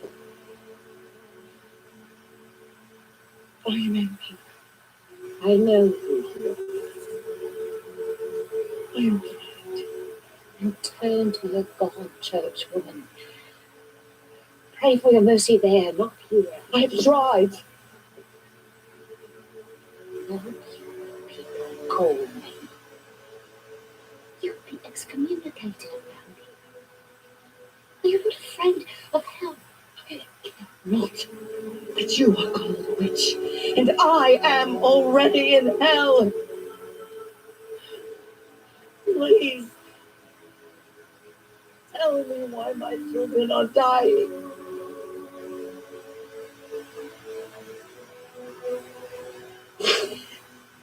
You know the answer. I am not a witch, although 'tis when I am cold. But I will tell you something that no one else has uttered to you. You are not to blame.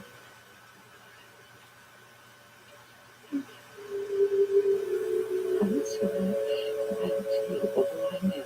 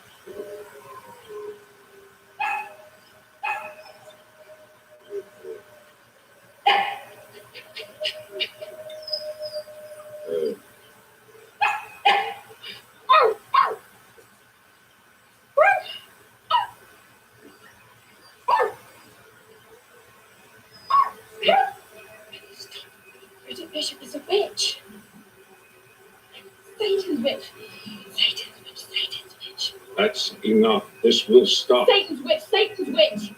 Everyone knows of her evil. Bridget Bishop is a... She's a Please, witch! stop! Stop it!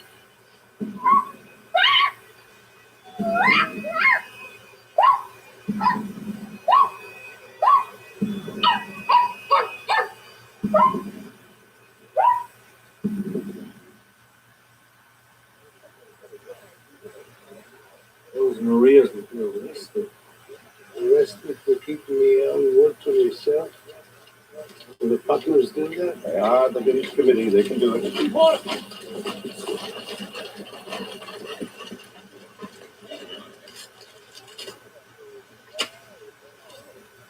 Has your brother sent you to protect his notice? You're going to arrest me, Goodman Putnam. No. No, I'm only half a Putnam, good and proper. It's something I'm reminded of almost daily. It is not village business I wish to discuss. What is? It is an Indian carving. The finest I have yet found. Why don't you give it to Lizzie? After all these months of admiring her, can you not find a way to give it to her yourself? I could have, yes. But you wanted me to know that your interest in my daughter is official. Yes, sir. I did. It is. I will give it to her. With my blessings. I'll be with you then. And Joseph, I shall expect you to visit me sometime soon. An official visit. Yes, I shall, sir. Thank you.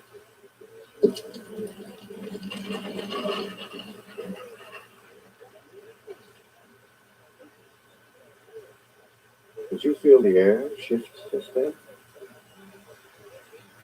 Everything has just changed. Hello, Joseph Putnam. Where? Come to ask Lizzie's hand. Stop it. Stop it. There could be 100 reasons why he would go on a walk. But only one was murder. I believe Ian is right. You should marry a foreigner. Stop it. And he's the richest of all. Oh, you must stop it. She's a fiend to talk this way. You must stop it. It's enough. Lita, tell them to stop. Everyone knows that young Joseph has been courting you. The blush on your face is confirmation enough. The illiteracy. It is enough, girl. A good wife, Putnam, but his part a curse. A wife of his must cope with Thomas and Edward. I and brothers-in-law such as these should be a constant chafe on a poor wife. But why, Lita? Why are they so hateful to Joseph? He's heard everywhere. Why? Because his mother was not Phillips. And she left most of her estate and all the Putnam lands to Joseph and Joseph alone. They shall never forgive him. And he has no other family. You shall be all of it for him now, my fine lad. At the back is the port of Salem Town. You are aware of that, then? Have you asked me later to be a lesson in geography? Of course not. The future. The future. Your grandfather was married to the richest man in Salem. Yours, I believe, owned over 700 acres of land. Was that much, yes? And yet today, except for you, not one of the Putnams has enough land to support another generation. The Putnams believe that they've been wronged by their neighbors, and so they bring lawsuit after lawsuit. They believe that God has turned his back on them, and so they hire a new minister. Anything but to see the truth. New England's wealth will not come from the land. That is the future. Shipping, commerce, not farming. The Putnams hadn't been so stubborn, they would have seen this when my father did. I mean no offense. None taken. I'm more outcast than Putnams. I know that. That is why I accept your request for my daughter in marriage. As soon as you get around to it, I would like to offer you the future. Marriage. May I? Rather, Goodman Porter, I would like to offer my marriage for your daughters. I mean, it's all right. Your words are nonsense, but your meaning is clear. I accept your request. The father is blessed, and we can make a marriage that is rich in life. And in this case, with the marriage of the Porter and Putnam assets, we shall bring the future to us. I will not pretend that was not praise for his name. No! No, I forbid it, you hear? A Putnam shall never marry a Porter. Never! My right to do as I am the eldest. I say what is right and what is not. Thomas, what do you do? And I shall. Not with your permission for this or any other decision I make. Shout, strike me, it makes no difference.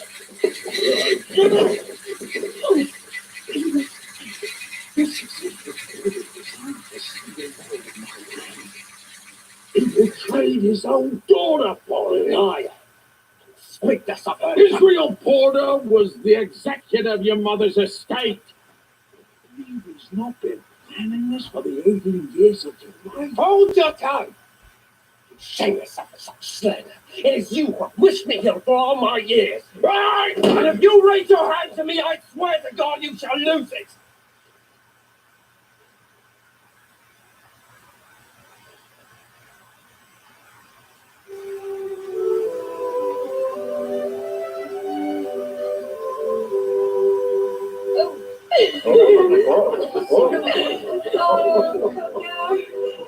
First time I've written my new name. One day it comes naturally as well. Tis my greatest honor.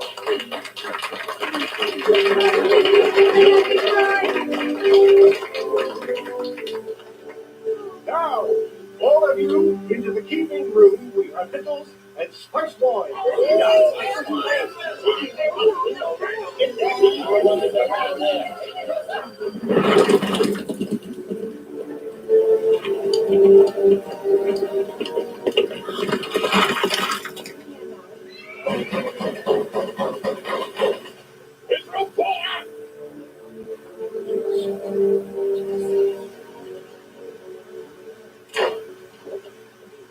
You are too late. They are married.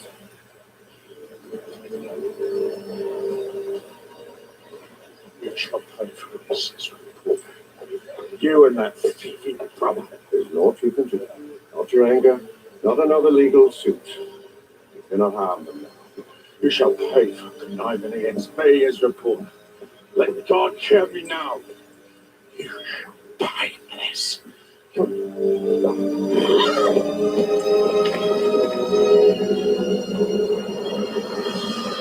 Is no less than a rot in this village.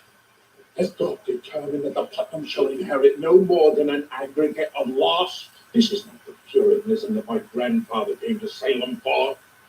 You have brought Puritan to strengthen us, but you do not. You cast the glare of blame on me that this is a time for patience. There is no time. The wolf is at the door. I have scripted my sermons to lead and unite And this no community. one is listening. You are not here to restore the world. That is why we never contributed. We gave you the land that you sleep upon each night. We agreed to your salary. Agreed to it, I, but have not yet delivered it. How can I pen the sermons we need when the very ink freezes on my quill? Where is my wood? Where is my order?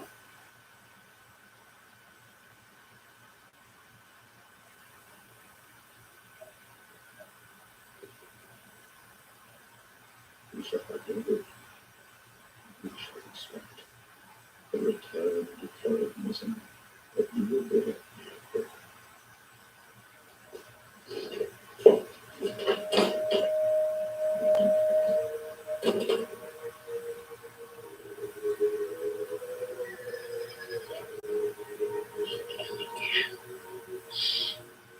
pretend to listen to me like this. But I did not mean to listen.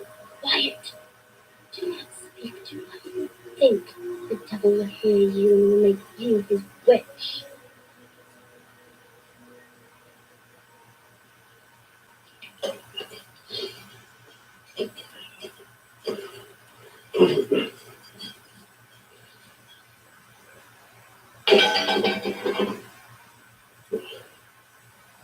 The dearth of wood causes this frown.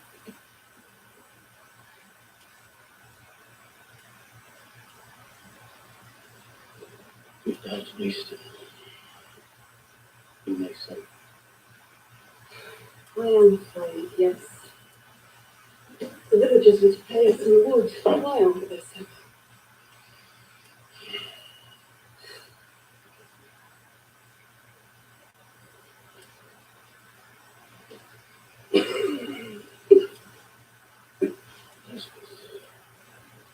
I'm afraid that it will not work out again.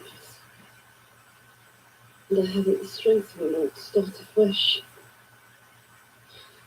But we talk about it. We are afraid.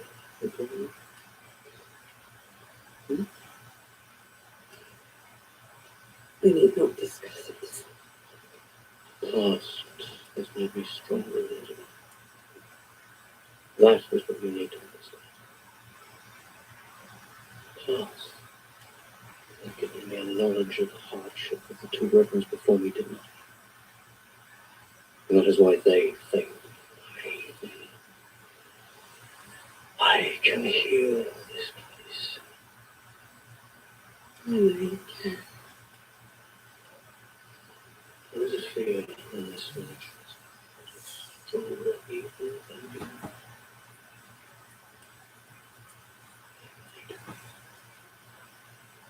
I can feel it.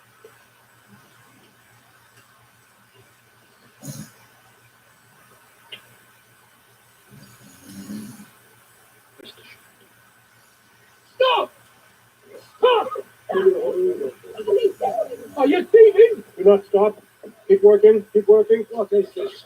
On the young land, you would steal the wood that I cut and hauled and split with my own hands? You owe a board, child boy.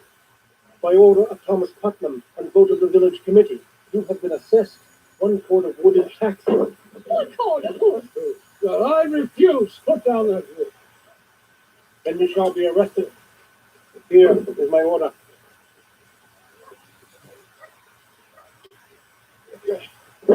Child?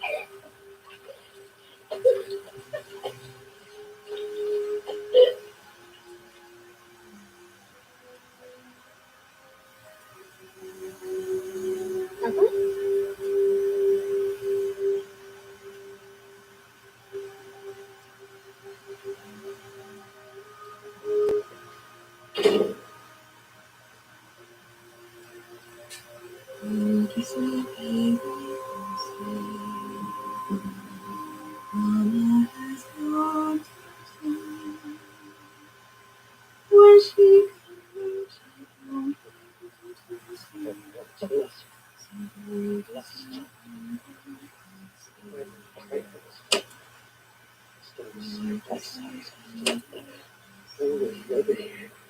Cast the real shadows and the righteous light of Jesus Christ. People lust. People lie. I am to make the difference between the clean and the unclean, so as to confirm the one and purge the other. I shall be a guide on earth. I shall lead you to the narrow gate of heaven and into the grace of God for eternity. I know the sinners, and I know the righteous. People lust. People lie. Children lie as well. They are not too young to know evil.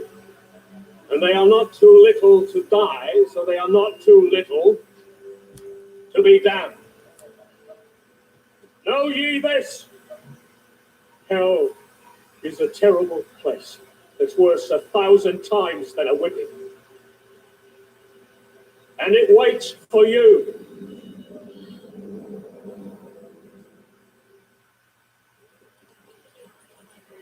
Betty, such a noise will bother your mama. She is sick now. Is it the pot? I told you no already. Now try to fetch some more wood. You too, Abigail. I don't want to. Betty, do as you're told. But Satan is outside. And he could You can't have hide from the devil inside and outside, isn't it? But I don't want to. I want to stay here. Are you Satan's child? Tis a sin to disobey. Ask forgiveness now. But Mama, I'm afraid. Both of you. Pray that you will not be stained by such manners. Do it.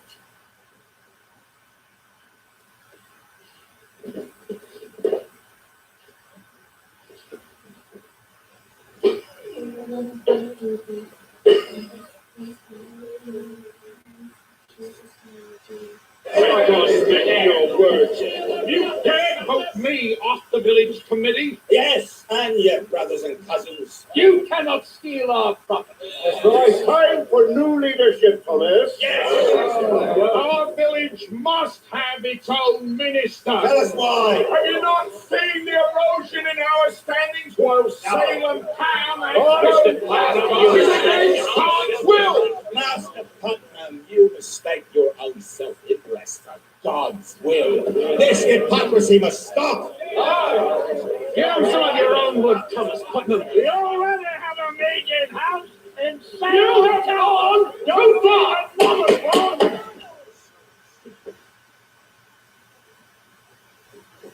This day forward, the Salem Village Committee will consist of my brother, Joseph Porter. This cannot be. My brother-in-law. I will uphold the Puritanism of my grandfather. The Putnams will stand as one against those that would profit by it. If you are looking for a Putnam, sir, I'll give you a Putnam. My son-in-law, Joseph Putnam.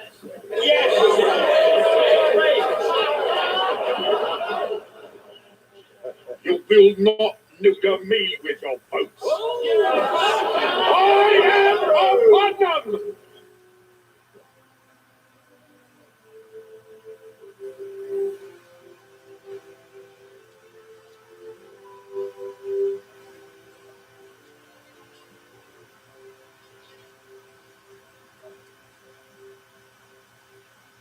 What is this? You're not working. They're just easy. They've heard that you call this fury is not abated. The village is split like a white milk. Life. A baby will not want to be born into such a place as you make Salem sound. Do you fear I shall be as poor a committee leader as I am of your handful? Village will be as naughty as nothing. Only our village will be more than the four corners of this world. Imagine as this. I shall never let out of it.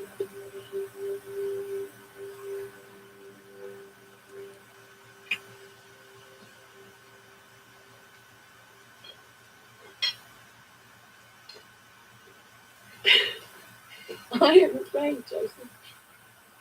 It is not just Thomas's black hair. Something is happening in the village, and all are aware of it. Thomas gone rotted on the black. It's great. And Abigail Williams says she saw a small bird that she swears was a witch's familiar. People are saying that Satan has come to the village because it is like Not listen to people talking. myself and your child coming. Shh. You are safe, Lizzie. And I would lay down my life to keep you that way.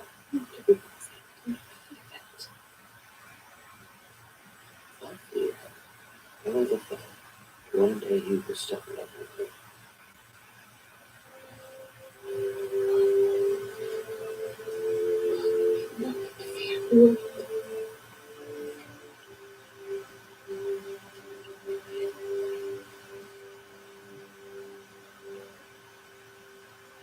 This petition, they've taken a new committee.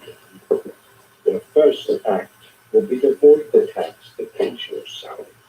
And next, they intend to reclaim the land under the meeting house. They believe it was unrightfully given to them. We have the money we wage war. Yes, but this is far from over. We will form a new petition.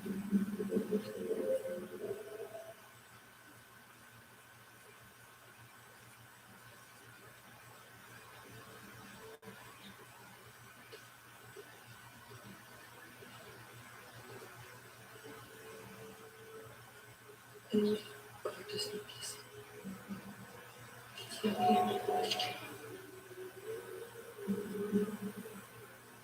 If God does not listen,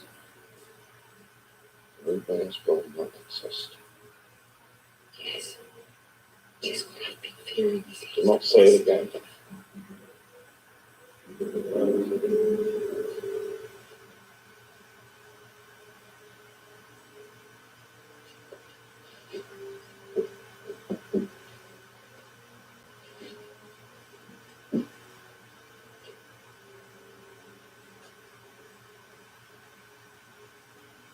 the snow tomorrow. There's a real happening.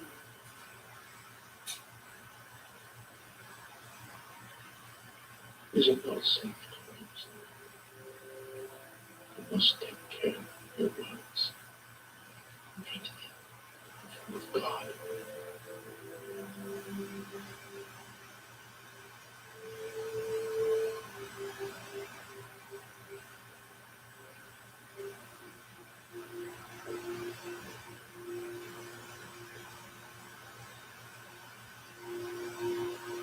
Touch him like a husband. You have not.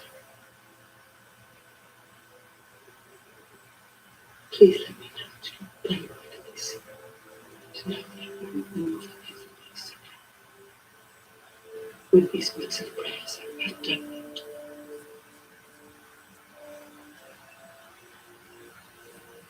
please comfort my husband. And I shall pray for you, child. What comfort is it when it brings but stillness and grief to our heart?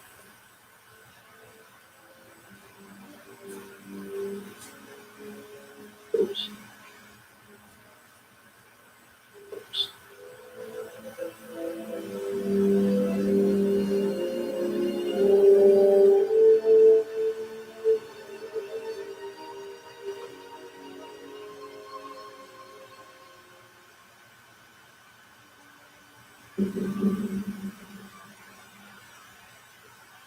You should feel better now with the warmth. Yes, I feel stronger already. Plenty of wood in the shed, you said. Yes, yes, but I'm tired, Samuel. Yes, yes. In time, Elizabeth, this will feel like our home. Will it not? Salem should be our home, and our congregation supports us of their own will. It is not divine inspiration, but fetid calm that moves them. Samuel, where does this go for us? If we were divinely inspired, there would be no need of them. The threat of harm would be felt only by those who lack faith. I do not want to lose everything yet again. Perhaps God has brought me here. He took away our farm in Barbados to give us this. Yes, my brother has my family's mistake, but we have this chance to do God's will.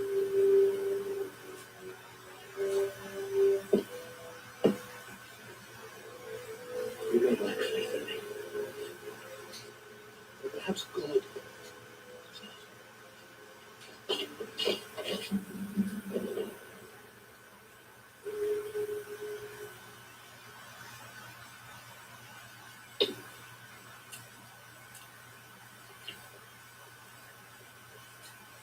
should know, girls.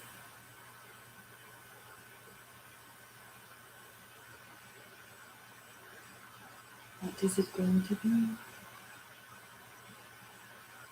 It's a tissue paper. Well, it looks like an apron. Cobbler's apron.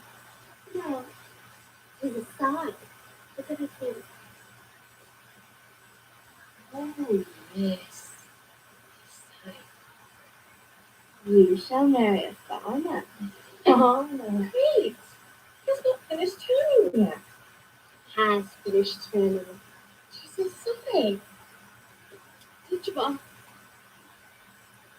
Coming, Mom. Clean it up now, girls. Before you get caught.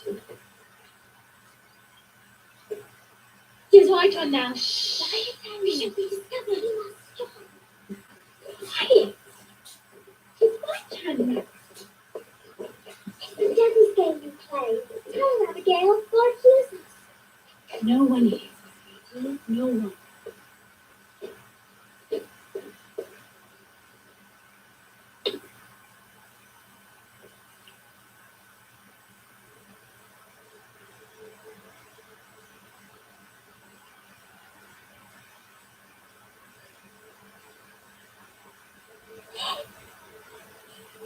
It's a dead man's coffin. It hasn't finished turning. It has. Where's this right? Liar. There's the coffin.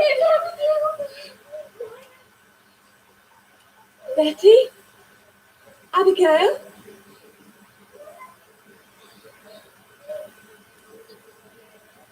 Abigail? He's coming. No one else. It's too late. No, God knows you have sinned in the coffin because you have sinned.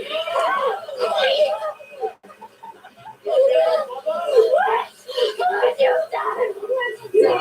And we shall go to hell because of you.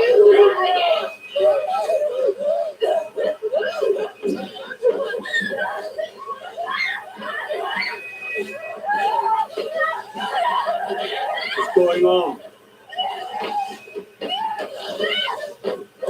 What has happened here? Can you not speak? Afflicts you, child. Child. Come. Come, myself. Niece, step here to help me. Are they ill?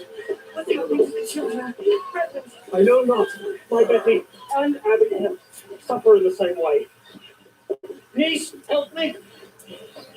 Please, please, someone tell me what's happening to my child. They are in difficulty. Annie, can we not speak? Mercy, you're finding me, Betty. The farmer they encountered while they were with you. They were gathered to play some game. What? I don't know what game it was, but this was the result. Niece, bring me my medicines for God's sake.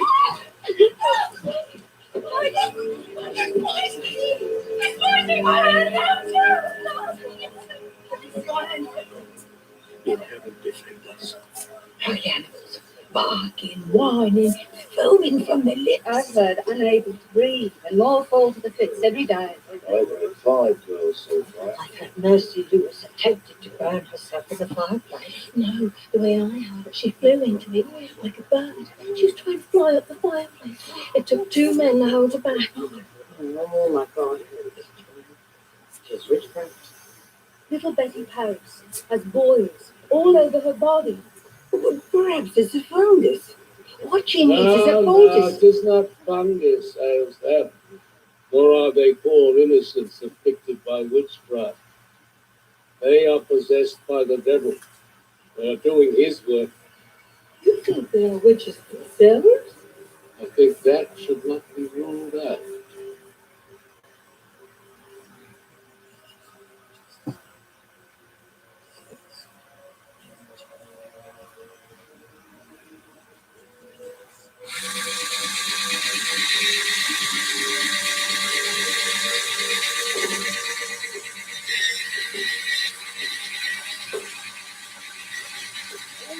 What is it? It is empty. Oh, I'm still upstairs. Really, I know it's not in the phone. Master.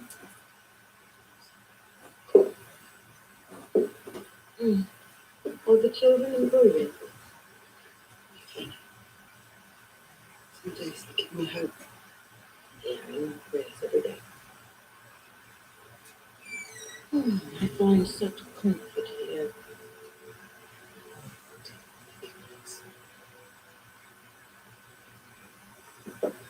I feel I'm at fault. It's not too door. Oh, you have received God's communion in this church. You are one of His chosen. I lost faith. My prayers turned elsewhere. The surface elsewhere. Because of the comfort which is always His love. But all of it is blistering inside me. And I pray that you do. I should not have spoken. My sins to be all really Papa. God will not accept you. You have received His communion. Now go to God. Robert Harris will show you the way. Believe in Him and God will this.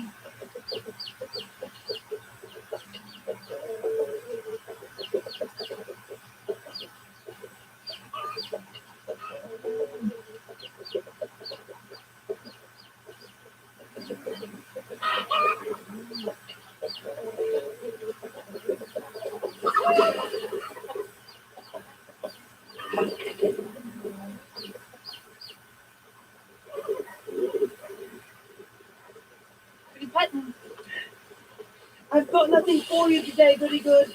Not what I've come for. I wish to pay my Christian respects to the children. Annie's a good girl, and the maid too. Both are godly, and the village prays for them. Might you tell them that? Thank you. Might we see them? Dorcas here made him a toy. Isn't much, but we're poor. Of course. Come on.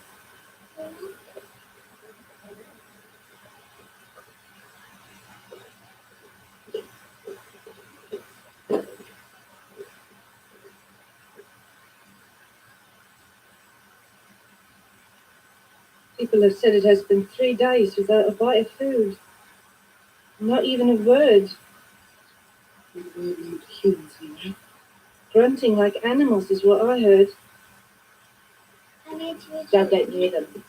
I've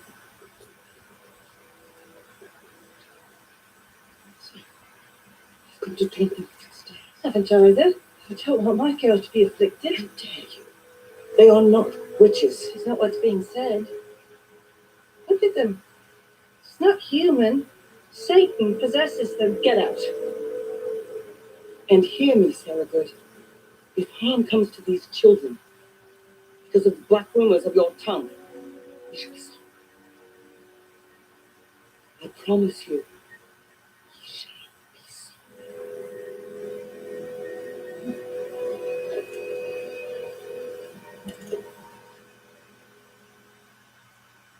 Treachery and power of the he was entirely transparent.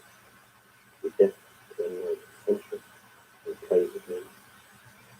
Nothing can take my newborn image to kill his sleeping inside. Nothing can know the delusion. Who approaches? This is I, Reverend Terence. Goody Putnam.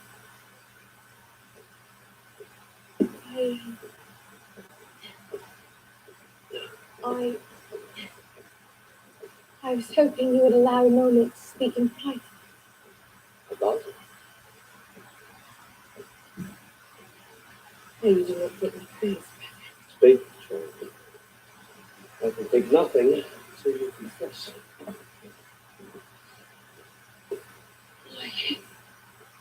It was a dream I had. Woke me with a terrible fear. Without breath. Without my wits as well. Someone was there. In my room. I was sure of it, but I saw nothing. I knew with as much surety as you said he had flesh and blood in front of me. And his hands here. Strange, or how familiar. I've heard of these, but I dare not speak of them to naught but you.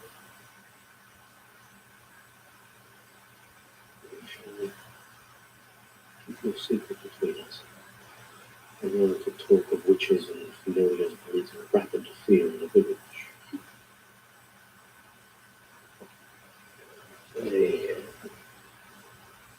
I have watched the devotion of your prayers myself. Your lovely of spirit and complexion. It is likely that Satan would covet one as pure as you. Am I bewitched?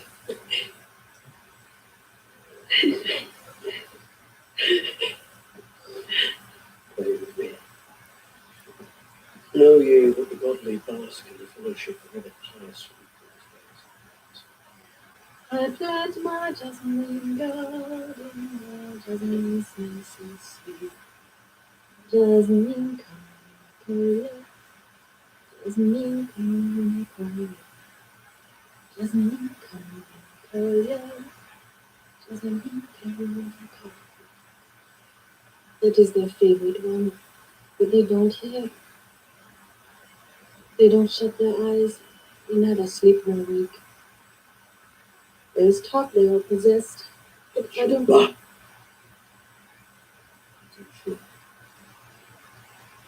Sister Elizabeth.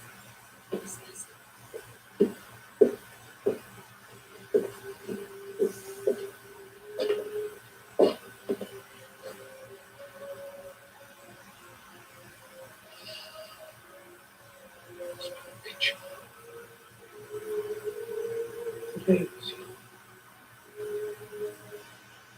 You will answer me. Speak.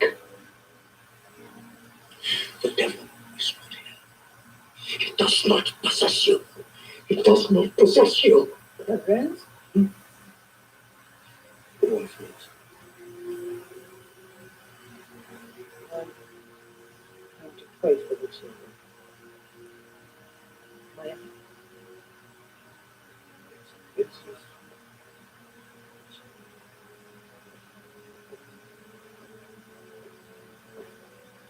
We both pray. And in tandem, God cannot help but hear our prayer. O Lord, power is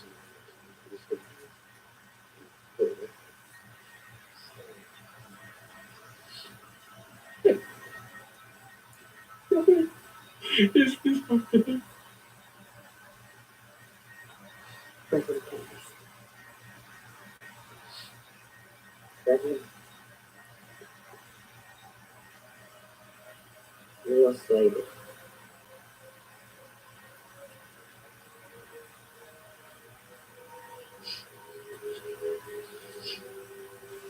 Forgive me. O Lord, whose power is infinite and wisdom infinite. I say this as hypocrites are the most diabolical.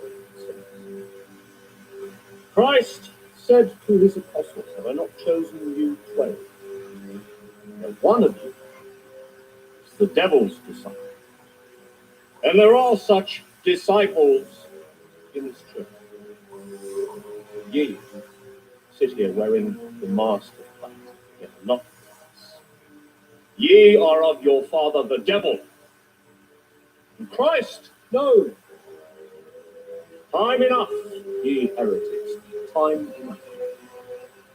Have but little patience, and ye shall see hell in time enough. No!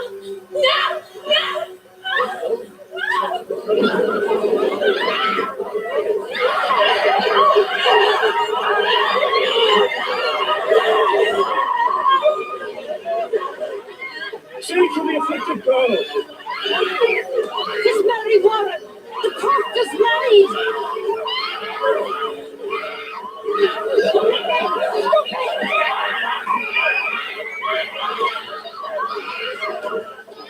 It's in my face.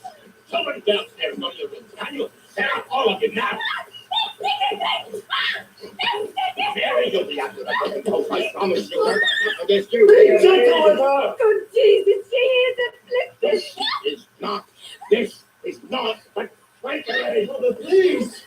I'll throw you out into the street. Please. You hear me, girl? You'll be as homeless as the day I found you. Please. I'm she's a child. Child. His wife.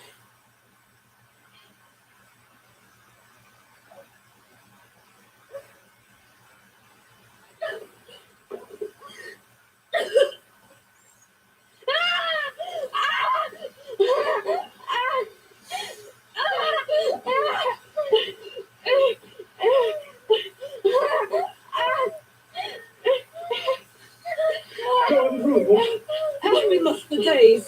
Hands and legs flailing till we bound them to save her on bones. And when she stops, she's still asleep. She's like the others. You must do something, I beg you. My own niece is afflicted. And May Walcott. She's the ninth so far. I am sorry. Good day, Reverend. I'll be with you. Not to do, but watch the suffering. Yeah. Children are suffering. For my own daughter. Let us pray. It be not in vain. O Lord, Son of God Almighty, I beseech thee, heed our prayer. Accept into your divine grace the tormented prayers of these your worship and servants. Can you not feel it, children? God's presence. Perhaps they are possessed! Yes! Perhaps the devil orders them not to speak. No! These innocents are afflicted. They are not possessed. What afflicts you? Get away! Get away! Get off! Fighting me! Fighting me! What ails you? What is it? Be not afraid. You are in a house of God. Be not afraid. What afflicts you? A witch! A witch! A witch! A like me! Where be this witch?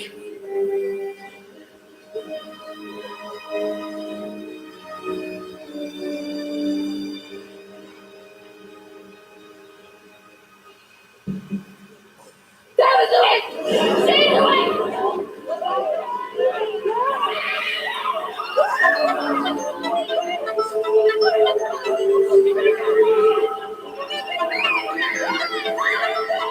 Remove her!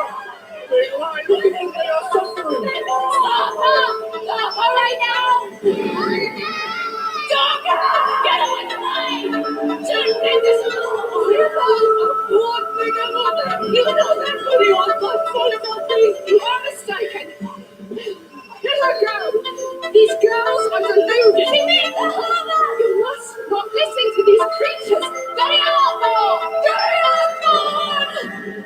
They are gone! She is away from you!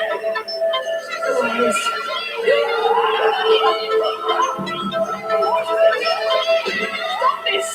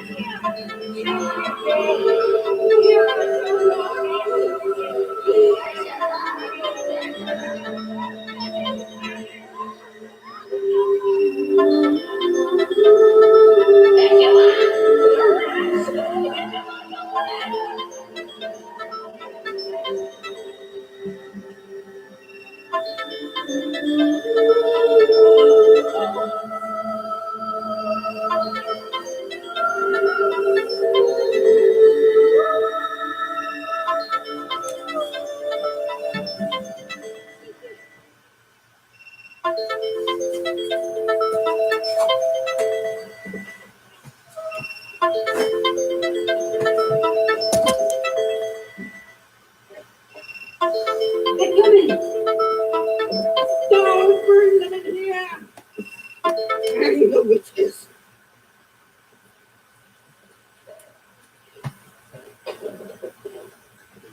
Constable, this one. Come in. Come in.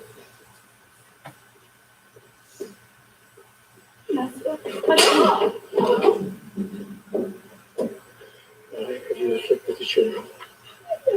Heard the children had nothing like their my own. You still have to say it.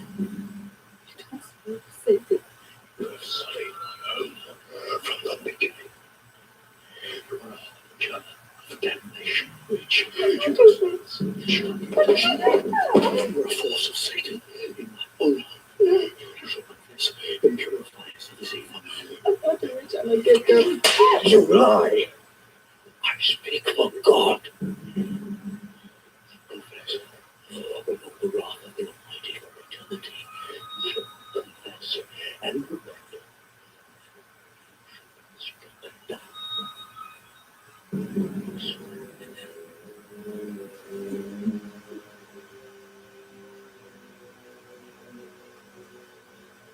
Is it?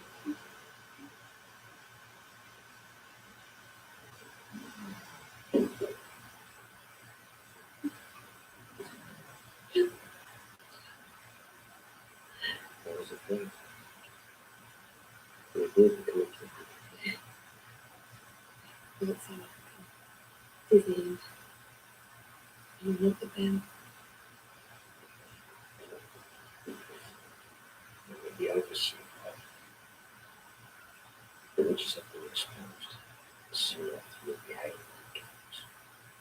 You'll have none to think about it.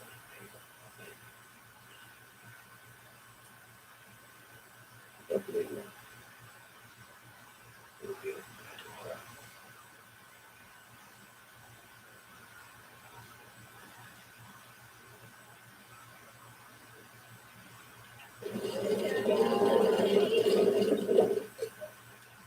But I can't believe that. Teachable. Why would a child still be crying for her?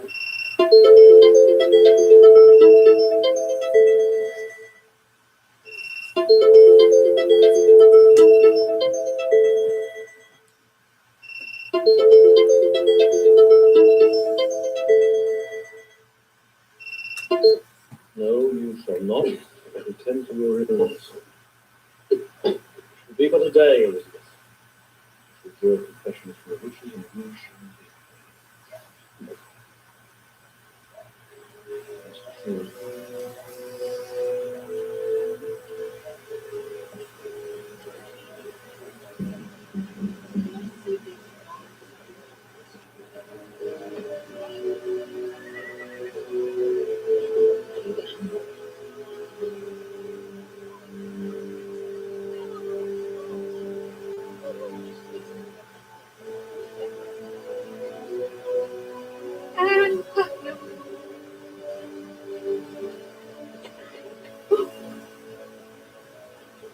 God keep you, child. God bless you. God bless you. God bless you.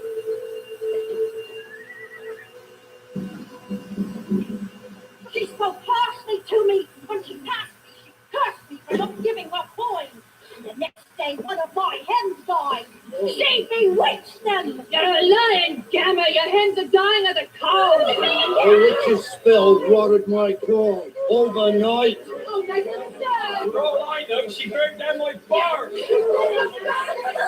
Billy. Sarah, good. I found poison enough. Have you tried as a witch? You should be returned to prison until the date of your trial. Remove her.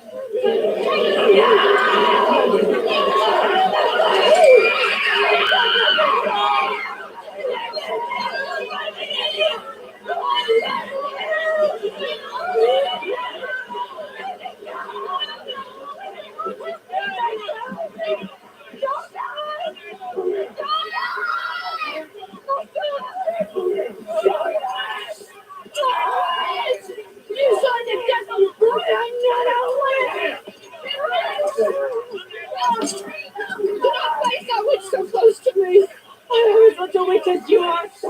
And you'll both be hanging. You shall be soon enough.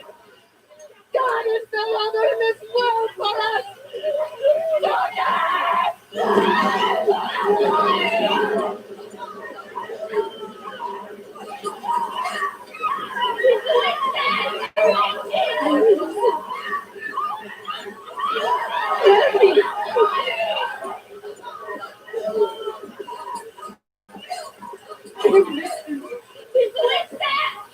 Why are you hurting? I do not hurt them.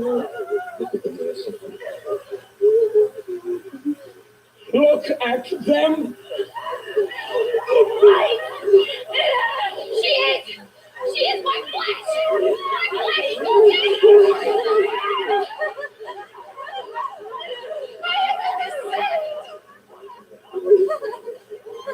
Did you really? All you.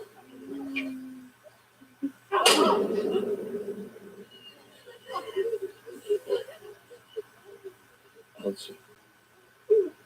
The Lord Almighty shall strike you.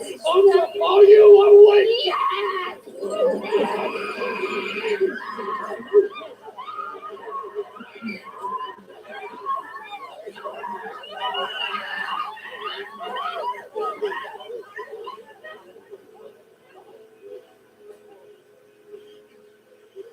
Satan speaks to you. Yes.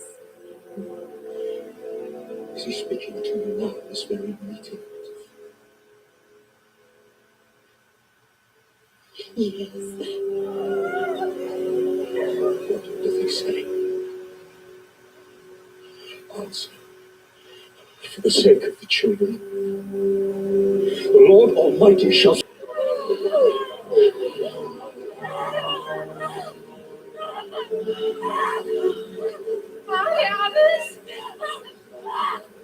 Are there more witches? Ask her. Ask her. Are there more witches?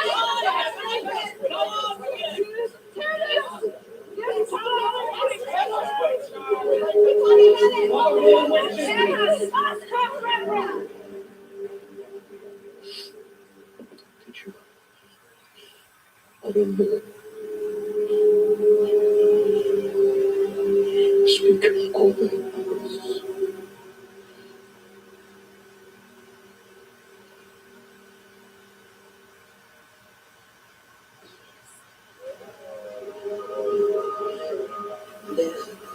Which is amongst us.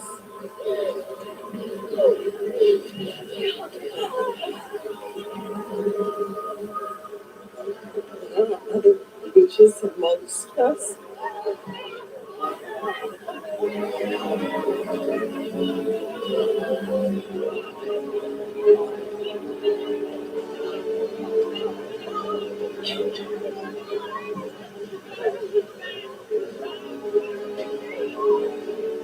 Take this witch to prison and let her await her trial. I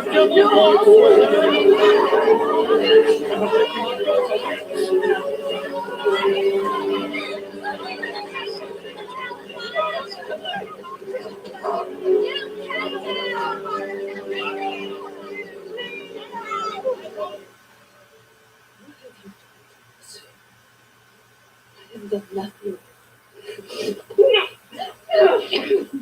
We shall all be hung because of you, witch! I'm not a witch!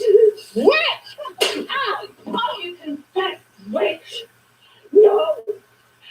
You beat me! I had to tell him something. You beat me to stop it! Stop it! Stop it! Stop it! Stop it! No, stop!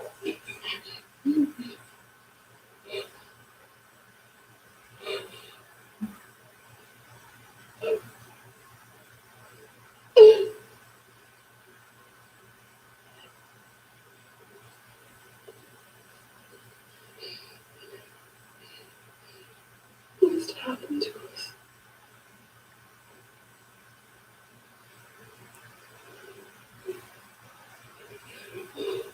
Oh,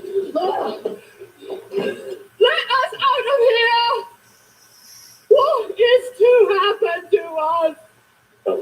culprits, they must be hanged. Unfortunately, there is no law. Until the colonies have a charter, we cannot even bring them to trial, let alone hang them. These are Satan's witches. And we are civilized men. We have no legal authority. We've been without a charter for 4 years. Today alone, 2 more girls fell into the pit. There is word from Boston that increased maiden Find the charter. We must act expeditiously. Our soul will be consumed. we must wait for increase.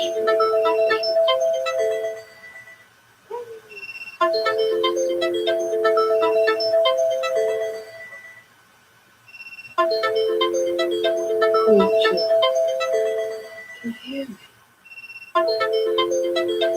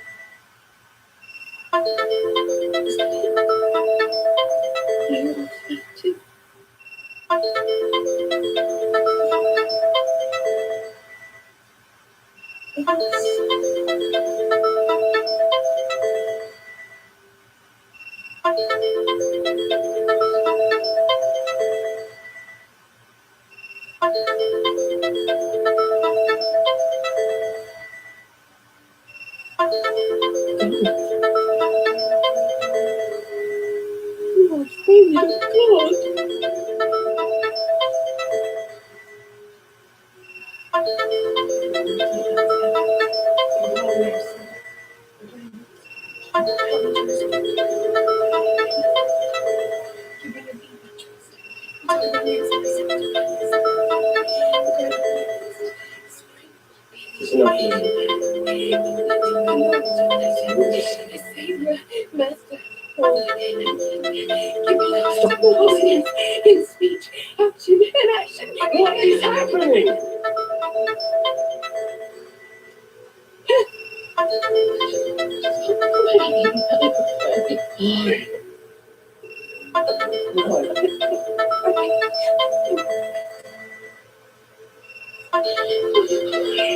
I will let nothing harm you. I'm afraid not being harmed.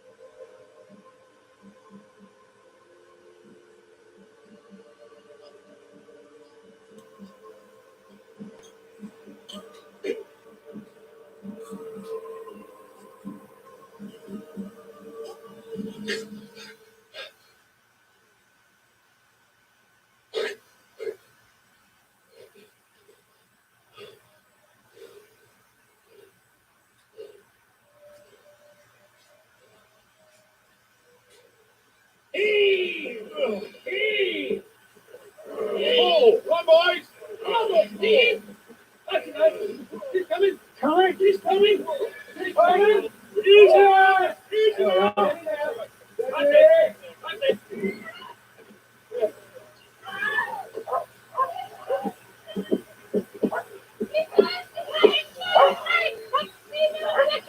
Calm yourself, girl. Hey, what is the matter? Calm yourself. Hey, calm yourself. Hey, what are you crying? It's your father. Out of there, girl. Nice, it's your father. It's your father. Your father. Don't believe it. I say it's evil mischief. Nothing human sounds like that. It's enough to make a sane man lose his intellectuals. Can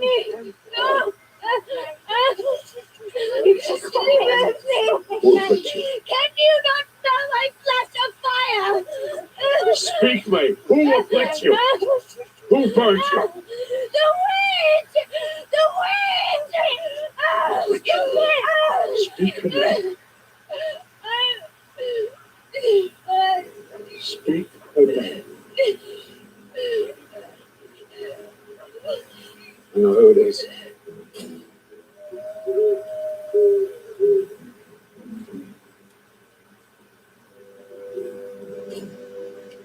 Bridget Bishop, come out.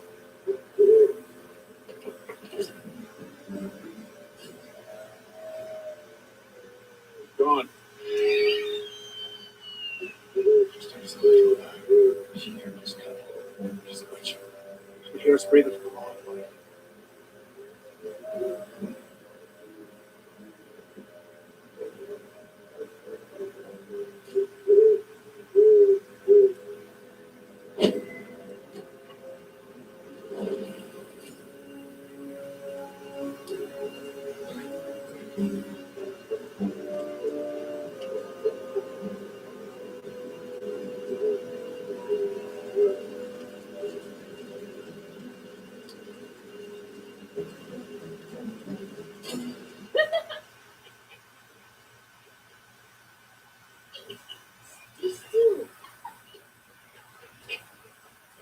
Annie, find the soup. Draw more. Annie. Annie. Draw more.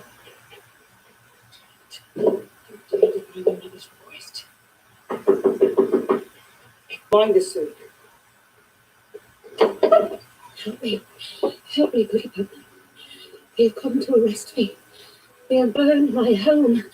I've been all night in the forest. Another night I shall die of cold. You can stop them. Please. And you know I am not a witch.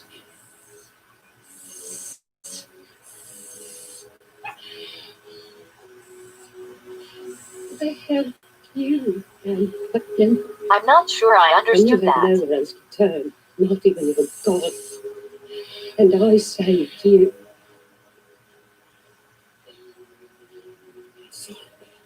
You can stop them!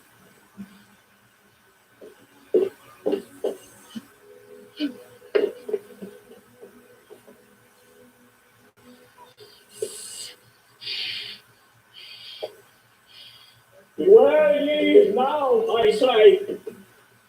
Satan himself has announced his presence in Salem. From this day, the devil and his instruments will be warring with double vengeance against our salvation. Remove these children from the devil's shadow. Spare them any more suffering than has Christ. Enough for one day. Can you see the money? Can you see the spectres? Save us, Annie!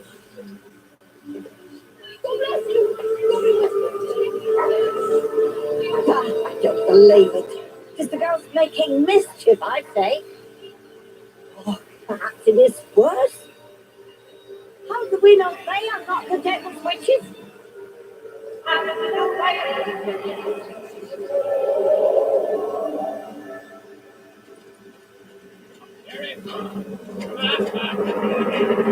Be back with her! Take your hands away! Hear me! Do not harm her! You accuse me! I am a member of the church! I received the Lord's communion! It's the ghost or the devil's agent! You will see, let me be tried! I will prove who is a witch!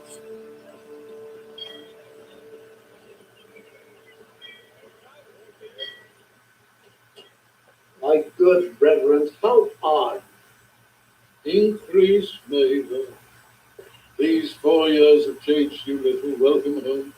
The crossing was bearable. Only just. My advanced years become all too known to be understood. Oh, the only time I feel old is when somebody younger than myself starts complaining about the advanced. Please sit down. There are matters we must discuss. You bring good news, I trust. Actually, have you failed in your mission? The charter is signed, is it? Colonies fight for a charter. Her Majesty's agreed to many of our needs. Excellent, excellent. I can imagine nothing more important than that this document should be signed. Can you imagine, Increase? Our life has been here for the last 4 years without any form of government. I mean, it's been no. Excuse me, sir. Not now. I'm talking to the river. Who are you? That is my wife, Lady Mary Phipps. I'm not referring to her. This is Sir William Phipps. He is the new governor of Massachusetts, just a matter of short discuss. William Phipps? What, the adventurer?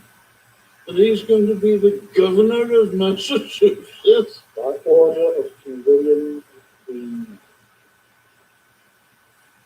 I assure you, a role will be found. There is no reason why your work as a colonist should have to be stopped. My work is for God, Mr. Phipps. Sir. Sir William Phipps. May we have more wood on the fire?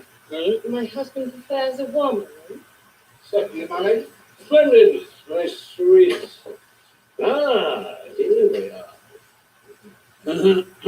Before we start talking about, as it were, the housekeeping, which I admit is as pressing as anything contained in the Royal Charter, which happens to be lying here on my desk, what role have you envisaged for me in your new administration? Witchcraft, President. Witchcraft? The news of its invasion into the colonies much concerns England.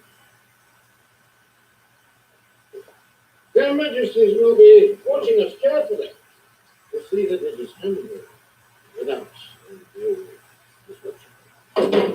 The latest news is that the devil is not satisfied with just beggars and slaves. He has started to possess respectable souls. Obviously, his evil hand reaches deeper than the first man. God. God. Bring us more soup. God. Why, then Satan, sir. Please. Goodness sake, helpless child. Please, we need more soup. Please, we would wait, please.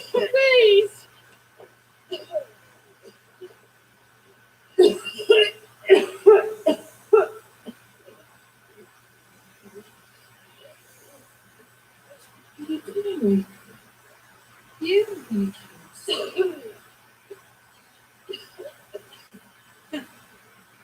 Only a matter of time that this witch.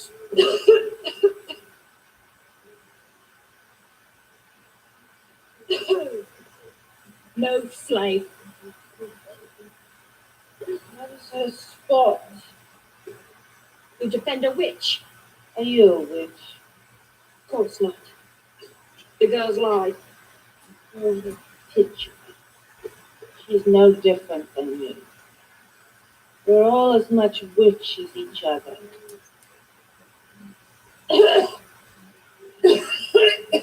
Corey, is there words from outside? No rumors. This will be over soon. The fools. I shall learn who'll be responsible. Oliver, tell us what you know. Yes, please. We beg you. Please, please. There is a new charter.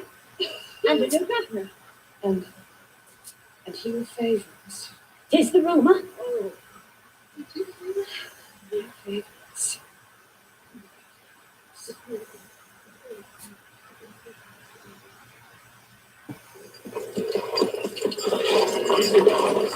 We're getting close to Salem Village. There's a blackbird up there.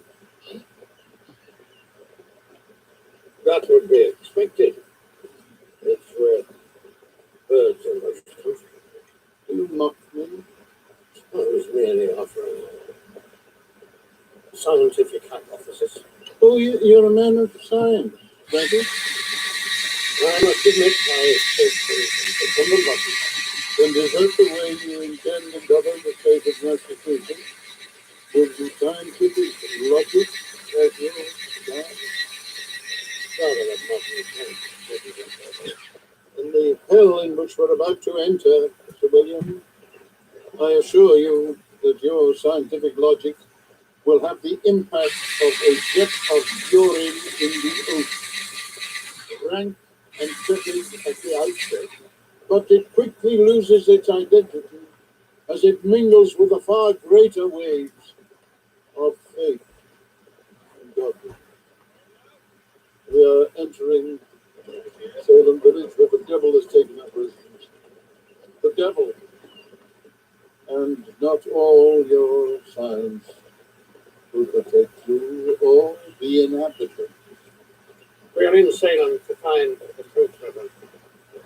And you understood first that you will be able to see it with so much salt water in there. I reviewed the documents of the accused witches. I was struck by how many of the complaints were filed by you, perhaps a third so far. I shall not let Satan get a foothold in Salem. Two of the accusers live in your house. My own daughters. Ah, then it is understandable why you are so vigilant. Gentlemen, should we return to the study? I was also struck, Goodman Putnam, by how many of the accused are families engaged in prior litigation with your own? Land disputes, other I hope, legal Sir William, you're not insinuating that I... Life is full of coincidences. They fascinate me. The governor is a man's son. An evil hand is upon us. There is no doubt. You have presided over the examinations of the accused, have you not? Yes. There's 26 examinations today. 27. You examined another this morning. How many of those examined do you believe to be witches? 27. Yes.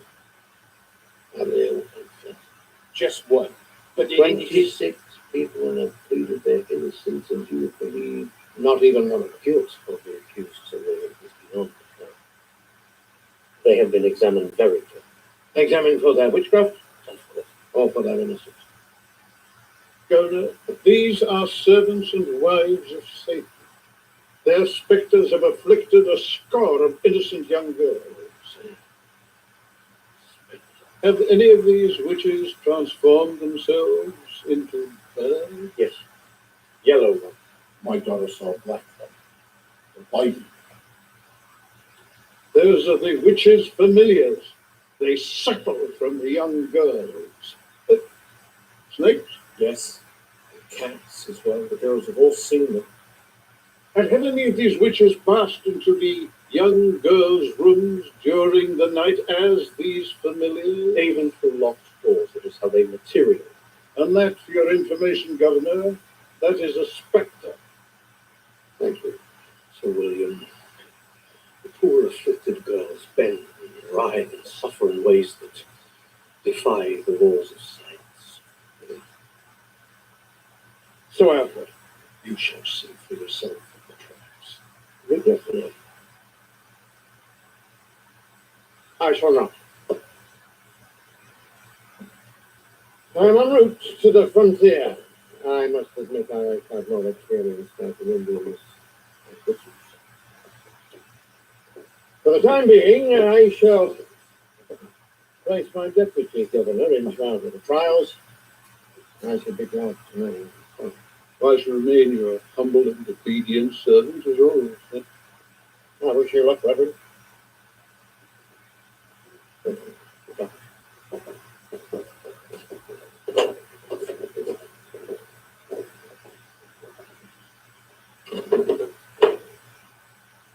You must immediately shackle all the witches in prison. This will help contain their spectres.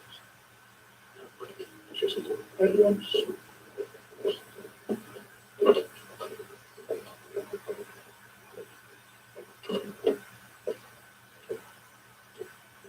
I should like to see the children now, please. The children are resting, I'm afraid. Their afflictions cause so much conversation and gossip, and I was very eager to study them for myself. They're not to be studied. They're neither curiosities nor things. Forgive me. She's been ill for some time. Fever makes the bones sensitive. This way? This way? Thank you.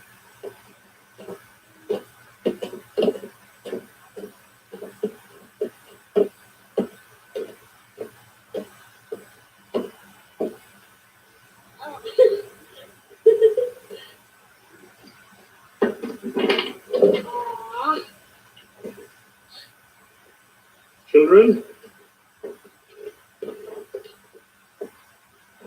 you do not seem to be afflicted. Not as I have heard. At times they seem particularly darkness under the eyes. Skin is disturbingly pale and human.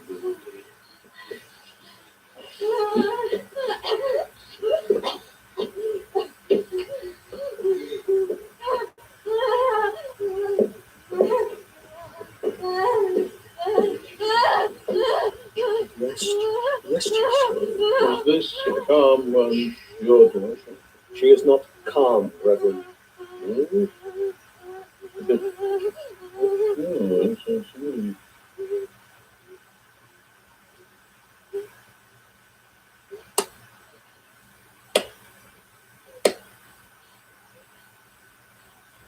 Is this typical? She will remain like this for hours. Do you think I might ask for a candle?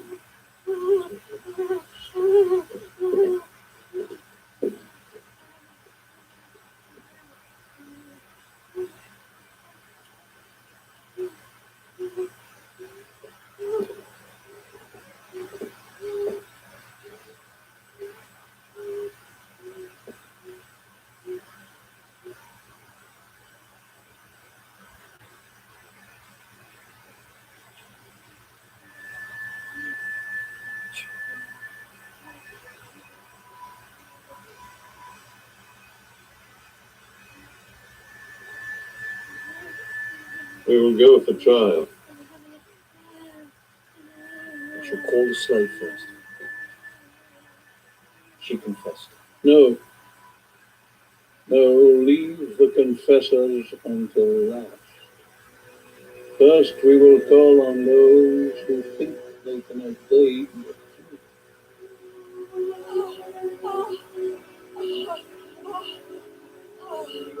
Come on.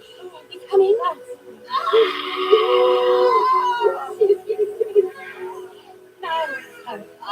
Sarah Good, you have a beautiful baby girl. Bridget Bishop, are you prepared to confess the crime of witchcraft? If she has a fever, you'll give her these herbs and water. Bridget Bishop. Richard, God bless you. Let her know you love her. Bridget Bishop, this is your time to try. I am guilty of nothing. I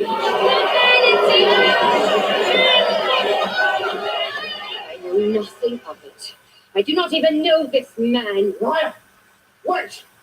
She's come to me in the night many times. If not with a red cross of the one. I did not! I did not! How did she get through your door? noise. Who else but a witch could do this? It was not me. It was not me. Bridget Bishop, we have spectral evidence in this case. And you have heard the accusations of the girls. You have afflicted them. They are mistaken. They are mistaken. Must they mock me? Must they mock me? Justice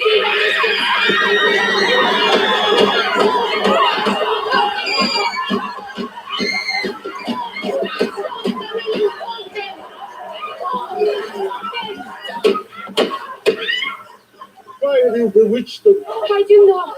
But look at them. Did you not cast a spell over them? They are making mischief. And will you say that I lie as well? While my wife sleeps beside me, this witch flies in, puts herself on top of me.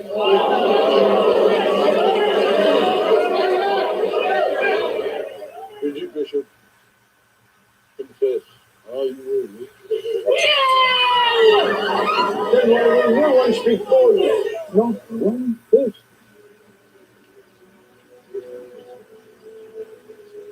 They are afraid to speak.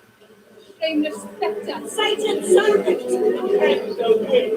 Bridget Bishop, the evidence against you stands.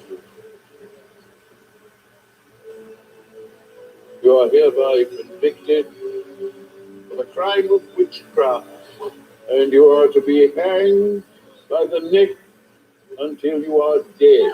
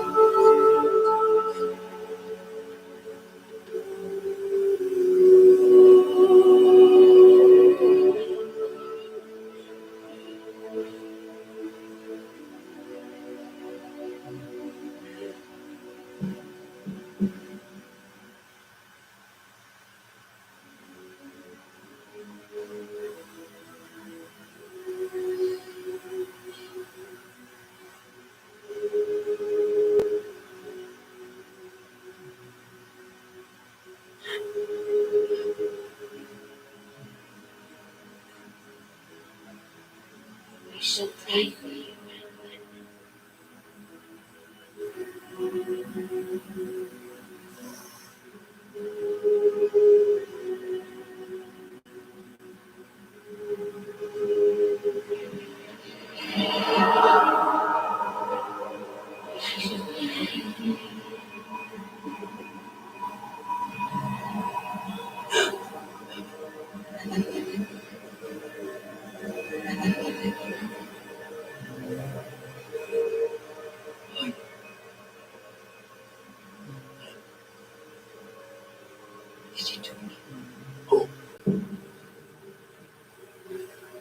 this. I did not blame my mother. It's too dark. Did you not see? Oh. I don't know. Are you sure you did not wish no one? It is a witch's spectre. She looks for me. Awake. I shall escape the chicken. You see my thoughts. There is who means to harm us? Spectre. Spectre.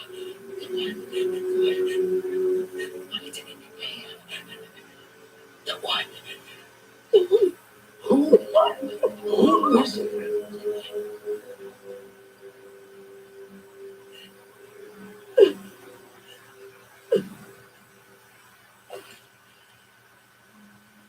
There we go. Letty, who did this to you?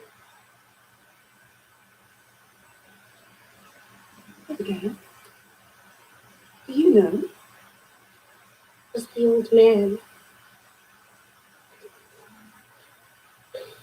Reverend Stoughton? It was God. We were bad.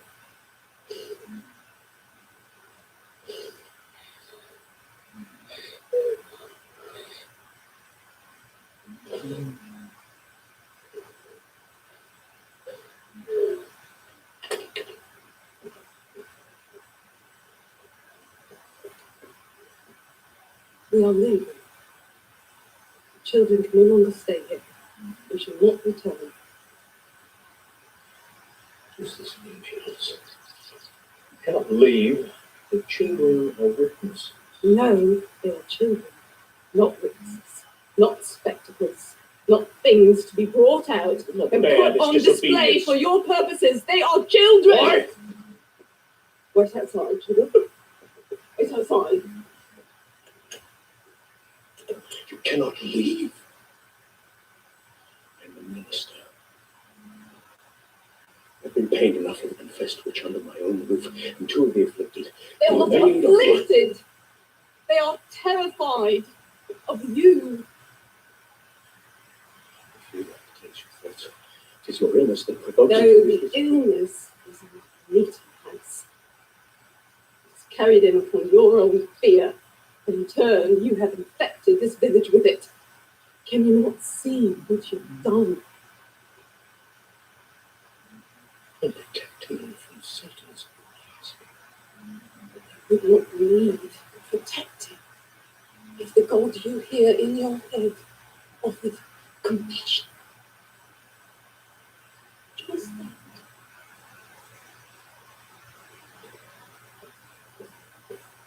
Elizabeth.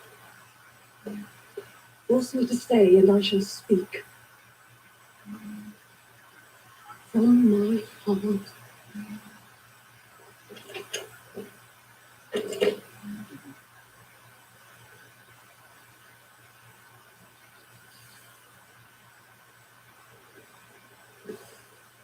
And they have taken seriously ill, both of them. These last few months became too much for them. Taking them away was my wife's idea. She felt that in their unhealthy state, children would unfairly sway the judgment of the accused. There is order in your house, is there not, Reverend? Yes, of course. Why should there not be? Won't you stop and hear me? Your poor wife is innocent. She's a churchwoman, same as you. Her only crime is to doubt. Neighbors, can you not see this? Can you not see that this is unholy mischief in this?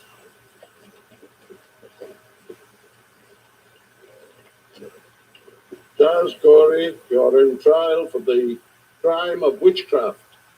How do you plead? I shall not dignify this travesty with a plea.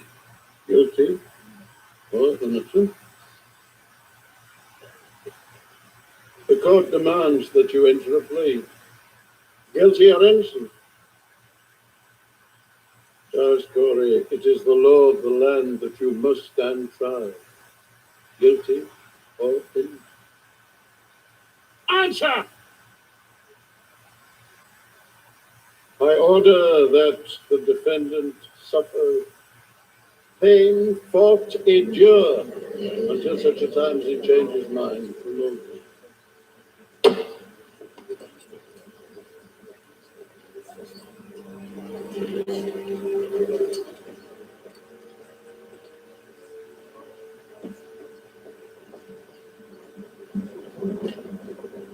Do you plead guilty or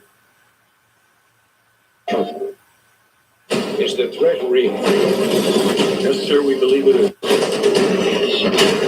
I know you won't fail us. Available now.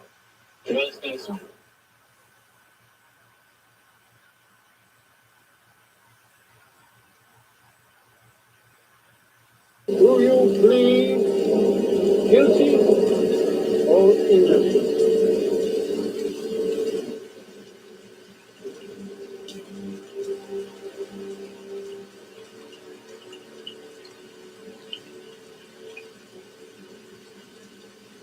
Another stone.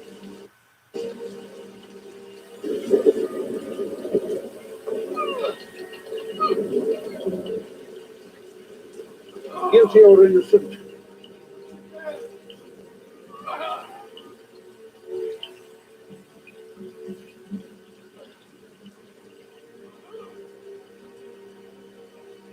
Three draughts of water today, 3 morsels of bread tomorrow, nothing more.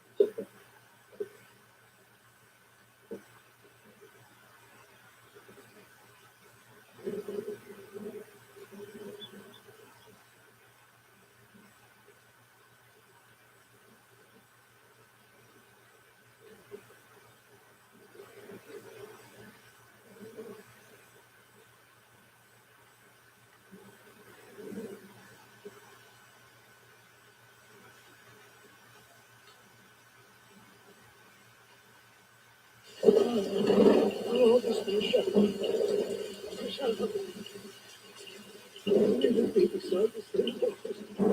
You stole my son. You make it to my dynasty. Still want. You didn't dream about the righteousness. So say.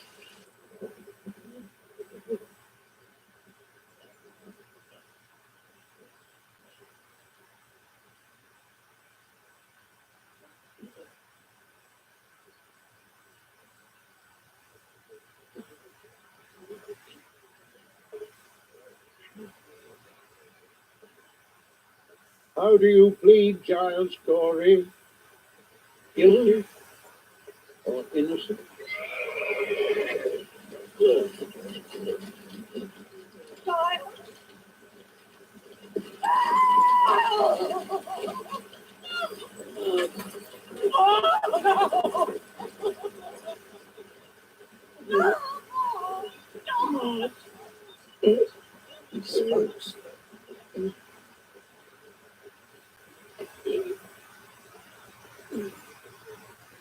Guilty or innocent? Oh, wait.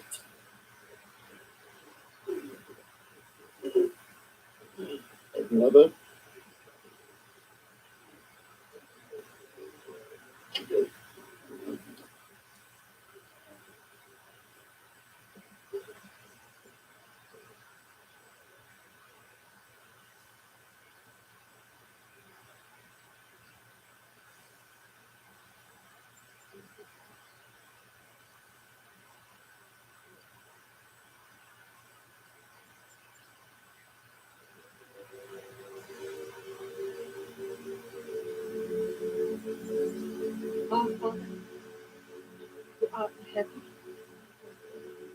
hallowed be thy name.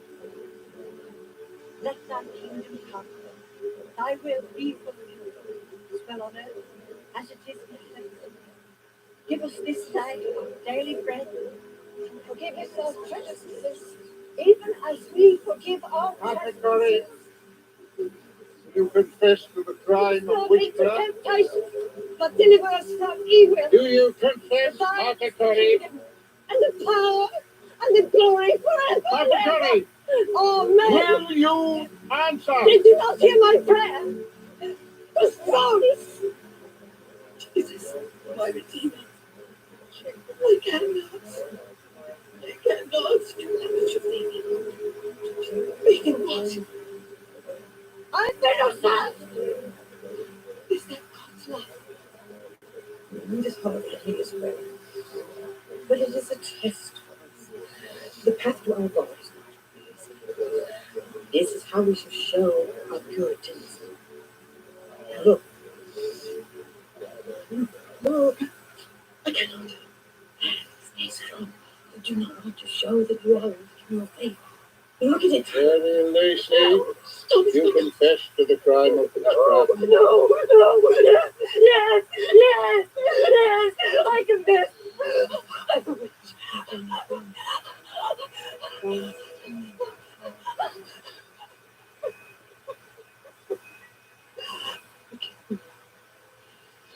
I'm honoring myself before you and beg for mercy.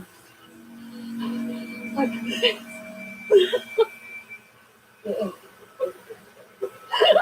Reverend Parish, you will accord these unfortunate women one final chance of redemption. The evening prayer. O lover of thy people, thou hast placed my whole being in the hands of Jesus, my Redeemer. They have sinned against God. This is their punishment. It is God's will. His will. They have sinned against us. Then where is your forgiveness?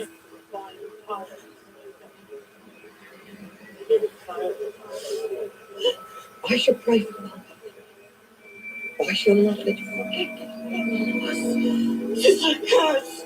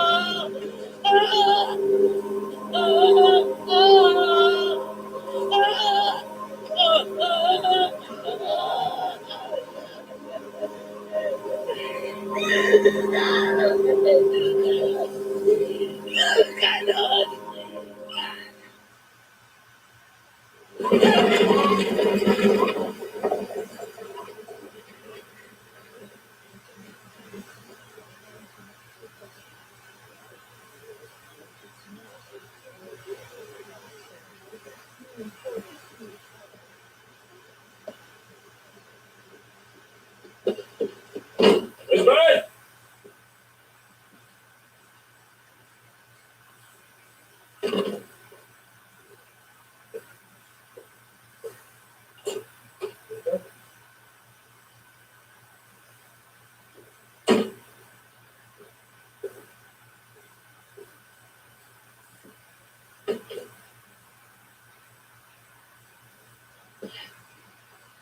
Thought that could be helpful. I had heard that Goody Paris has. I thought it would be better if you had only the writing of your sermons labouring in my household favours. Do you mind if I came from time to time? No. I always see you all welcome. Open the loneliness in this house. I am not playing.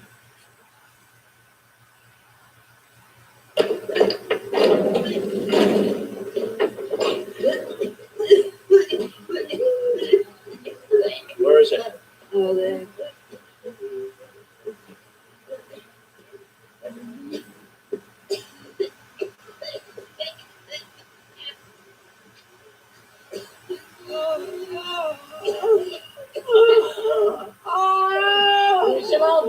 another stench in here. Another dead one here. Ah!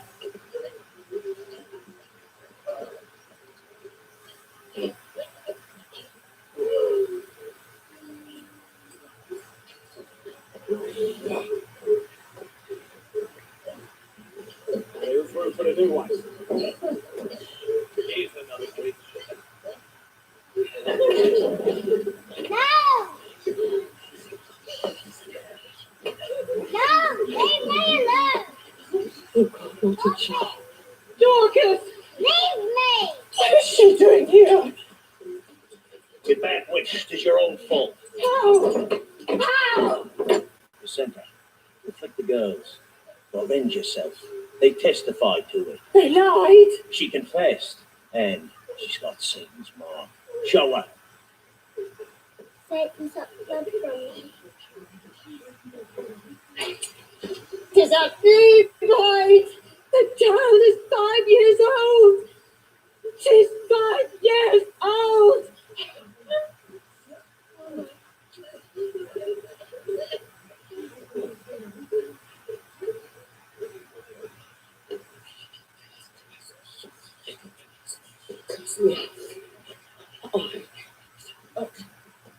Sign your book. I shall not sign your book. I've like this for 3 days.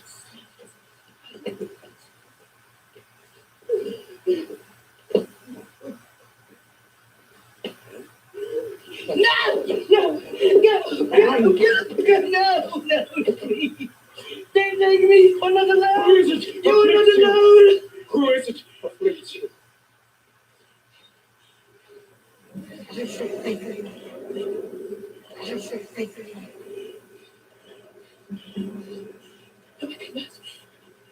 Good enough. Good enough. Good enough. I don't know what your prayer is. And do you know what you are saying? Do you know? Do not want your prayer. Good enough. Speak your truth. Good enough to you. Good enough. Is it? Oh no. No. Good enough. Good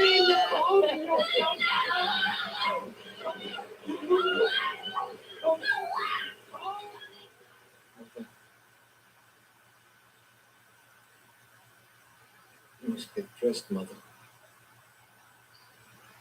Oh, Israel, how good of you to visit me.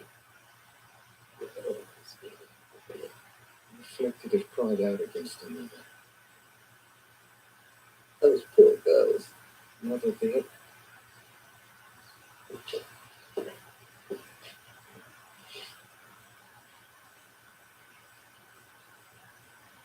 had cried out against you. And to have come to you. We will not rest.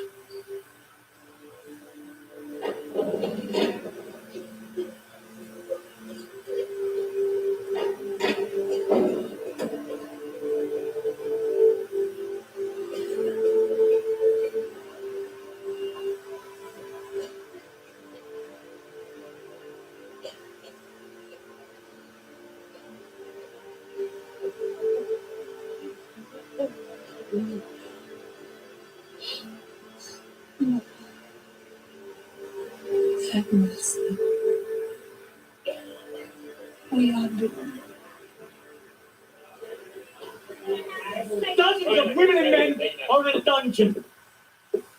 11 are hanged. They are witches, just what they deserve. They have afflicted the girls. Face The girls lies! themselves, they should be out of the whipping post. I'll not be intimidated by the slander of them. Not I. The witches must die. They are not witches. Rebecca Nurse is not a witch. How can you doubt that? You know that. Don't you believe what? Both of you sit near her in the church. Is she not pious? And Goodman turned. Goody Nurse gave aid to your wife throughout her final days. Is she a witch?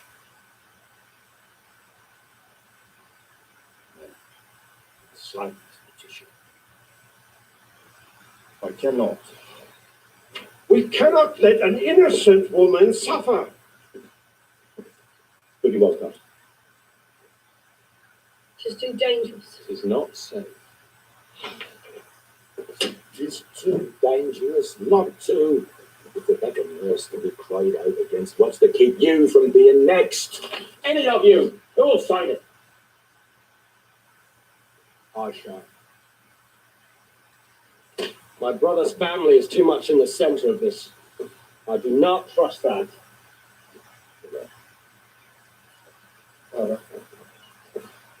May I sign?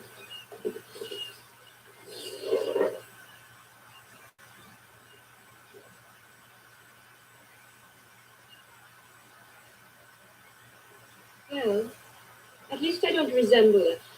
Mirthless old matron. My dear, I'd have stood before I was myself if he had captured any birthlessness at all. The others have arrived, Governor? Oh, very well then. It was actually the old matron's heart that mostly said. Righteous friends! There! Come in, sit down, sit down, sit down. Make yourselves at home. I trust you had a pleasant journey. A very unfortunate mishaps on the way. Gentlemen, make yourselves at home. Welcome to the city. I've been made aware of some.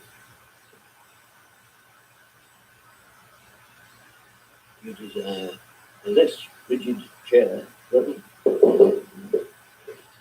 Or perhaps you'd prefer to stand?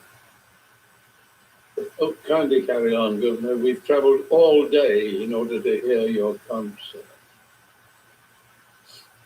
This concerns me.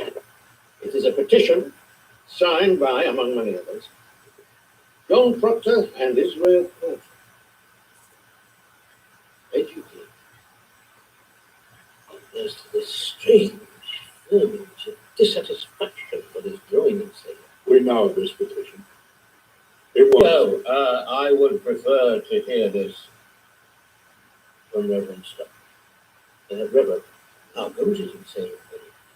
Well, Israel Porter and John Proctor are the leading members of a group of dissenters, you see, in the village. Dissenters? But I understand these are among the most prominent families in Salem. Yes, but they place their own interests before those of God's. Modern thinkers, perhaps. Or real Puritans, perhaps. Then you shed your light on the case of Rebecca Lynch. 39 have signed this petition in support of her. She's a woman of impeccable reputation. Yet you have seen fit to examine her for witchcraft and place her in prison. There's no commissioner, Governor. There is much evidence against her, and we are all aggrieved by it as well. But her spectre has tormented many innocents. I myself have seen the bruises and the pinpricks in the arms of the children. We see it as a sign of the devil's advancement. It is a sign that knows. Oh, is it a sign? Do you doubt spectral evidence? Of course. But I must forbid the hanging of any more persons unless there is proof that corroborates the spectral evidence. You must either get a confession or physical evidence as well. Understood?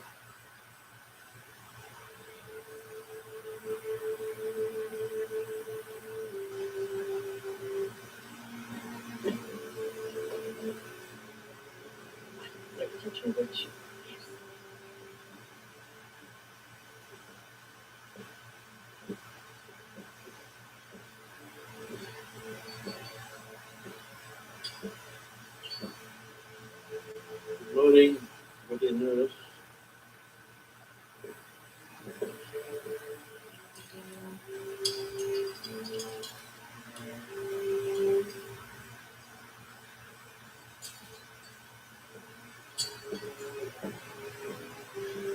I must ask you to disrobe.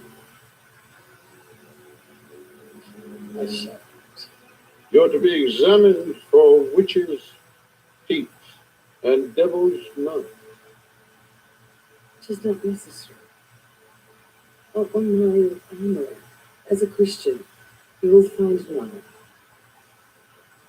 Reverend Harris, surely you can stop this humiliation. Tell them how many years I have been a devoted member of the church. Better good chances, replied Wilson. Allow the magistrates to determine the truth for themselves. I don't know what is wrong. Rebecca Ness, you are on trial for the felony of practicing witchcraft. Would you kindly do as the court requests? The midwives may proceed with the examination.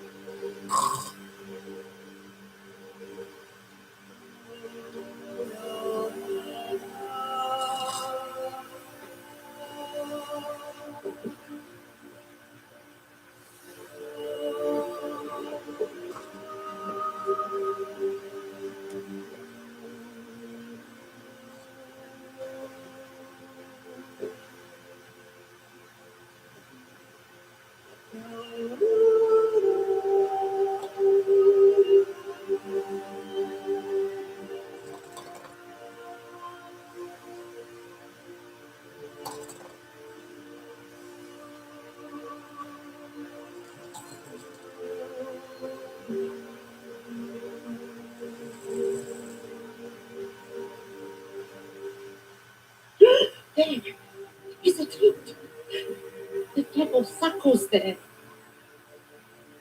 That is not a witch's mark. It more resembles a moor. No, it isn't. For the record of the deposition, make note of the divergence of the two, but also make note of the fact that the witness did not cry, which is compatible with the witch's inability to shed. You may examine Udenda.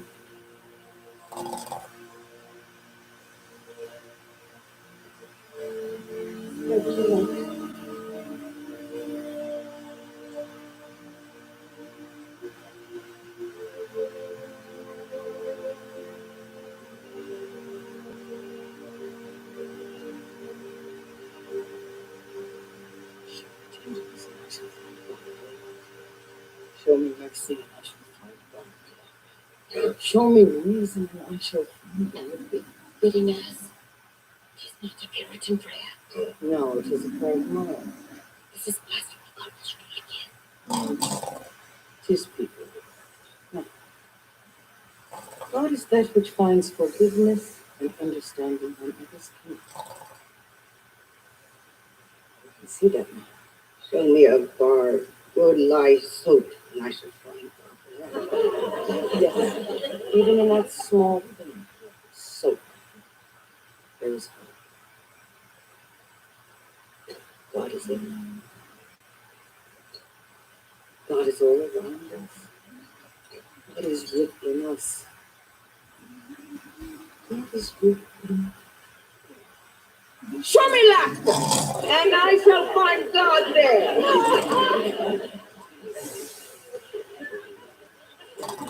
Show me a jug of rum, and I shall find God there. Show me a key, and I shall find God there. A chamber pot. A chamber pot, and I shall find God there. Show me hope, and I shall find God there.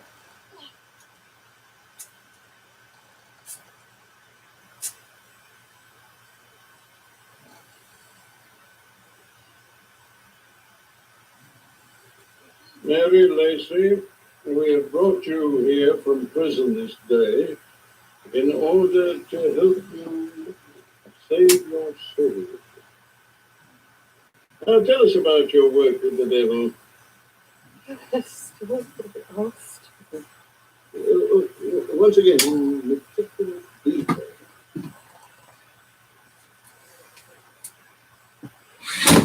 We came to the desert.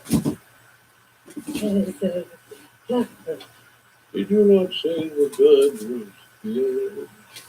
Yes, yellow. It was. Yeah. And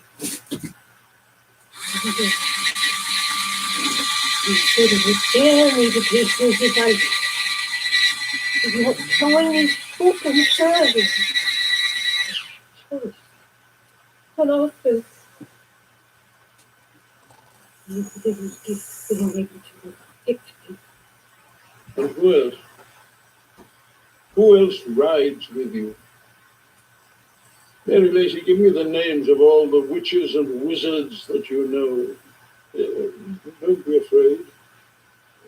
These are our enemies, and they wish us harm. John Proctor. It's John Proctor. He means us harm. John Proctor. John Proctor. John Proctor. John Proctor. John Proctor. Maybe I have seen John Proctor. He rides with you? He? He? Yes, yes.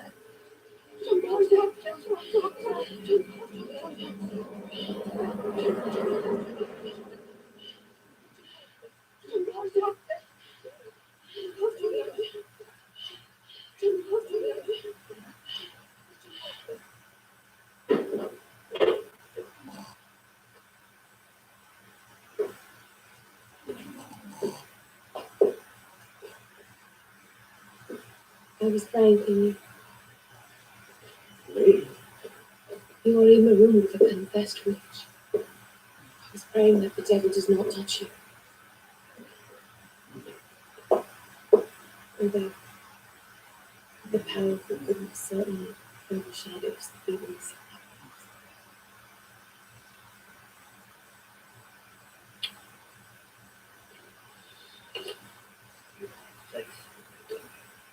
Yes, I do not know.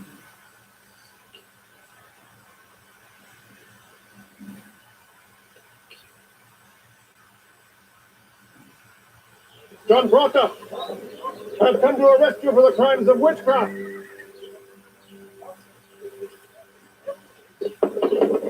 You must present yourself.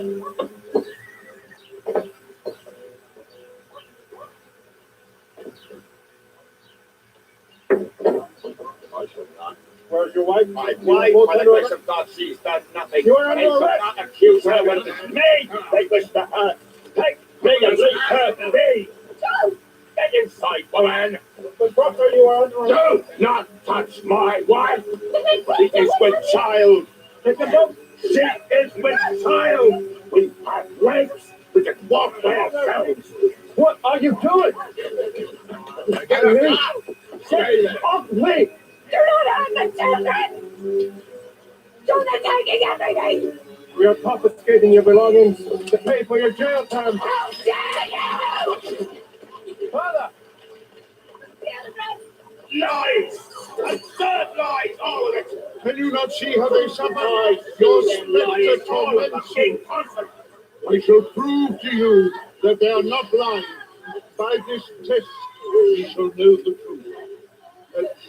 Any but child, rise up. Come along. Meet your tormentor. Come towards him. Touch him. No, I cannot. Do not fulfill. I cannot. He shall kill me, We are and in he the shall house of strangle God. me. I He shall shall. not be shown that. I shall show you. No! Lord is with me, Annie. No! Rest assured. Witness the power of Annie, God. Annie, if indeed you are tormented by this spectre, lay your hand upon him, and that will rid you of his evil. Pass to your dark side. God is with you.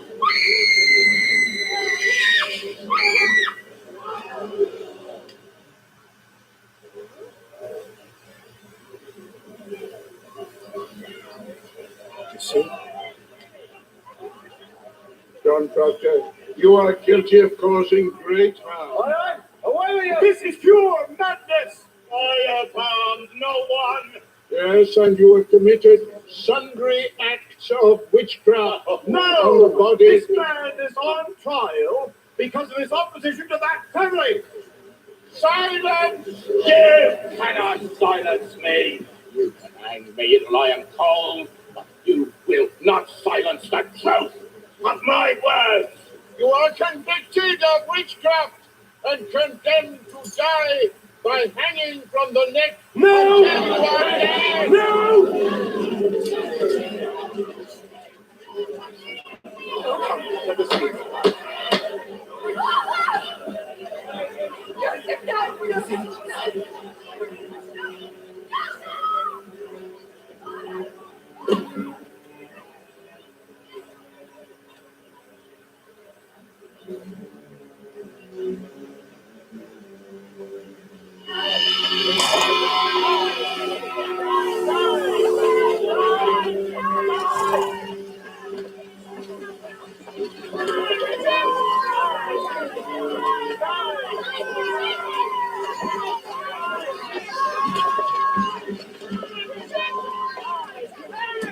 I'm fit to live! You should die beside it! What? You are a liar! I am no more a witch than you are a wizard! Is that your confession? If you take my life away, God will give you blood for blood! John Proctor, I will give you one final opportunity to confess your I should either crimes. confess an act I have not done, nor proclaim my innocence. There's naught you wish to hear from me, but the accusations that bring in your own head. I shall admit only that I am not ready to die. Mary, tell Elizabeth this will not take me from her children. Tell her to believe that. I know that! We shall try.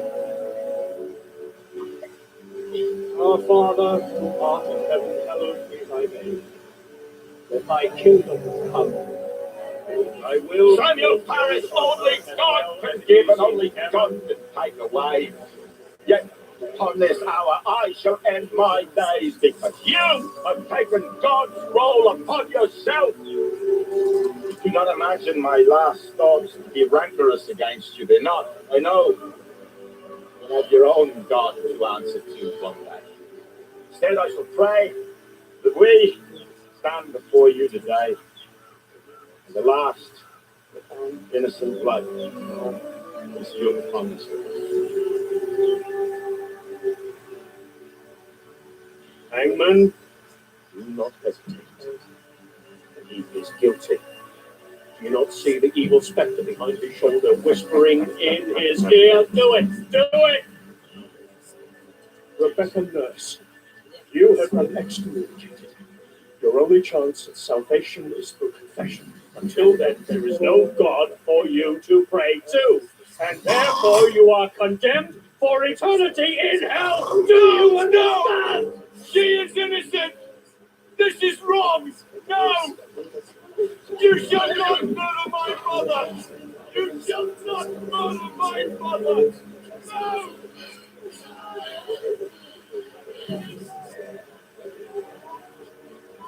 Save your breath, Rebecca Nurse. You pray for Satan. Finish. Yes! Let her finish! Let her finish! Yes, let her pray. Please, I beg of you. She cannot be a witch. She has made no mistake. Tis I who made the mistake. Tis I who made the mistake, so she is innocent. No! Who will forgive us? Who will forgive us?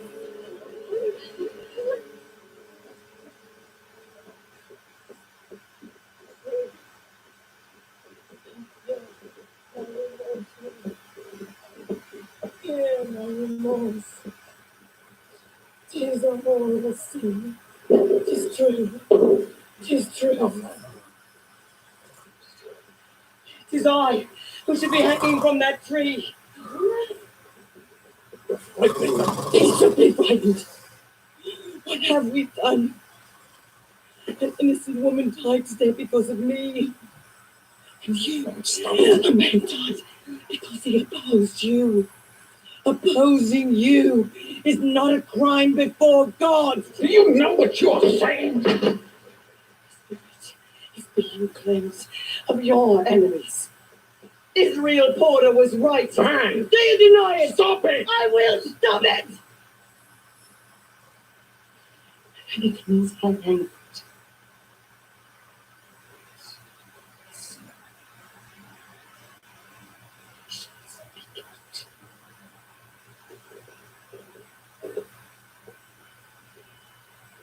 You shall speak out. And if you speak out now, you will not be undone.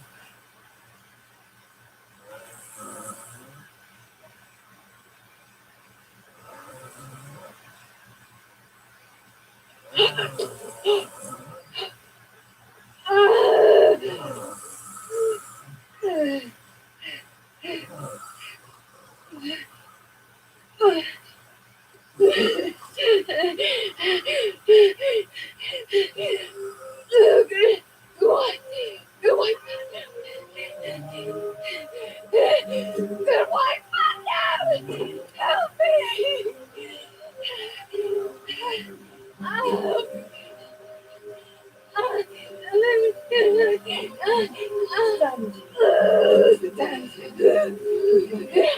Is it?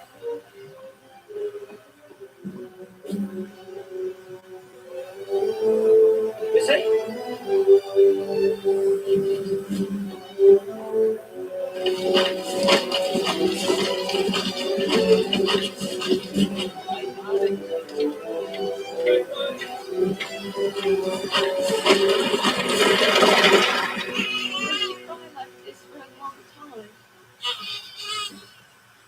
You should rest now.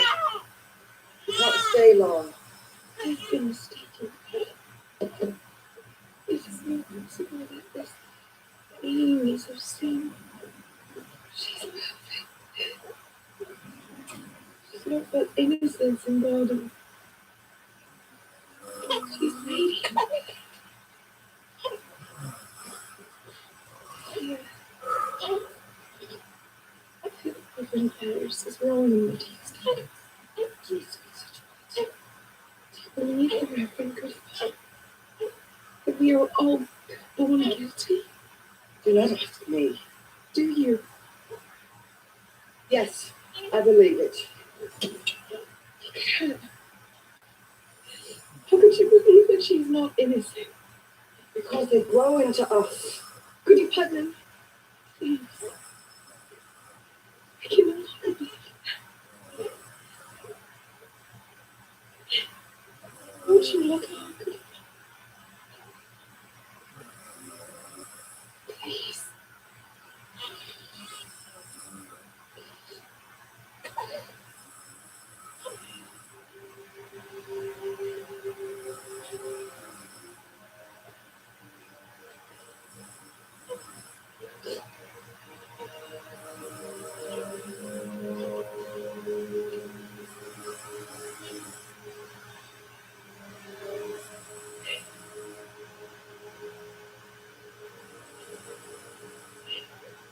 Do you not see it? Whatever we grow into, whatever mistakes we make, we still have this inside of us. I see that.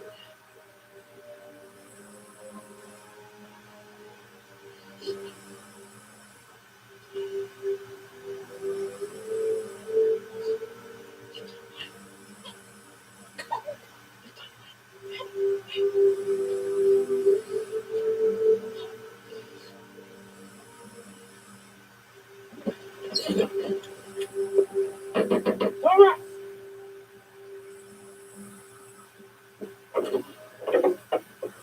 I heard she's here.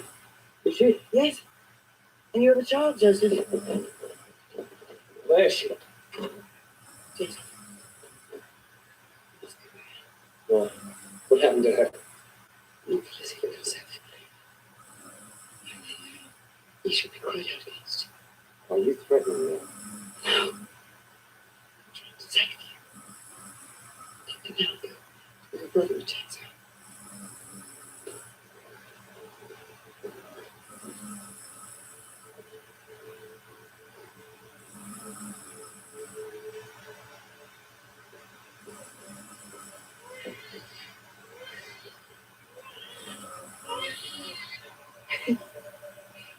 You will.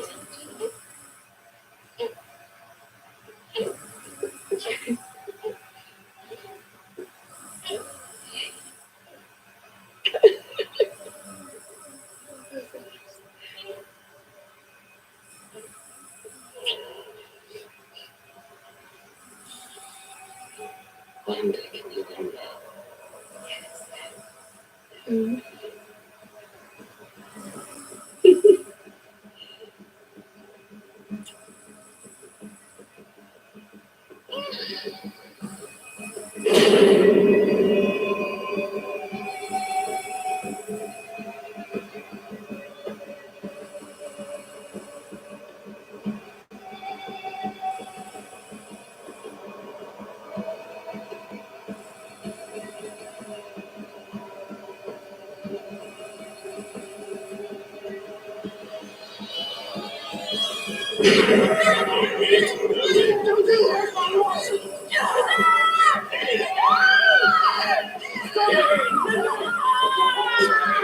Get in there!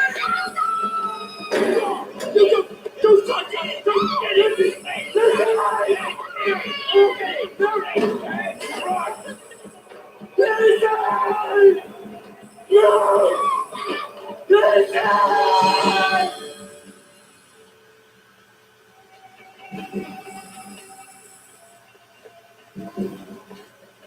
Yes, the girls have identified 60 witches in Andover alone.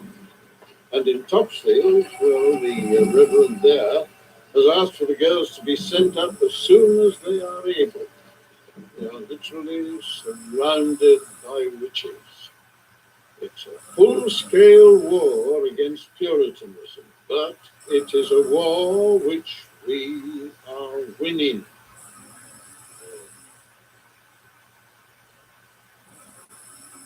And I think we owe a debt of gratitude to the Reverend Parish here. The work he has done here in Salem Village, we would not be where we are but for that.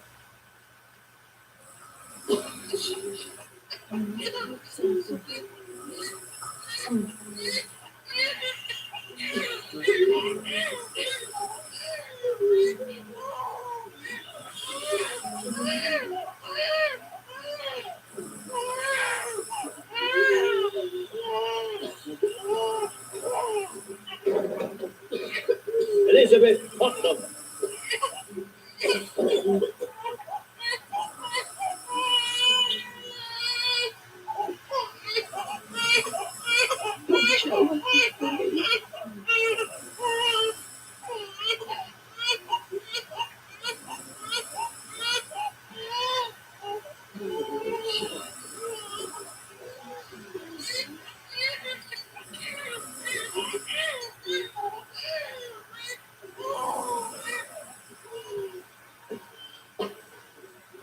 A visitor.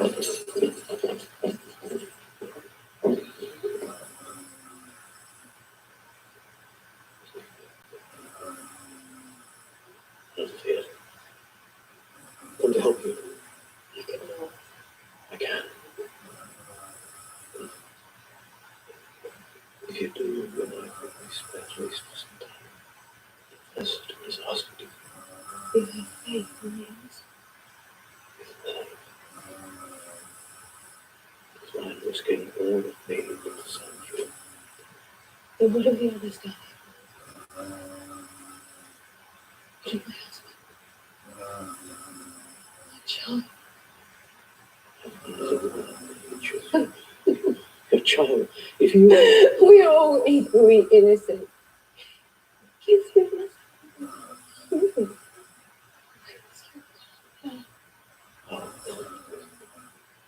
do know this. All of it. Your faith, Reverend Clare, seems too much aligned with your son. Yet so interested in prejudice.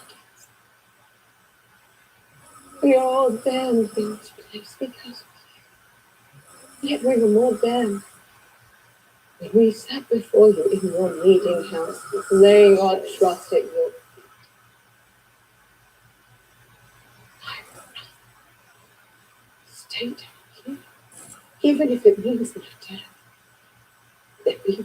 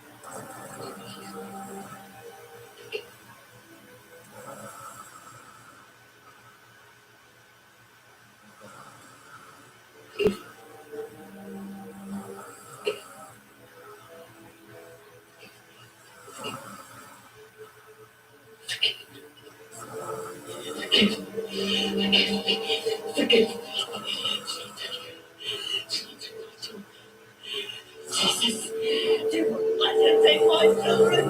Do not let him take my children. It's a crisis as it was before. It's worse, I fear. Don't wait. Leave don't let go away. Leave me. Don't leave me. Governor, the afflicted girls of Salem Village have cried out again. Receive this. It should be directed to the Reverend Stoughton. Sir, you should look at it.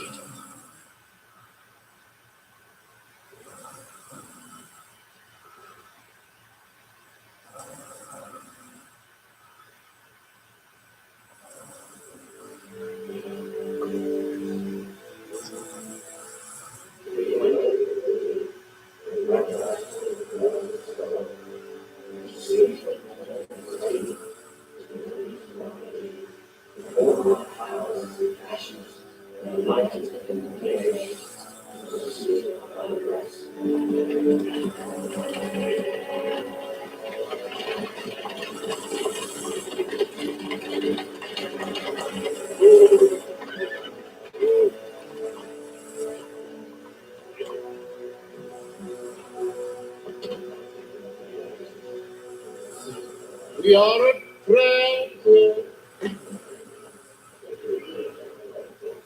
I believe your work is finished here now, Reverend. The work of God is never finished. With your permission. Wishes.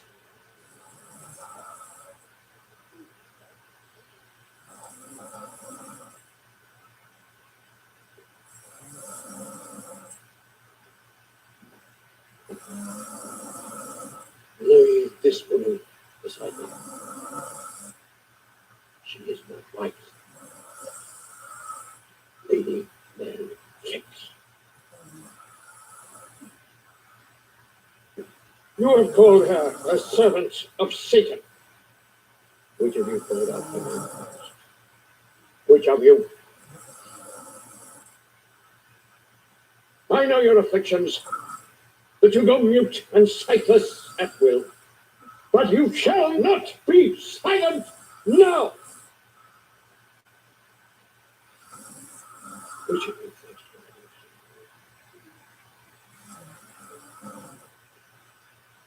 Was I who called him in?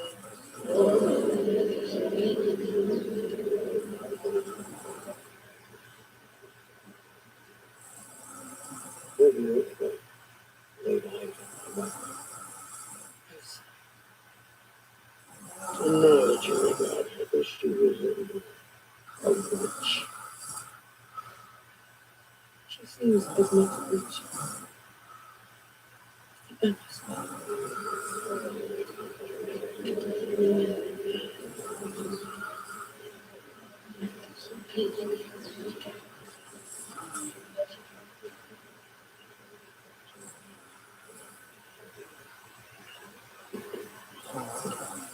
Now, Reverends, tell me,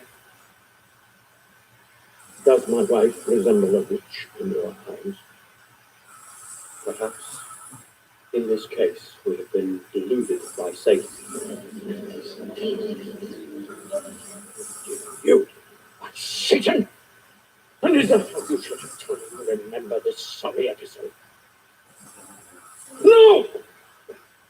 I believe you were deluded by your own fears and weaknesses and had the arrogance to call this feeble human delusion God's will. Did you say arrogance, sir? Yes, arrogance. May I remind you, where was your heart? In your such godliness and faith. Did you not even once press yourselves to heed, if not logic, then simple humanity? How decent men and women follow this shrill, self-righteous call of the falsely powerful.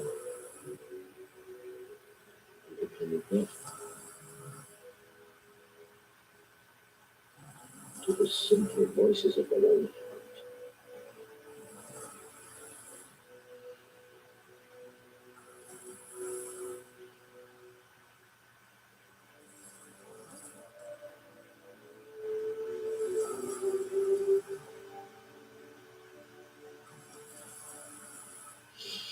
How did this happen here?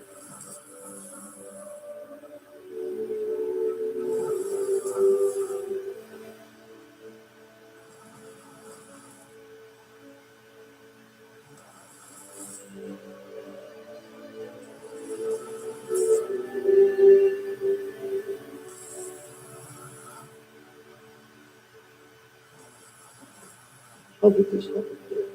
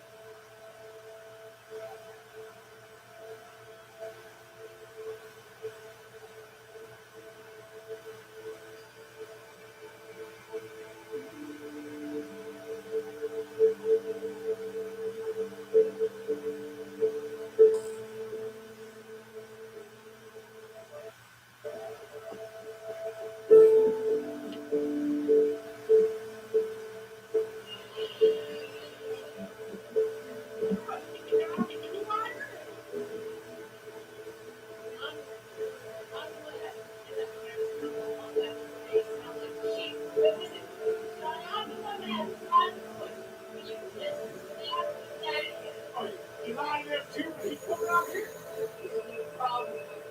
You don't talk to me like that. Emma!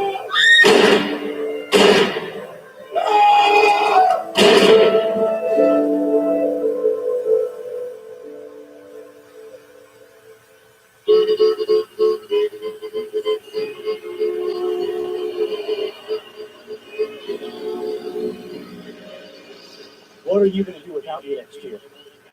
I can ask you the same question. You know, there's a mill down the road from the seminary. I heard they're hiring. And when me and Maggie get a house, maybe you could take a look. I don't need your charity fee. Besides, I think I might join the army. With this whole communist thing going on, who knows what'll happen tomorrow?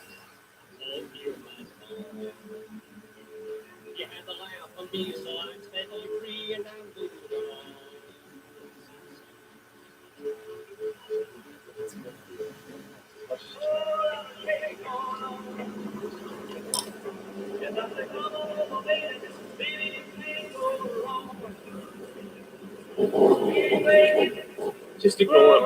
It's harmless. What's your bid, you bastard? Don't.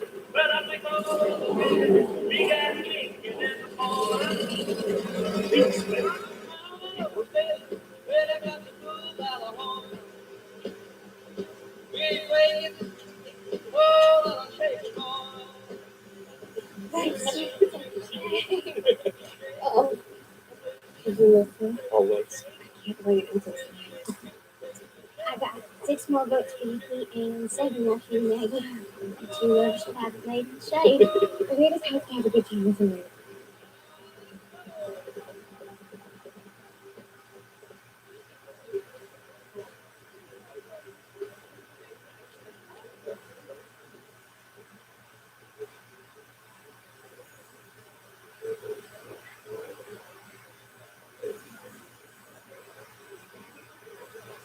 Well, look, the cat dragged me. But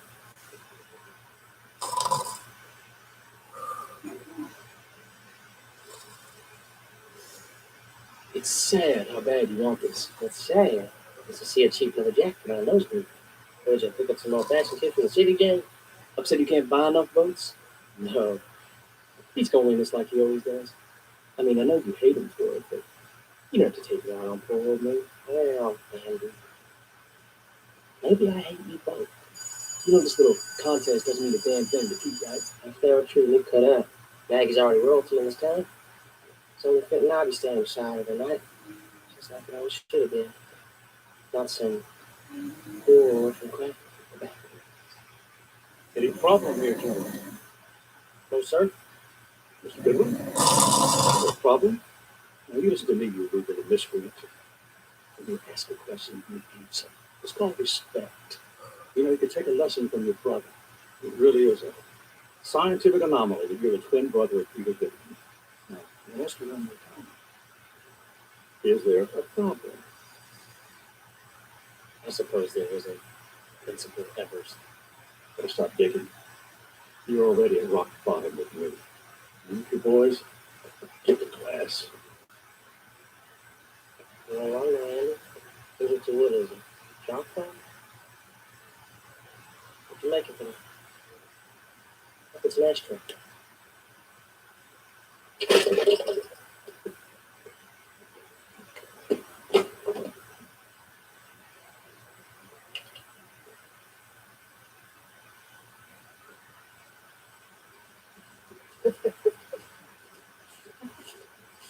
You think I'm funny? Keep laughing. What? Not so funny now, am I? What's wrong with you, Gilbert? What are you talking about?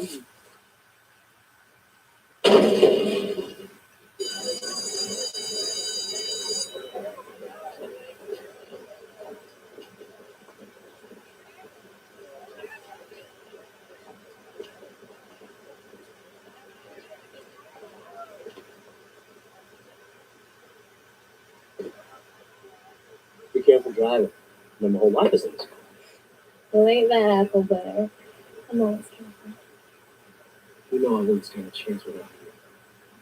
Don't be afraid. True love has no room for fear. I thank God every day for my true love. See you tonight.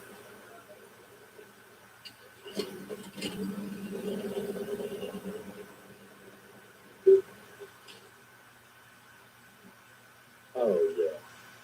Now we're talking. It's too small. No. It fits you like a glove. It looks tailored to your body. No, I tried, Pete. This just ain't me. I'm not going to that stupid prom. You're going.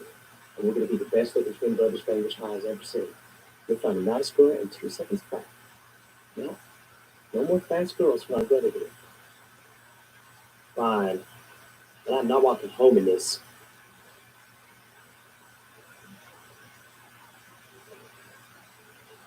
Gentlemen, I want to thank you for leaving on such short notice.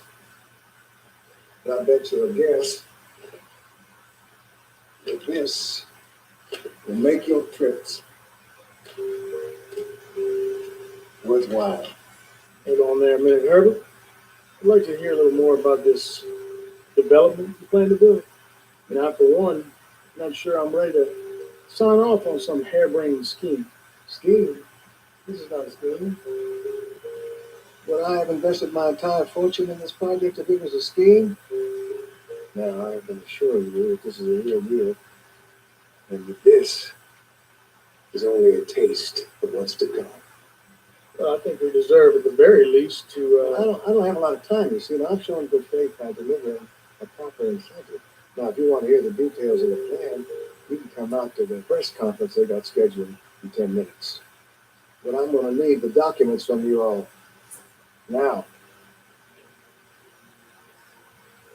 Thank you. Thank you. I just need to be a little more certain, is all. Certain? You want certain? You play ball with me, and we'll make Mr. Rockefeller himself jealous. Or not. I think it's important to note that certain photographs featuring certain people, certain mistresses, has a way of leaking out when people don't play ball with me.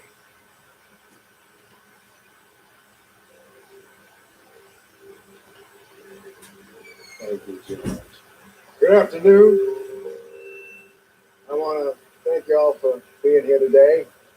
In the next few months, we are going to break ground on a new project that will change this city forever. Better jobs, a better standard of living, and a better future for our children. Masterville Homes, contemporary housing made affordable for the common family.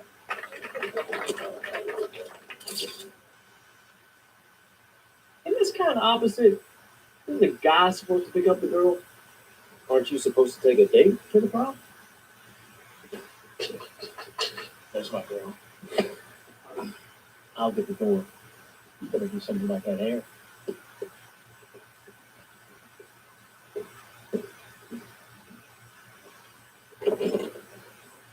Wow, Maggie, you look beautiful.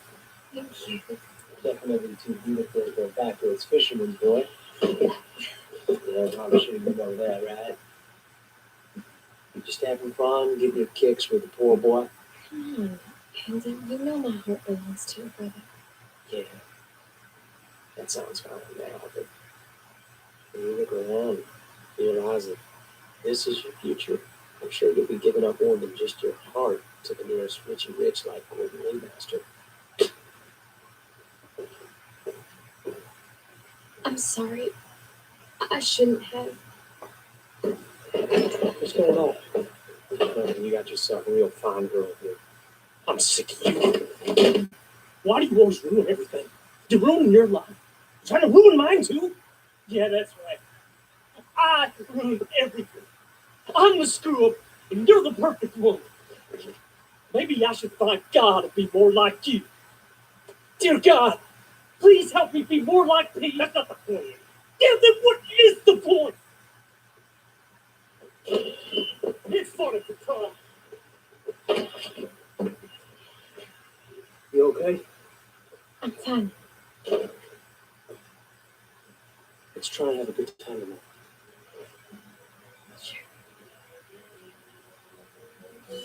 You are my special angel, sent from above. So smile down on me, send me angels to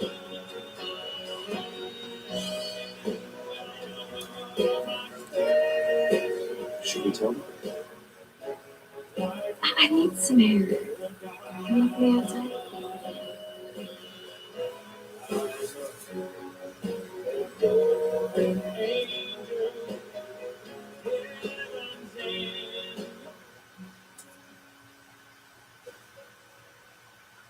You must be cool. Fine. Thank you. It's beautiful out there. It's perfect. I can't wait to marry you, baby. I need to talk to you. Listen to me. I love you. And I want to marry you. I just need time. Is this because of what happened with Eddie tonight? Of course not. Is it because of your father? What? No. He doesn't want to see his daughter end up with a good one. I'm not my brother. I know that, Pete. And my daddy knows that. This doesn't have anything to do with my father or Andy. I love you. It's just moving a little fast is all. What about moving to Reedsville? What happens when I go to seminary in the fall? You'll still do all of that. And we'll still be together. I just don't want to feel like we're rushing into all of this. I guess I don't see it as rushing. I see waiting as delaying the inevitable. I love you. That will never change. I just want to wait a little bit. You can understand that. Sure I can.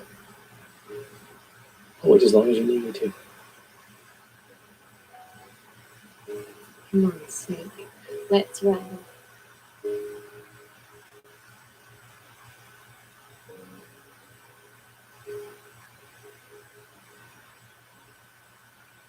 Gonna tell him about Uncle John. Plays that music, but has a lot of fun, oh baby.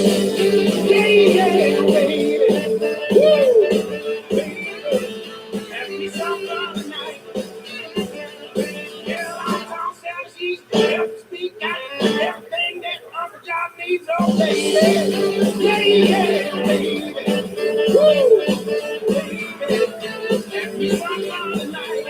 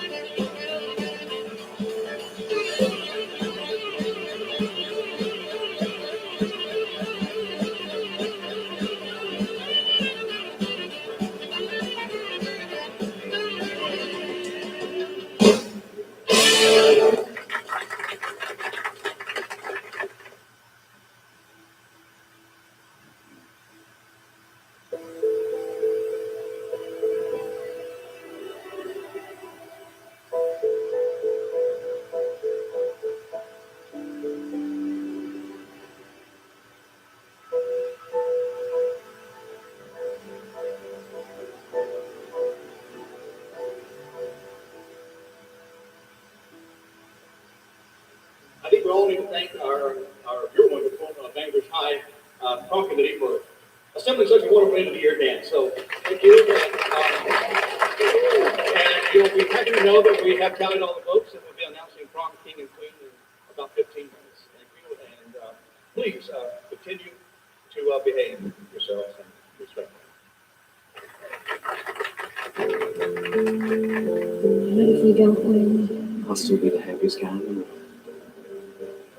Maybe I should go fresh now. You know, just in case. I'll be waiting.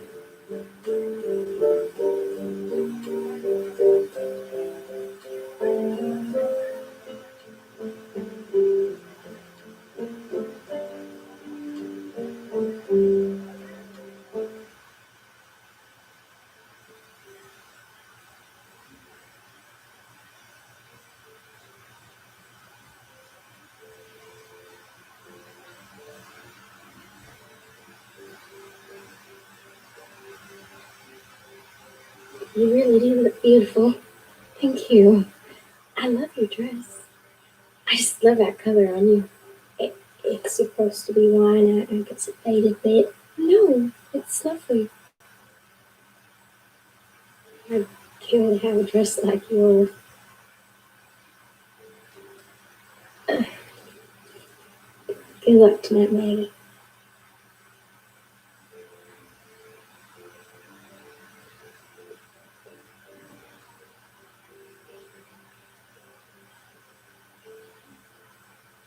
Gordon, what are you doing in here? You can't be in here. You look beautiful tonight, Maggie. Gordon, you've been drinking. You always look beautiful, don't you? Thank you. But you really shouldn't be in here. You'll get into trouble. You remember that time in fifth grade? During that bad storm, we were on our desk and I held your hand so you wouldn't be afraid. You remember that? Yes. It's a long time ago, Gordon. I fell in love with you then, Maggie. And I've been in love with you ever since. That should be me and you now. You should be my girl. Now, I heard you and me talking, and I knew you were gonna like for each other. Is that what this is about? Man, I love you. Don't you hear me? Gordon, you are very sweet. But I love Pete. Pete. What does Pete have that I don't have, huh? I could give you everything. I don't need anything. Pete's love is everything I could ever want. Listen, Maggie. I'm a lead master. And I always get what I want. Now come to your senses and stop being so big.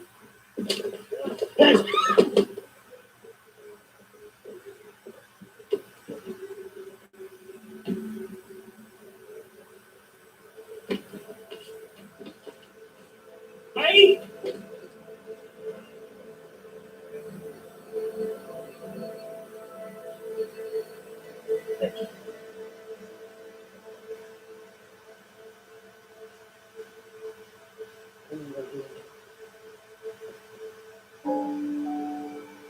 Get some help!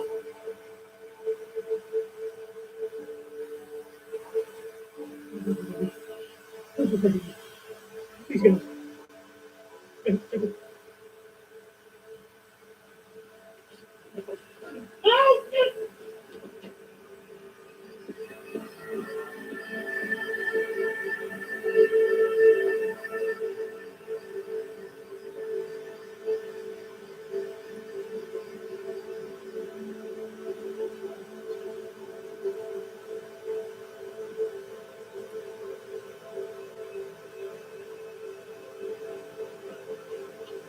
What's going on? Maggie Malloy, she's dead. What are you talking about? What happened? Where's Pete?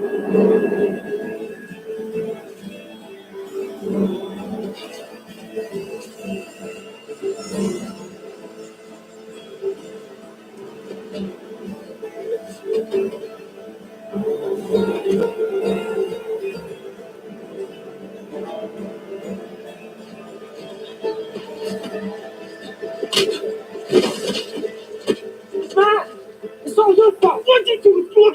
I told you.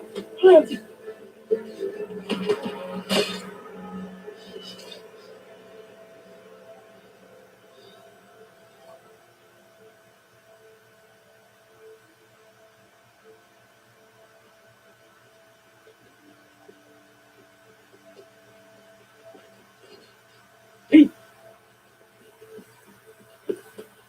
You're right.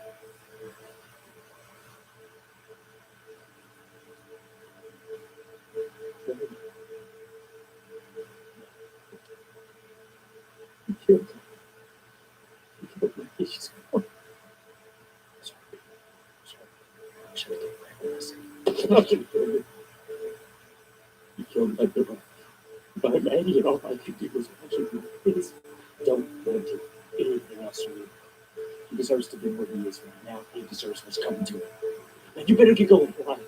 I want to stay. I want to watch where they handle their killer. You know their signs. They're coming for you. You know that, right? From me. What are you talking about? He killed me. It doesn't matter. Let's go and leave Master Ryan unconscious right there. That's all they're going to see. Until this is cleared up, they're going to lock you up for this. They're not going to listen to a single word you have to say. And you're going to understand. What's the No, Pete, listen to me. Do you want to be behind bars for Maggie's funeral? Now go home, take off. Let me figure something out. Go!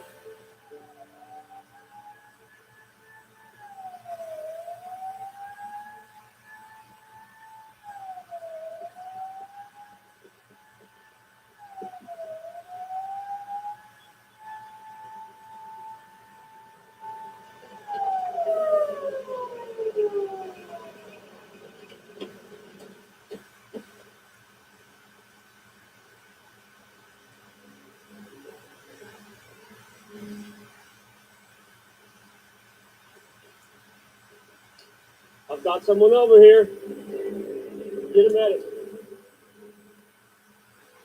He's still alive. You better call Chief. It's me, Master Boy. Skin out. I did it. You are under arrest for the assault and battery of Gordon Lee Master and the murder of Maggie Malloy. Wait, what? I didn't kill Maggie. I didn't kill Maggie. You just confessed, kid. All right. Let's make this fast and easy. Write down everything you remember from last night. How you killed the girl, you don't Gordon, anything else you remember, just jot it down. That'd be good. And then when you John Hancock, we'll be all set. Yeah, I am a father, Gordon. But I not killed Maggie. Gordon did. I see. Well, I just happen to have 5 officers that remembered you giving that confession. You're going to have to stop blaming everybody else for all the stuff you do. I've known you boys for a long time. Watched you grow up. Know a lot about you. A lot of secrets. And you know what else? It's always bothered me that you can never stick to the straight and narrow like your brother. Remember that night when your mom and daddy died? You were there. I remember it like it was yesterday. That was the black stain on this community, and I tell you that. Now, these young lady, laying cold on the bathroom floor, they will grow up to be a mommy. It's all because of you. That's right. I'm going to ask you to do something. It's called the right thing. Write down how you killed Maggie. Sign that paper. Kill Maggie. And I know for a fact that you ain't gonna find anything to make me do it. So you want to do this the hard way, do you? I'm going to find out everything that happened out there yesterday night. If I find out you've been lying to me, you've been lying. Don't do the right thing.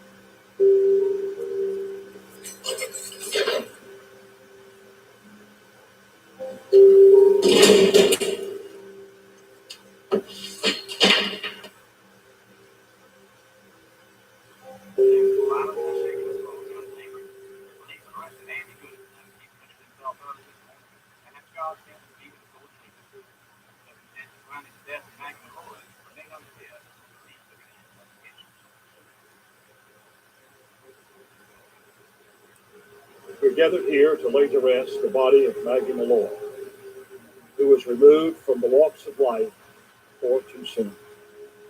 Would you join me in prayer? Heavenly Father, hear our prayer and comfort these who mourn the death of Maggie. Grant them peace with the assurance that Maggie and all who are committed to Christ, the one who took their place, will be raised from the dead. We ask these things in Jesus' name. Amen. It is our sad duty to commit her body to the grave, earth to earth, and ashes to ashes, and dust to dust, and our inspiring privilege to commit her soul to our Maker, Father, and Redeemer in the confident hope.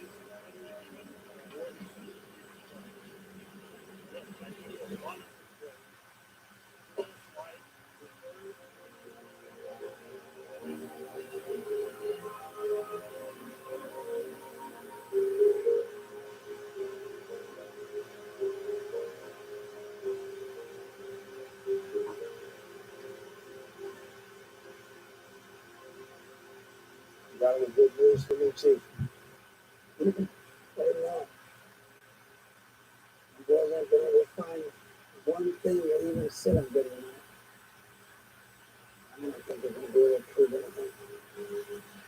I'll try to run that back. Try to loose them. Unsolved murders aren't really the type of thing that draws people into a town. You know what I'm saying, Chief? Unsolved murders are bad for business. Nobody wants to move to a community where girls go dead and killers go free. Got my best plan. Find some better ones.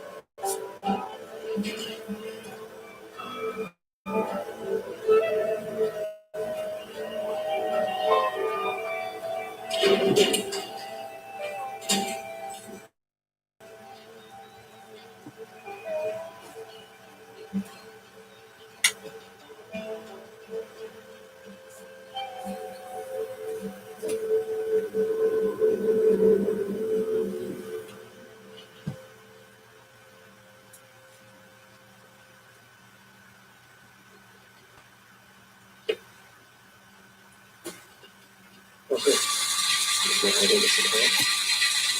Count on one. One more. Let's hope what we Mr. King in. All right, good. It proves that Gordon did it.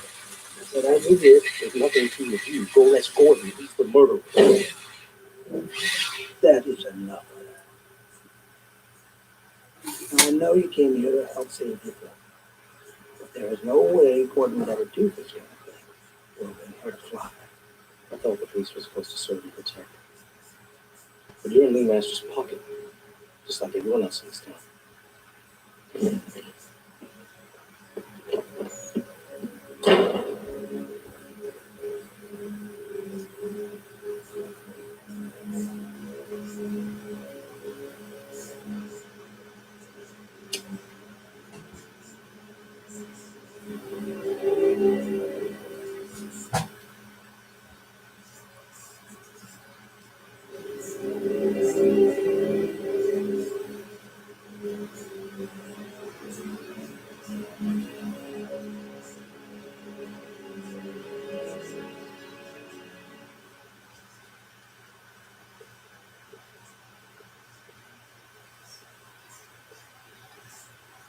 I think the lion cage is around the corner. Hey, oh man, this ain't the zoo. I don't do tricks. You know, you're the prom night killer. Oh, excuse me. You're a legend. I'm not a killer. I've heard of you. No, I'm not that out of. They're gonna try and pin it on me. Oh, yeah, right. I've heard that too.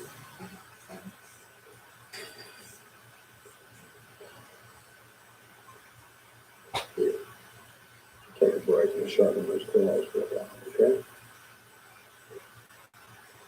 And by the way, we serve food in here. You don't have to eat those. Welcome to the pen.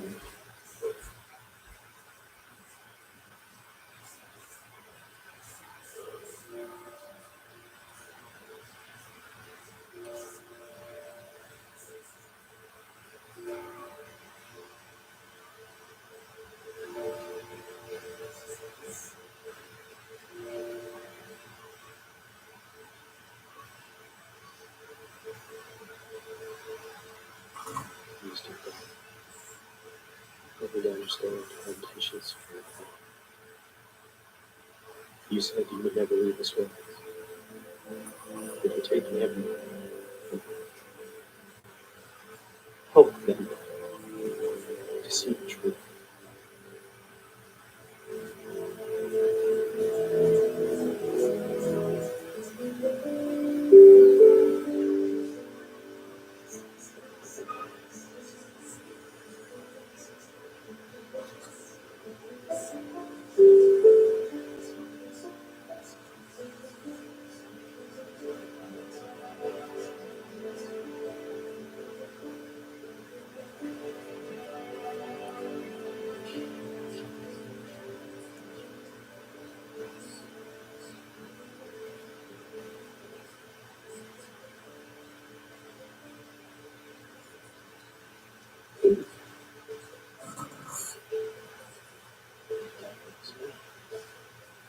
Don't do this. Don't do this. This is how it's supposed to be. Sure. You can't believe it. I need this. I'm not going to now. You have to do it. It's right.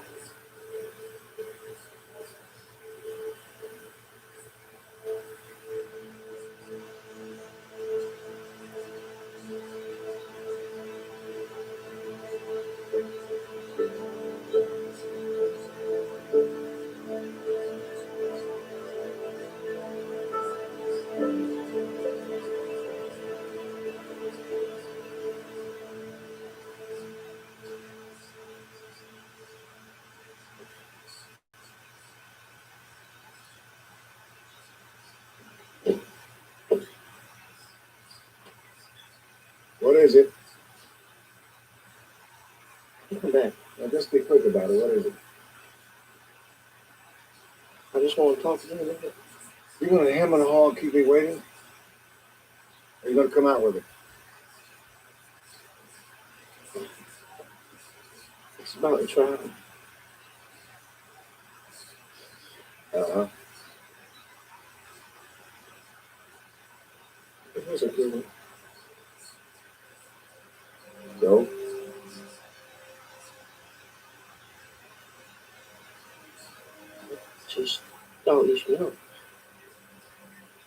What are you saying, Gordon? I just want to tell you that. It wasn't the good one, boy.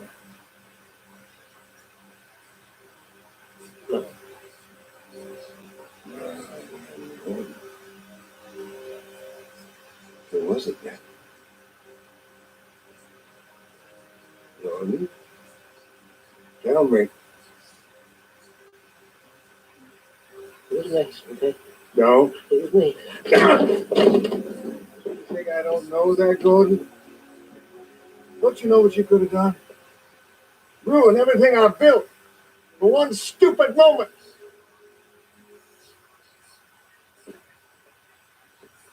Get up. Hey, listen to me. You don't breathe a word of this again. You hear me? Not another soul. Not your mother, not me, not anyone. Do you understand me? Huh?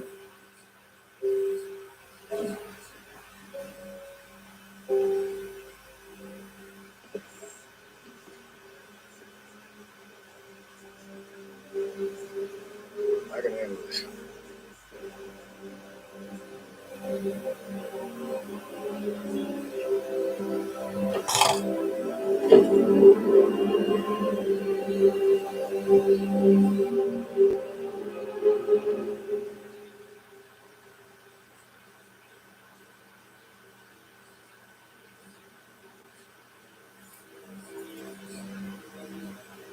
In a dramatic turn of events, there's been a new development in the case of the brutal beating of Bainbridge's own Gordon Leland. It was only a few weeks ago when Andrew Goodwin surrendered himself to police and confessed to the crime. But early this week, Goodwin's twin brother Peter Goodwin has provided police with compelling evidence indicating that he was responsible for the crime.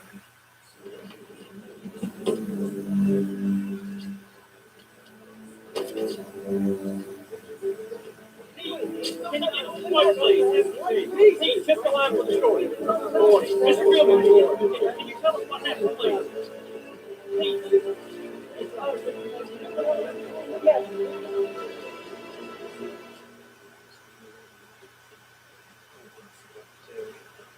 Yeah, police think he's got to serve minimum 30 days for obstruction of justice. Oh, I just wish he could be here. But there's a good news, though. They've moved him from state prison down to Bainbridge City Jail. Yeah, that's good.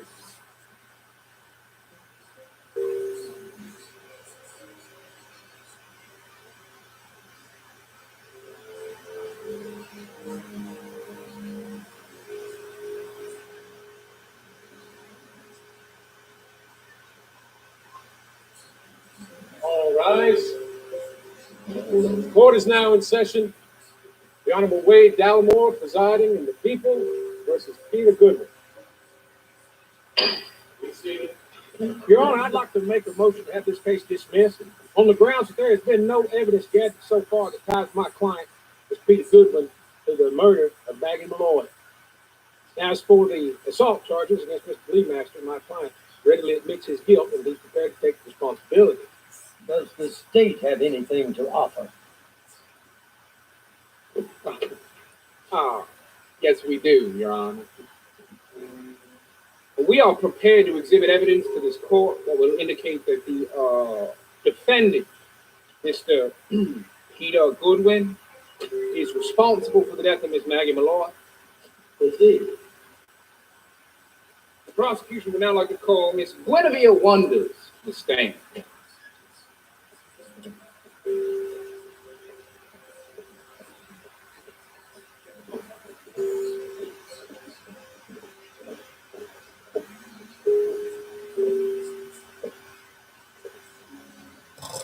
Place your left hand on the Bible.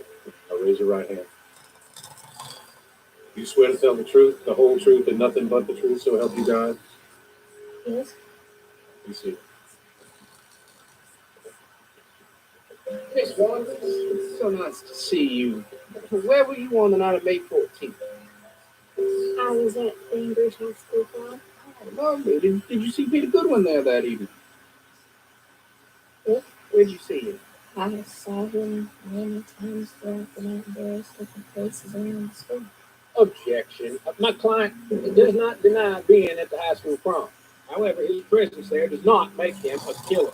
Your Honor, I'm not concluding that. I'm merely establishing that Miss Wonders indeed see Peter Goodwin. Overruled. Did you see Maggie Malloy? Yes, Where did you see her? we were in the girls' powder room. We were freshening up. Oh, what happened next? Told her how beautiful she looked. And then I left to go back to the dance, but on my way back, I realized that I forgot my bag, so I walked back to get it.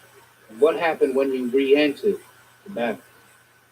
I saw Peter Goodwin crouching over Maggie's body, and his hands were off her throat.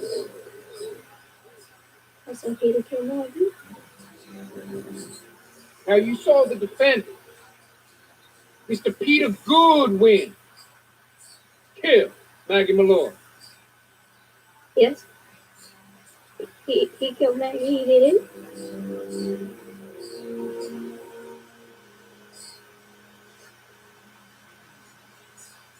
Thank you. You're very brave. Makes the game.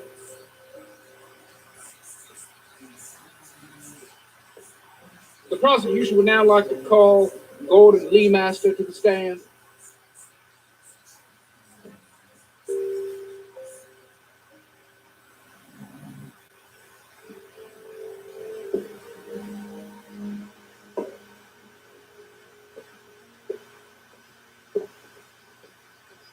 Place your left hand on the Bible.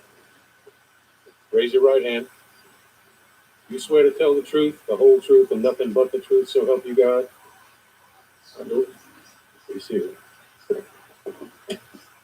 Mr. Lee Master, did Peter Goodwin physically assault you on the night of May 14th? Objection, Your Honor. My client has readily admitted to this. Why we're dragging it out? If I may continue in my line of questioning, Your Honor, I'm merely establishing motive. Overruled. Go ahead and answer. Yes. Now, would you tell the court in your own words what happened prior to the assault? We discovered Maggie and I in the girls' bathroom together. But he discovered you and Maggie together? Yeah. What did he discover you doing?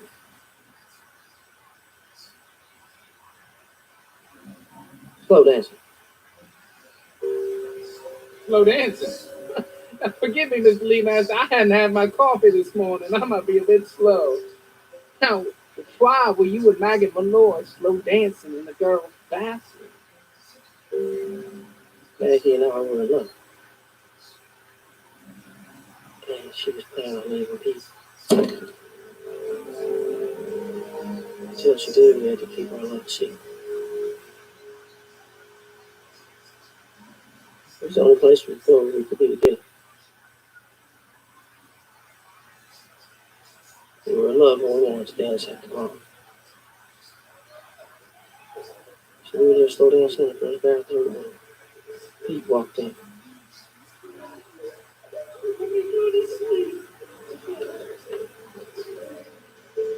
What did he do when he discovered you? He was like a rabid dog. He said, I'm gonna kill you. And then he ripped us apart and threw me in the ground. Slapped Maggie and then turned back to me.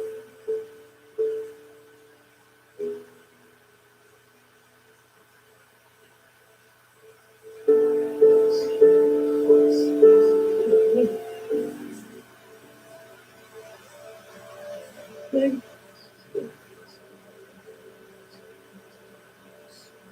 Maggie, wake up. Maggie.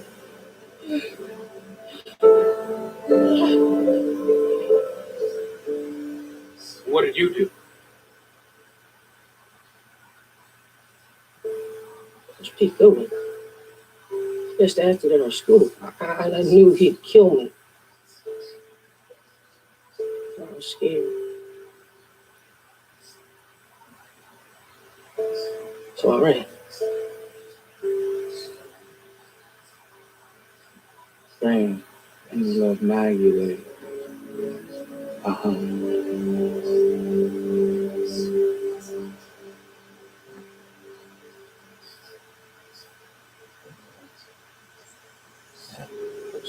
Okay. I should have stayed. I should have helped him. It should have been me. Bless your heart, son. May step down. Your Honor, I believe that we have presented sufficient evidence to indicate the need for trial. I believe you're right. However, in light of the witness's recent testimony, the people would like to amend the charges against Mr. Peter Goodwin from felonious assault and battery to first-degree murder. Motion granted. The people would also like to pursue the death penalty if convicted. Granted. Thank you. Thank you. We will reconvene on Monday where the trial will commence. Adjourned. It's just lying. I gotta do something. What happened sometimes? So we'll put up a good fight next week.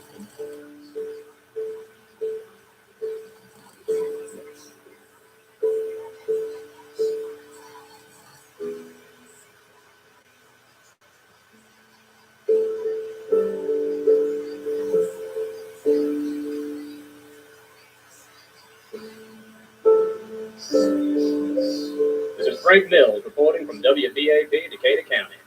The fate of an 18-year-old Bainbridge man accused of killing his high school girlfriend will soon be in the hands of a jury, as closing arguments are being made today in the 6-week-long trial.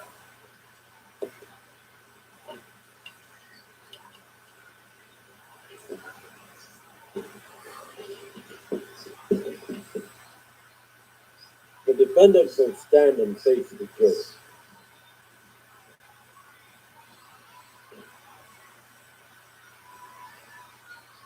We, the jury of Decatur County, a division of the Commonwealth of Georgia, do hereby find the defendant, Peter Goodwin, guilty of the charge of murder in the first degree.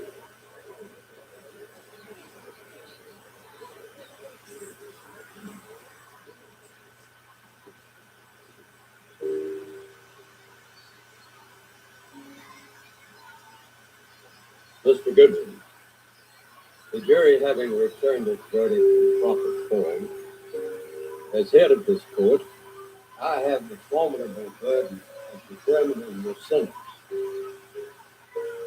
Do you have anything to say before I impose the penalties upon you? Then do.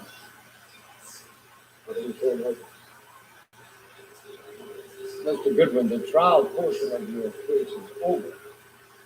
You have already been found guilty of first-degree murder. Becky was my wife.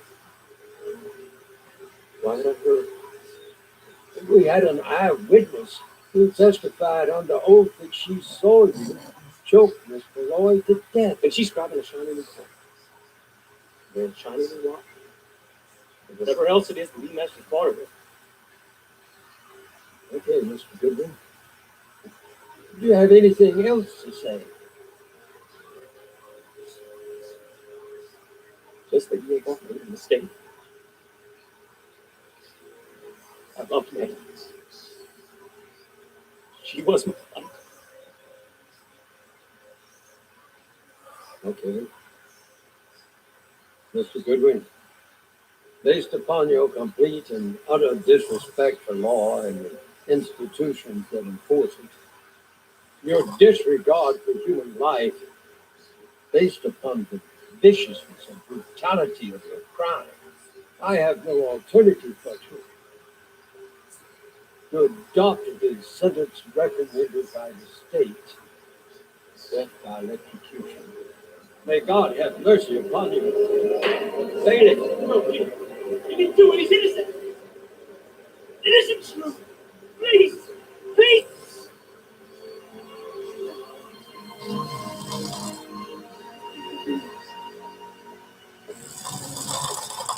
Mr. Master, I know you got to kill me.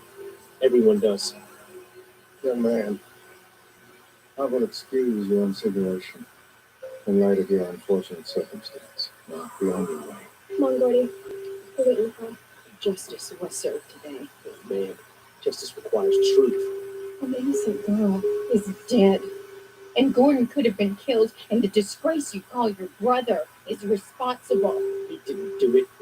If it wasn't for you, he'd be free right now. You've got it wrong, Mrs. Master. This isn't justice. It's dirty lies and greed. Here, please, now let the boy do Robert, this. please. My brother is going to die. And I'm going to be there to watch him suffer. Like you, I'm going to be crying too. Praying that he burns in hell for what he did to our son. And that's no good. It's a shame.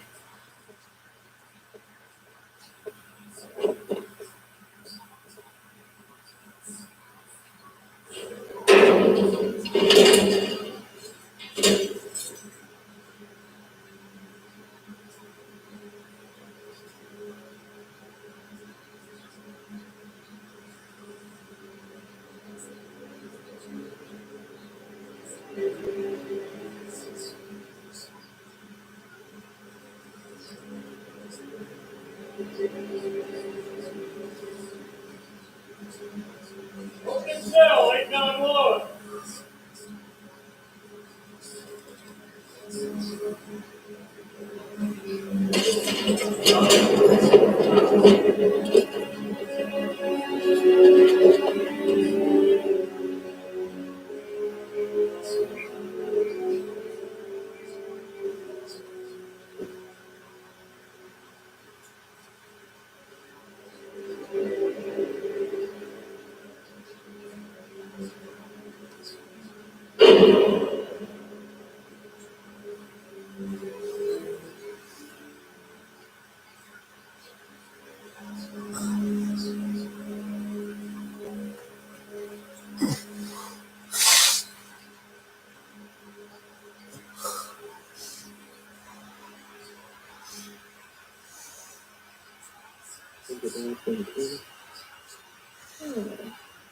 I could have one.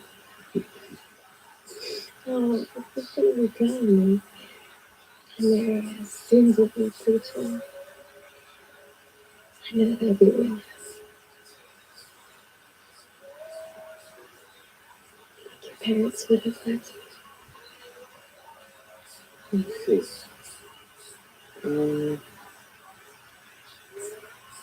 They can learn to. Especially my mom. She wanted to go so bad. But my pop said she promised that I was born. After Andy was born, and the doctor told her there was one more coming, she just kept saying, "Dear Lord, please let it be a girl." And then, one boy. She really did come. I miss her, Maggie. Sometimes I miss her. God has plans for us. Only He knows what they are. Plans for us to prosper and not to harm. Plans to give us a hope and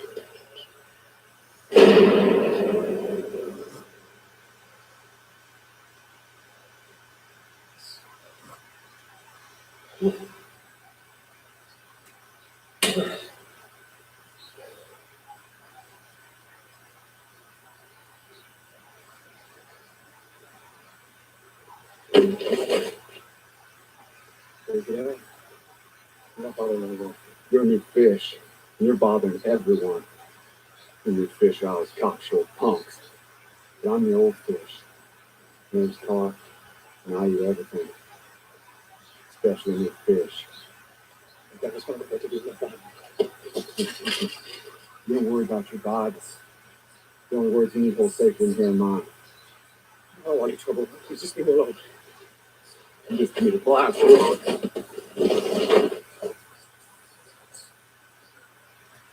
These ain't got nothing to do with me. It's Christ the new fish. You're not breaking this one. Be real careful with car. Because you're on real slippery slope. We don't want you to fall again.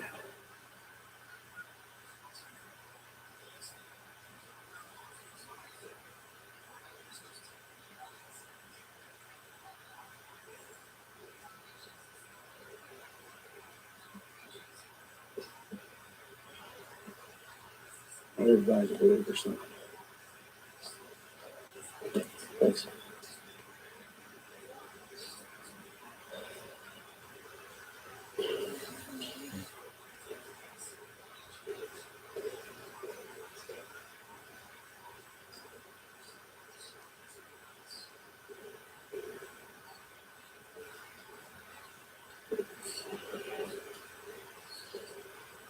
You don't like some of your things.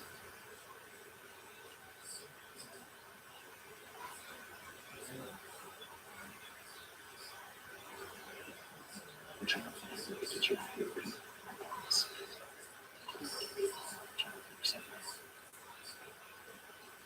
I don't know. I think the only way I'm getting out of here is after my visit to Old Sparky.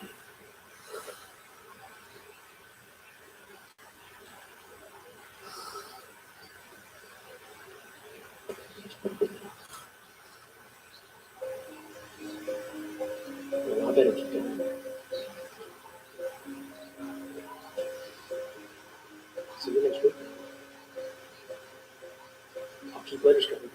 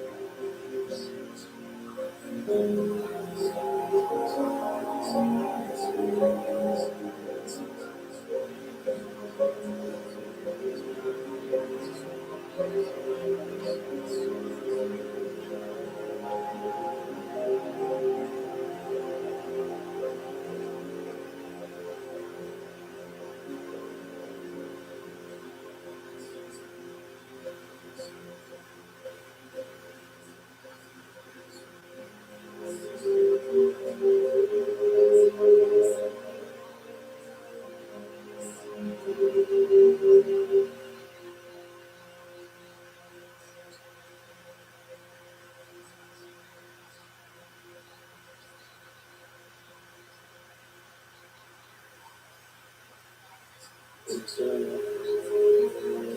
never seen anyone pray for.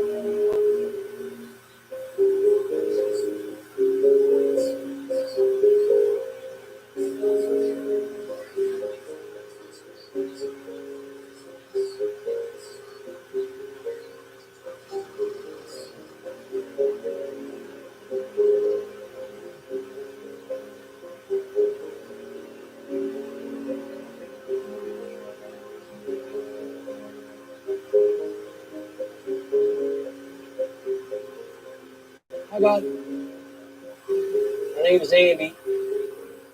I don't think we've been introduced. Pretty sure you know my brother. Never asked for anything in my life from anybody. I'm asking you now. I'm asking. You know, all I hear is you're done. Finished, Andy. The more you can do here. You know what?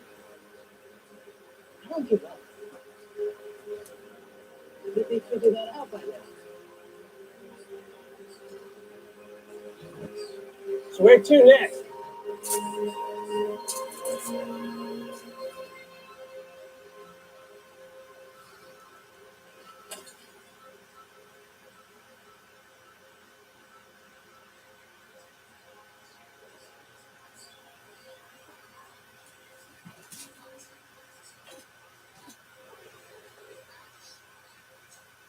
Think I should be a football player? My father thought when I grew up. fighter pilot. Really? Yeah. You'd be the slowest football player to ever carry the ball. Well, not faster than you. Fine, I'll race you home. Okay. I'll go. What? Yeah. Go.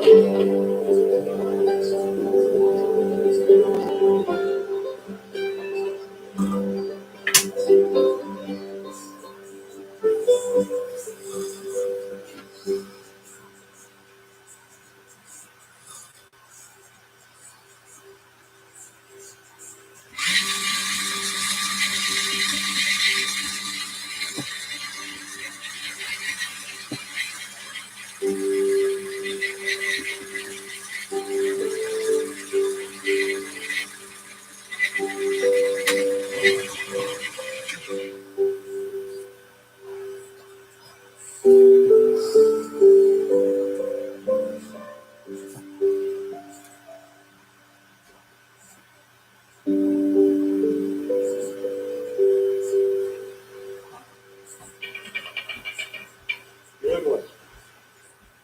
You got a busy.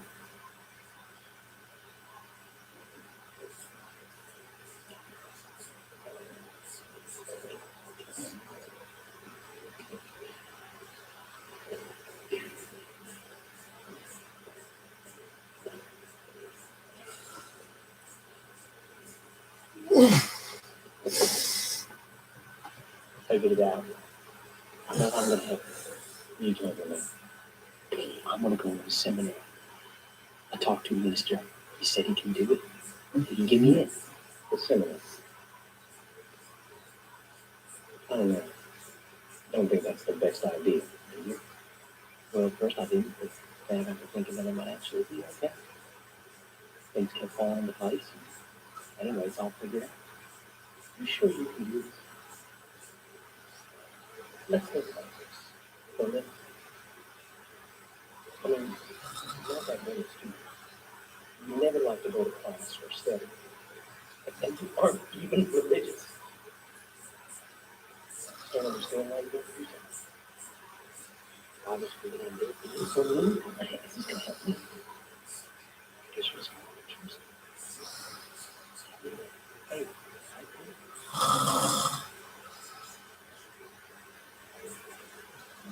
I want to come out and tell you. Let you know I'm still going to be here. Not much, but much I can. It's because Mike was with me the whole time.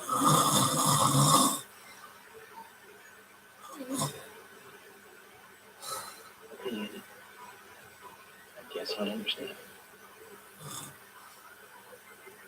Maybe I know it's hard now. Everything's going to be okay. Yes, sir.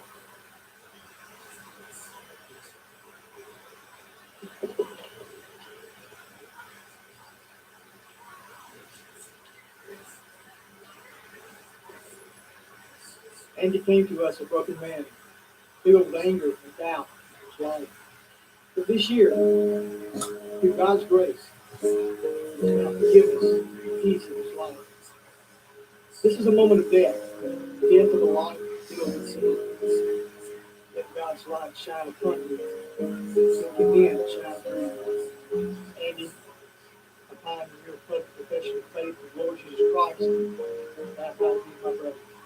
In the name of the Father, the Son, and the Holy Spirit. Buried in Christ.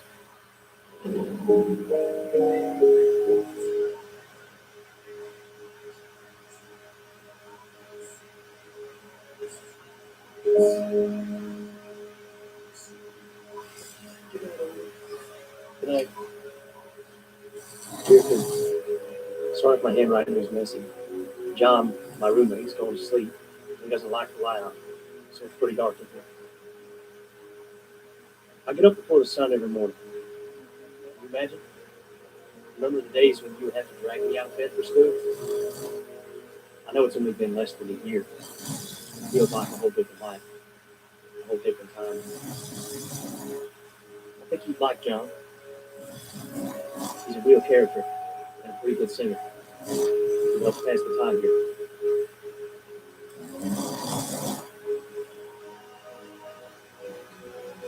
We have chapel at 7 every morning for morning prayer.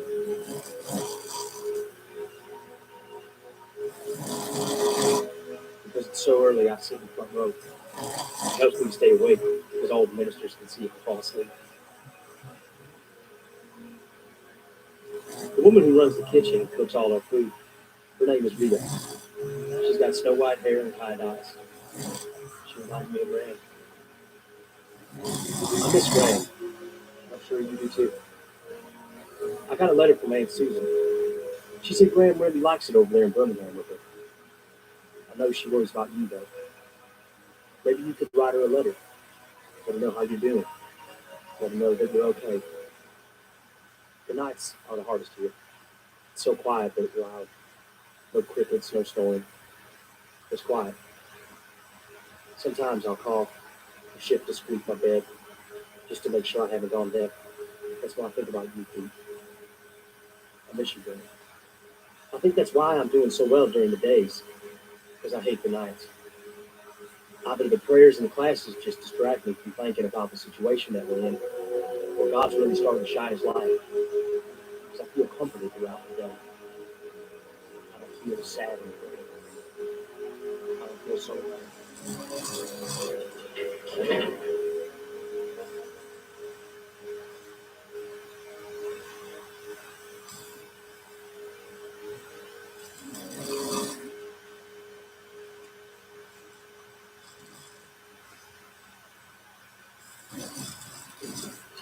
Hey, this isn't my cell. What am I doing in here?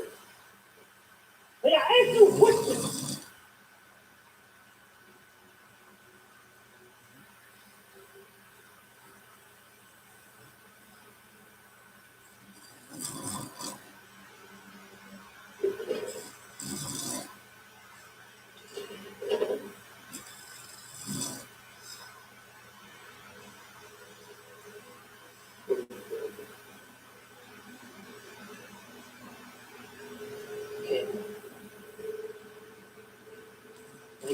Don't you even mention her name. I loved her, but what? It was an accident. An accident? How do you accidentally suffocate someone? Hey, Gordon. I'm sorry, I wish things could be different. They still couldn't be. You tell them what happened. Gordon, you can still make this right. Tell them what happened. Gordon!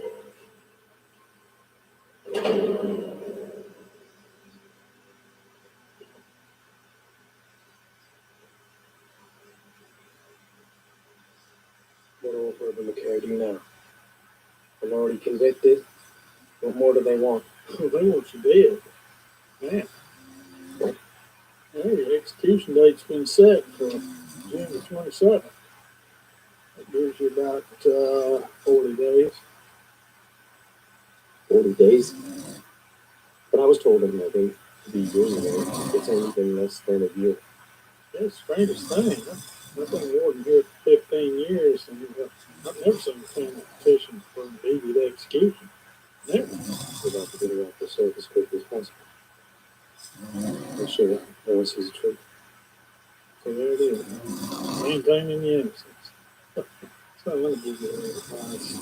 It'll make it easy. So, I've never seen a man in your position escape his fate yet. Probably never will.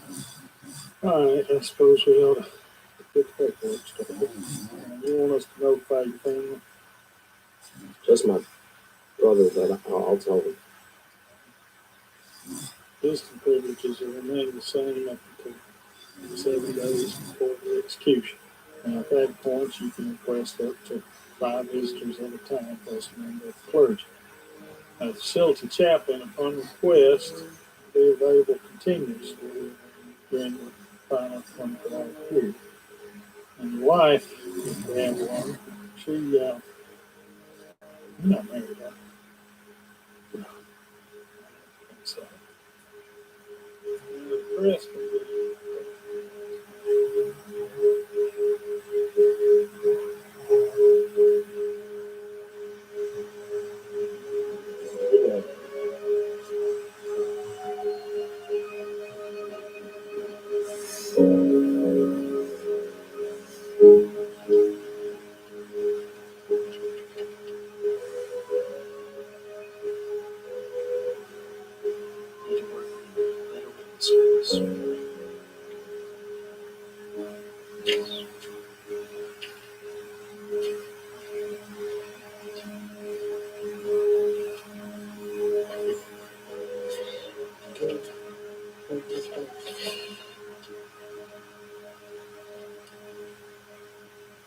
You know, fine. I'm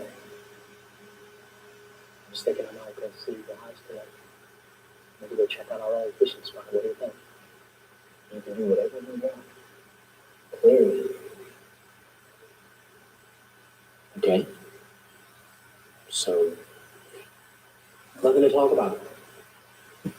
You know why? Because I sit in the hole all day long. And you've already given me an automatic physical being done for the last 2 weeks. We don't need to talk this little gem of an entry down. I stared at my convict brother for 35 minutes. It was sad. He was wearing a drab prison uniform and shiny silvery handcuffs. His hobbies include sitting in his cell and the occasional mouse sighting in the corridor. Okay, so you don't like my letters. No, Andy, I don't. I don't care about when you wake up or the stupid people you get to meet. What are you trying to do, rub it in? Here, Pete, read about my great life. It could have been yours. I'm having a great time. Too bad you're gonna die in a few days. Too bad your girlfriend got killed and you got one because he loved you. I just wanted to share with you. You're my brother. I'm used to being a part of you. I just wanted to make it seem like you were experiencing everything with for a night. Until you reach and die. But you gave me my day. When is it? June 27th?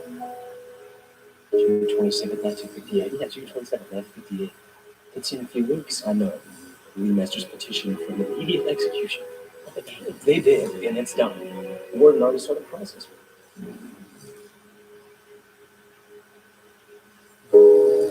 Remember when all this started? You said the Master's the most terrible people you ever lived with. I've been thinking. I think that nothing really matters. Like being good or being evil. I think that things just happen. Bad things happen to good people and good things happen to bad people. And why am I here? I don't deserve this. I was a good person. She was a good person. It was a plan. Now it's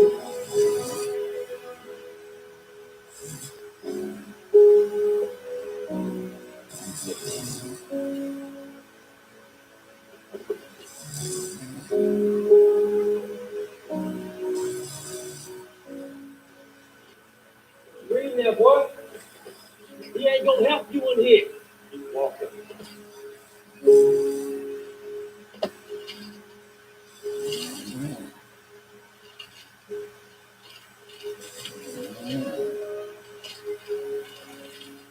whoa, whoa, whoa. Stop. I don't need it anymore. It doesn't work. All right. I'll take it. I'll take it.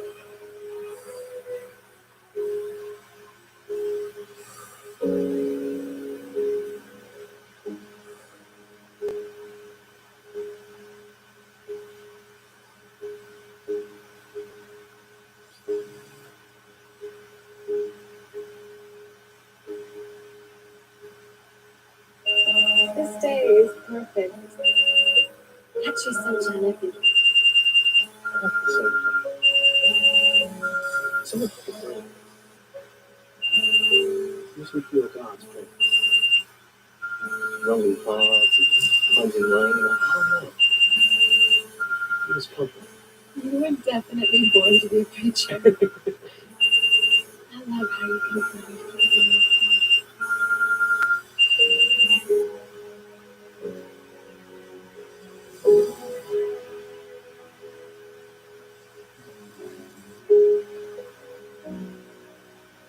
Nearing the end of your seminary experience here. Some of you have worked very hard. God is not finished with you. He's just getting started. So I encourage you, as you exit through these doors, listen to Him. Stay focused upon Him. And you're never, never leave your side. As we come to a close of this time, I want to pray for you. Let us pray. Heavenly Father, we so much thank you for your presence, for who you are, for what you've done in these young men's lives. Father, may you continue to watch over them. May you continue to help them to grow stronger in the work, Lord, you have prepared them for. Father, these are your servants. Give them daily the food that is needed and the message in their hearts as they go and to share and to minister to those that you place before them every day of their lives. Father, heavenly, thank you for your love and your guidance. We ask all these things through your Son, Jesus Christ. Amen.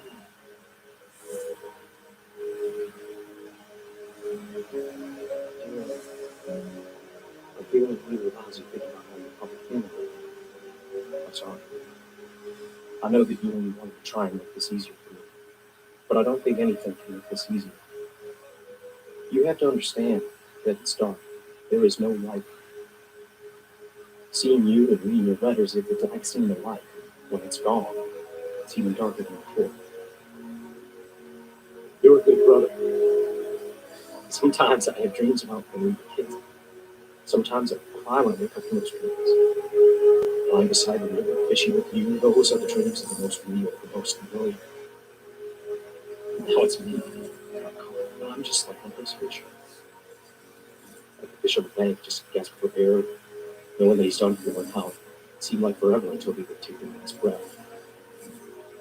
That's how I feel.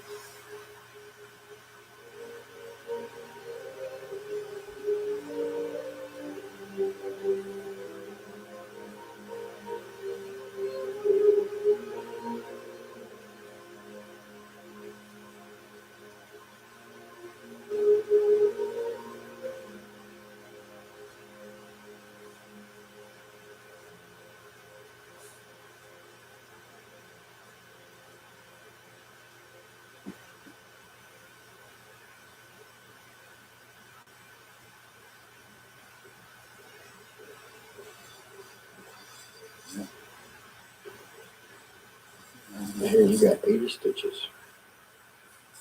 40 in the joint.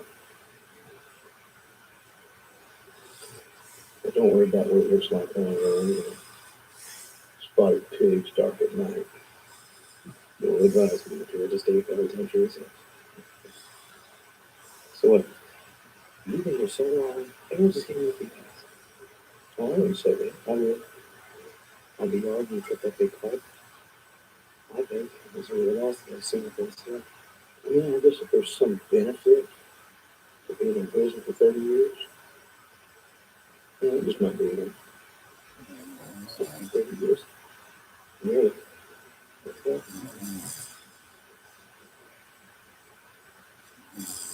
I killed a man. I was 18 years old. I guess my brain hasn't quite caught up with that body yet. So we're in the same boat. I guess I'm looking at 18. I'm not dead. I will be. Wait a minute. I get it. I'm honest about that. That's what made you think you could check out of here early, huh? Tell you something, son. You're right. As long as you can pull orange in your hands, you got potential. Potential to help somebody. Why? I read one time about the charm of fishing is that even though you're in pursuit of something that's elusive, it's attainable. It's like a perpetual series of occasions where hope, and you know hope's going to spring. Or redemption. I think about fishing. They say that 40% start doing what they were doing. Where's the hope that spring up in there? You know something? You might just be surprised.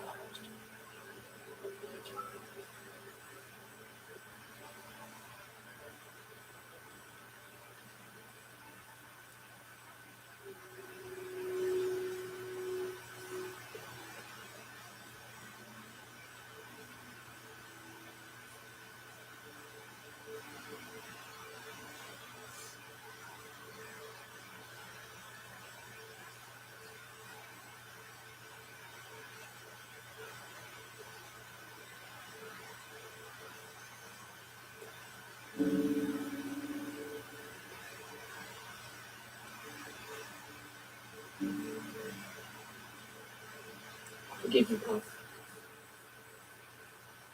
Forgive you.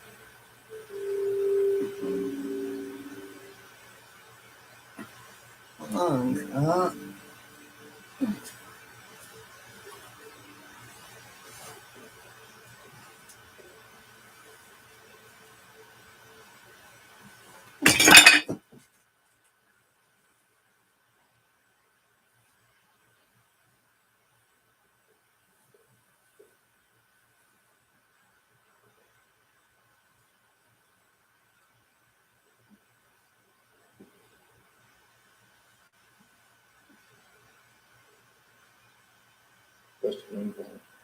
By the way, found this on you. It's in your pocket. I guess if the warden had found it, it'd be his, but that's how I want you kicked. So she decided to stay with us for a while.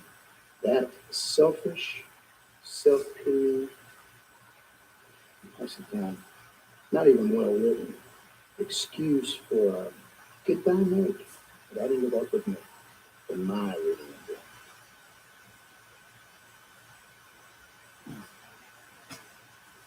Those in the darkness smell great. For those who walk through the valley of the shadow of death, new light has dawned. Do you ever think about the fact you might be your brother's light? Maybe that your dying doesn't have to be so horrible. What do I know? So anyway, I was thinking about the fact that two of you started out as just a couple of little fishermen. There's a story in that book I've seen you carry around about a couple of fishermen, Andrew and Peter. And one. Do you know it was Andrew that led Peter to Jesus?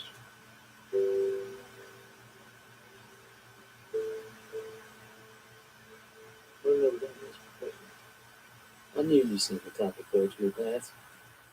Kid, you bring this glass. It's been brother and all. I just think it's really glass. No, I don't have experience with this. But I'd imagine that no matter how many times a person goes through something like this, it never really gets much easier. Oh, man, it's unprecedented. But when you think about it, there's really no reason for you to stop this. I'm just worried that you're not fit for it. I'm a man with a clock warden. God gives me strength. He does not put us in situations that we cannot handle. All right, I'll agree to it. Now, usually with the execution being tomorrow, we use today to introduce the chapter. Of course, in this case, it's not necessary, but we still got arrangements for him. And tonight he'll be shackled, but tomorrow he won't be. So you comfortable with that? Yes. All right. Let's get you on back.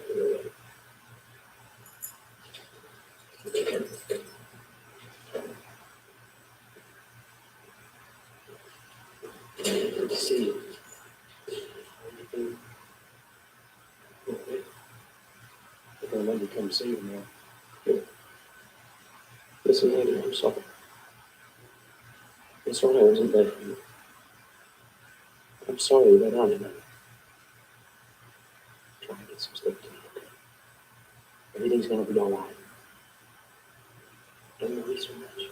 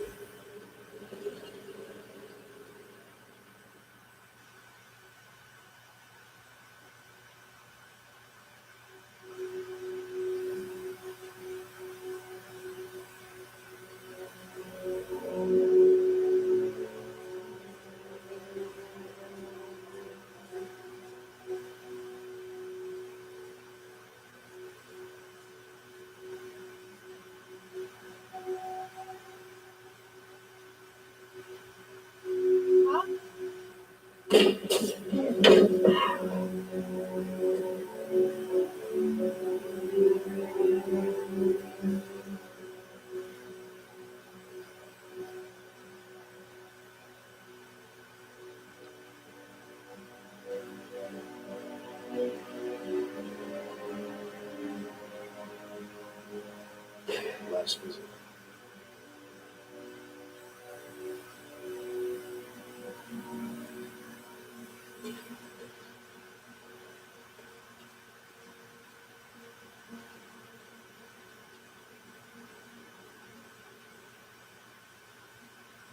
I know you probably don't want to say too much. I'm stuck outside right now. If anyone says I love God, but hates his brother, he is a liar. For anyone who does not love his brother, I mean his sin, cannot love God, and is not sin. And I did it. I forgave Gordon and the masters for what they had done. It has brought me peace. Forgiveness is a transferable gift from God. It heals me. I just want to tell you that. I just want to share that with you.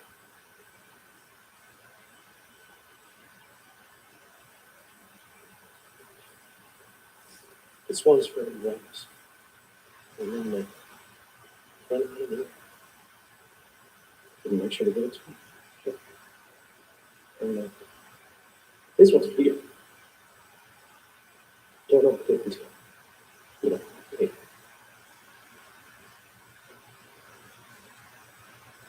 Greater love has no name, but he would not give his life for a friend.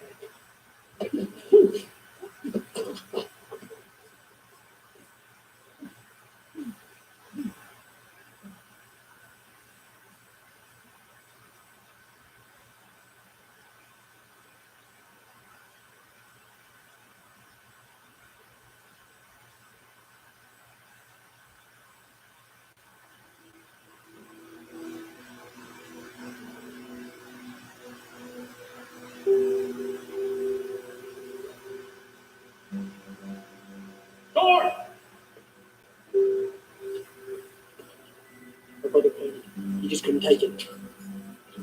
Someone get a medic.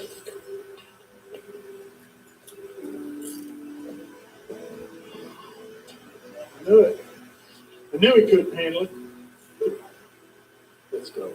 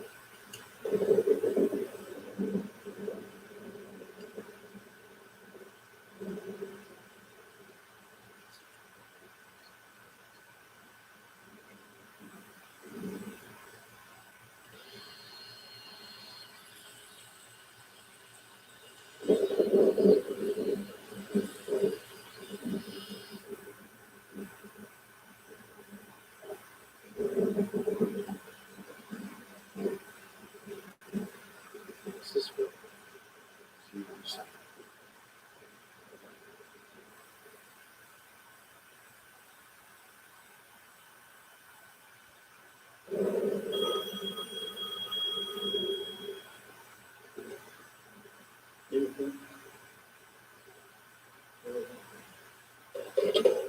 There has been no state of execution.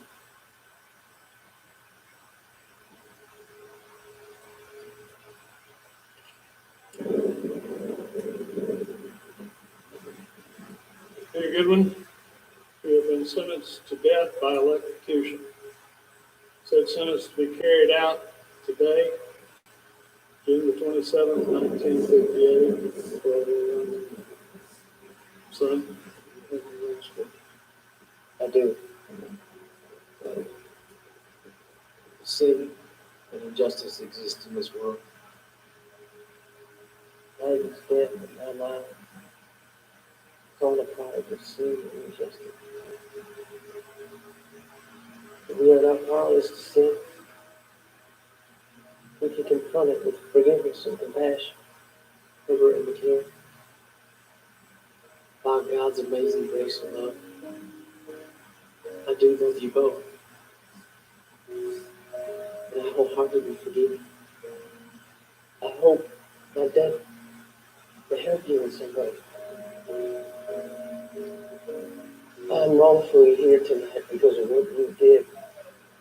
I do forgive you. And more importantly, I ask God to forgive you. Because of your sinful condition, you do not know what you are doing.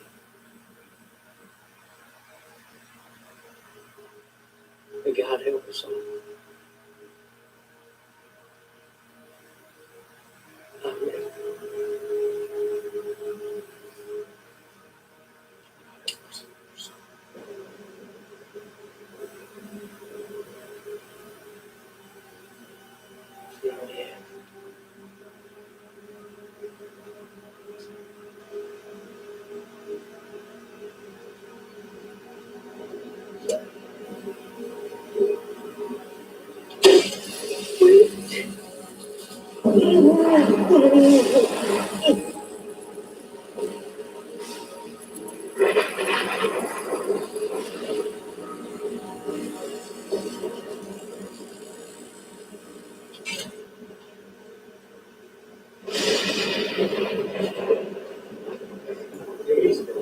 I'm gonna get to my room.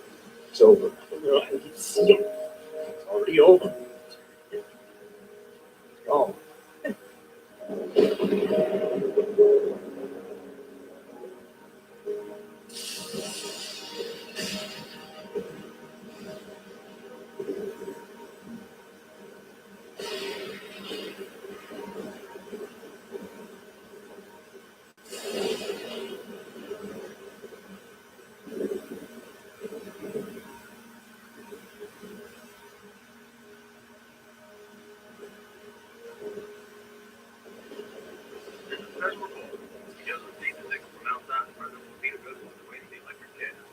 Ladies and gentlemen, just moments ago, the Georgia State Penitentiary convicted murderer Peter Goodman was executed for the death of 18-year-old Maggie Miller.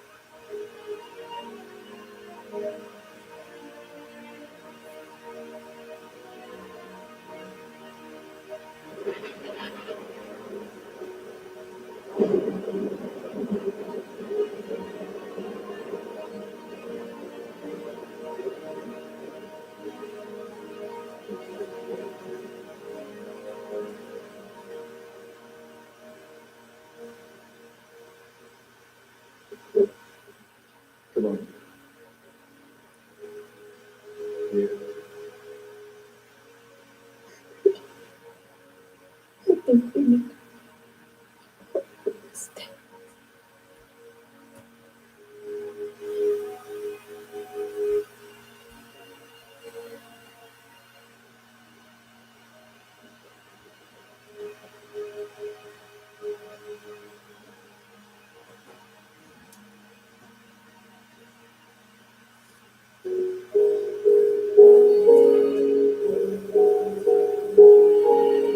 Sorry.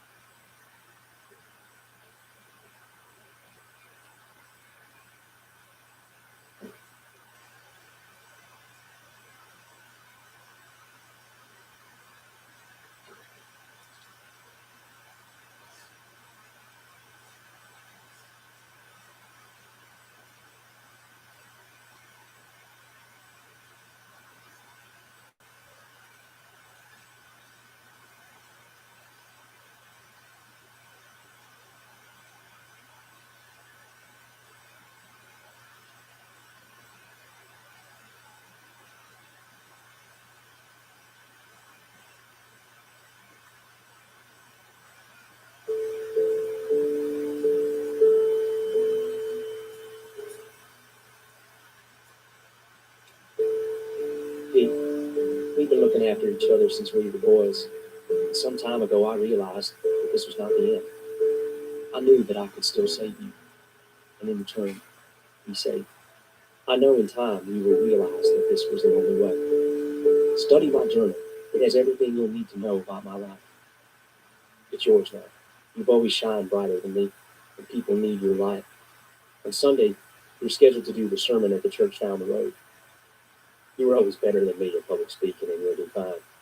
Remember, people will understand why you're out of sorts, so you don't have to worry if you appear to act strangely. Still, I would get in and out. That way you don't have too hard of a test remembering everything the first day on the job. And Pete, remember, forgiveness is a transforming gift of God, and it heals. I'm Pete, no. Andy. I'm Andy, and I'll be giving my sermon to you today. It's about what I want to focus on. God bless.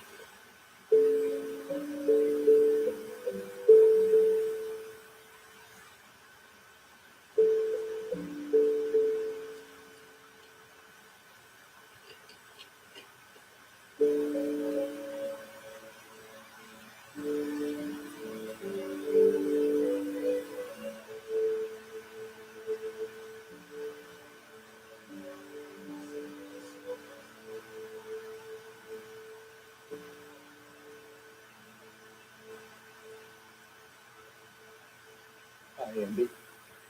How you feeling? You doing okay? Yeah, I'm fine. I know you've been through a lot, but I'm sure you're up to this. Yeah, I'm fine. I need to do this. David. I understand. You'll do well, son. You'll do well.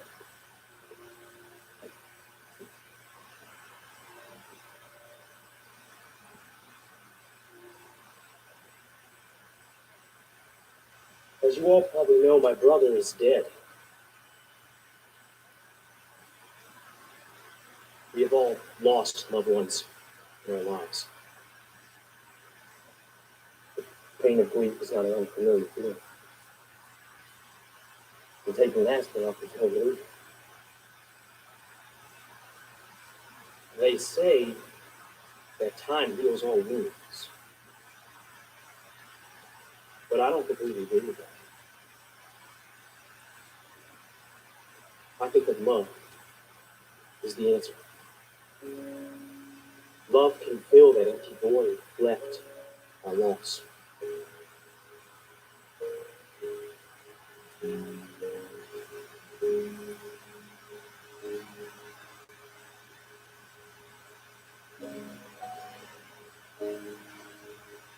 When a man is sentenced to death, he goes into a dark place, as you can imagine.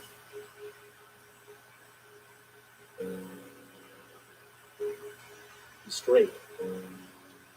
The love of his life taken from him, locked up and removed from his family. He lost his future, condemned to death, living every day in a small box, waiting for someone to kill him. He was angry. No, he was consumed with hate. But then something changed.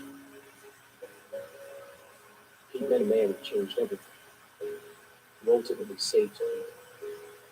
Although he knew he couldn't save Pete's life, he knew Pete could be saved. Pete's eternal soul could be saved. Here's a letter Pete wrote to this man, Eddie Waters, who, although had spent nearly the last 30 years in state prison, was able to take Pete from his dark place and show him the light of eternal love and salvation, of forgiveness. Eddie, when I tried to kill myself, I was in despair. I would have died empty, but I lived and met you, and that meeting changed my life. What little there was left of it. You helped me recover my faith in God. And ultimately, Sam, you made me realize I wasn't feeling unloved. I was feeling the inability to love and to forgive. You never knew if I was guilty or innocent. You never asked because it didn't matter. It was your wisdom that saved me. You made me realize the only way to truly feel loved, truly love others, is to forgive. I have been wronged in life. And there has been unfairness. But I know it is not for me to right the wrongs. I think these passages say it best. Do not repay anyone evil for evil. Be careful to do what is right in the eyes of everyone. If your enemy's hungry, feed him. If he's thirsty, give him something to drink.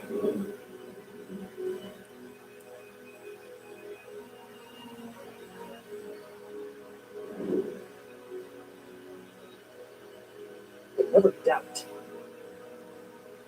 that there will be justice. For the good book also says, do not be deceived. God is not mocked. For whatsoever a man sows, that shall he also reap. So let us all sow great care with great love. Remember, each of us has become a new being, created in God's likeness, righteous, holy, and true. So put away all falsehood,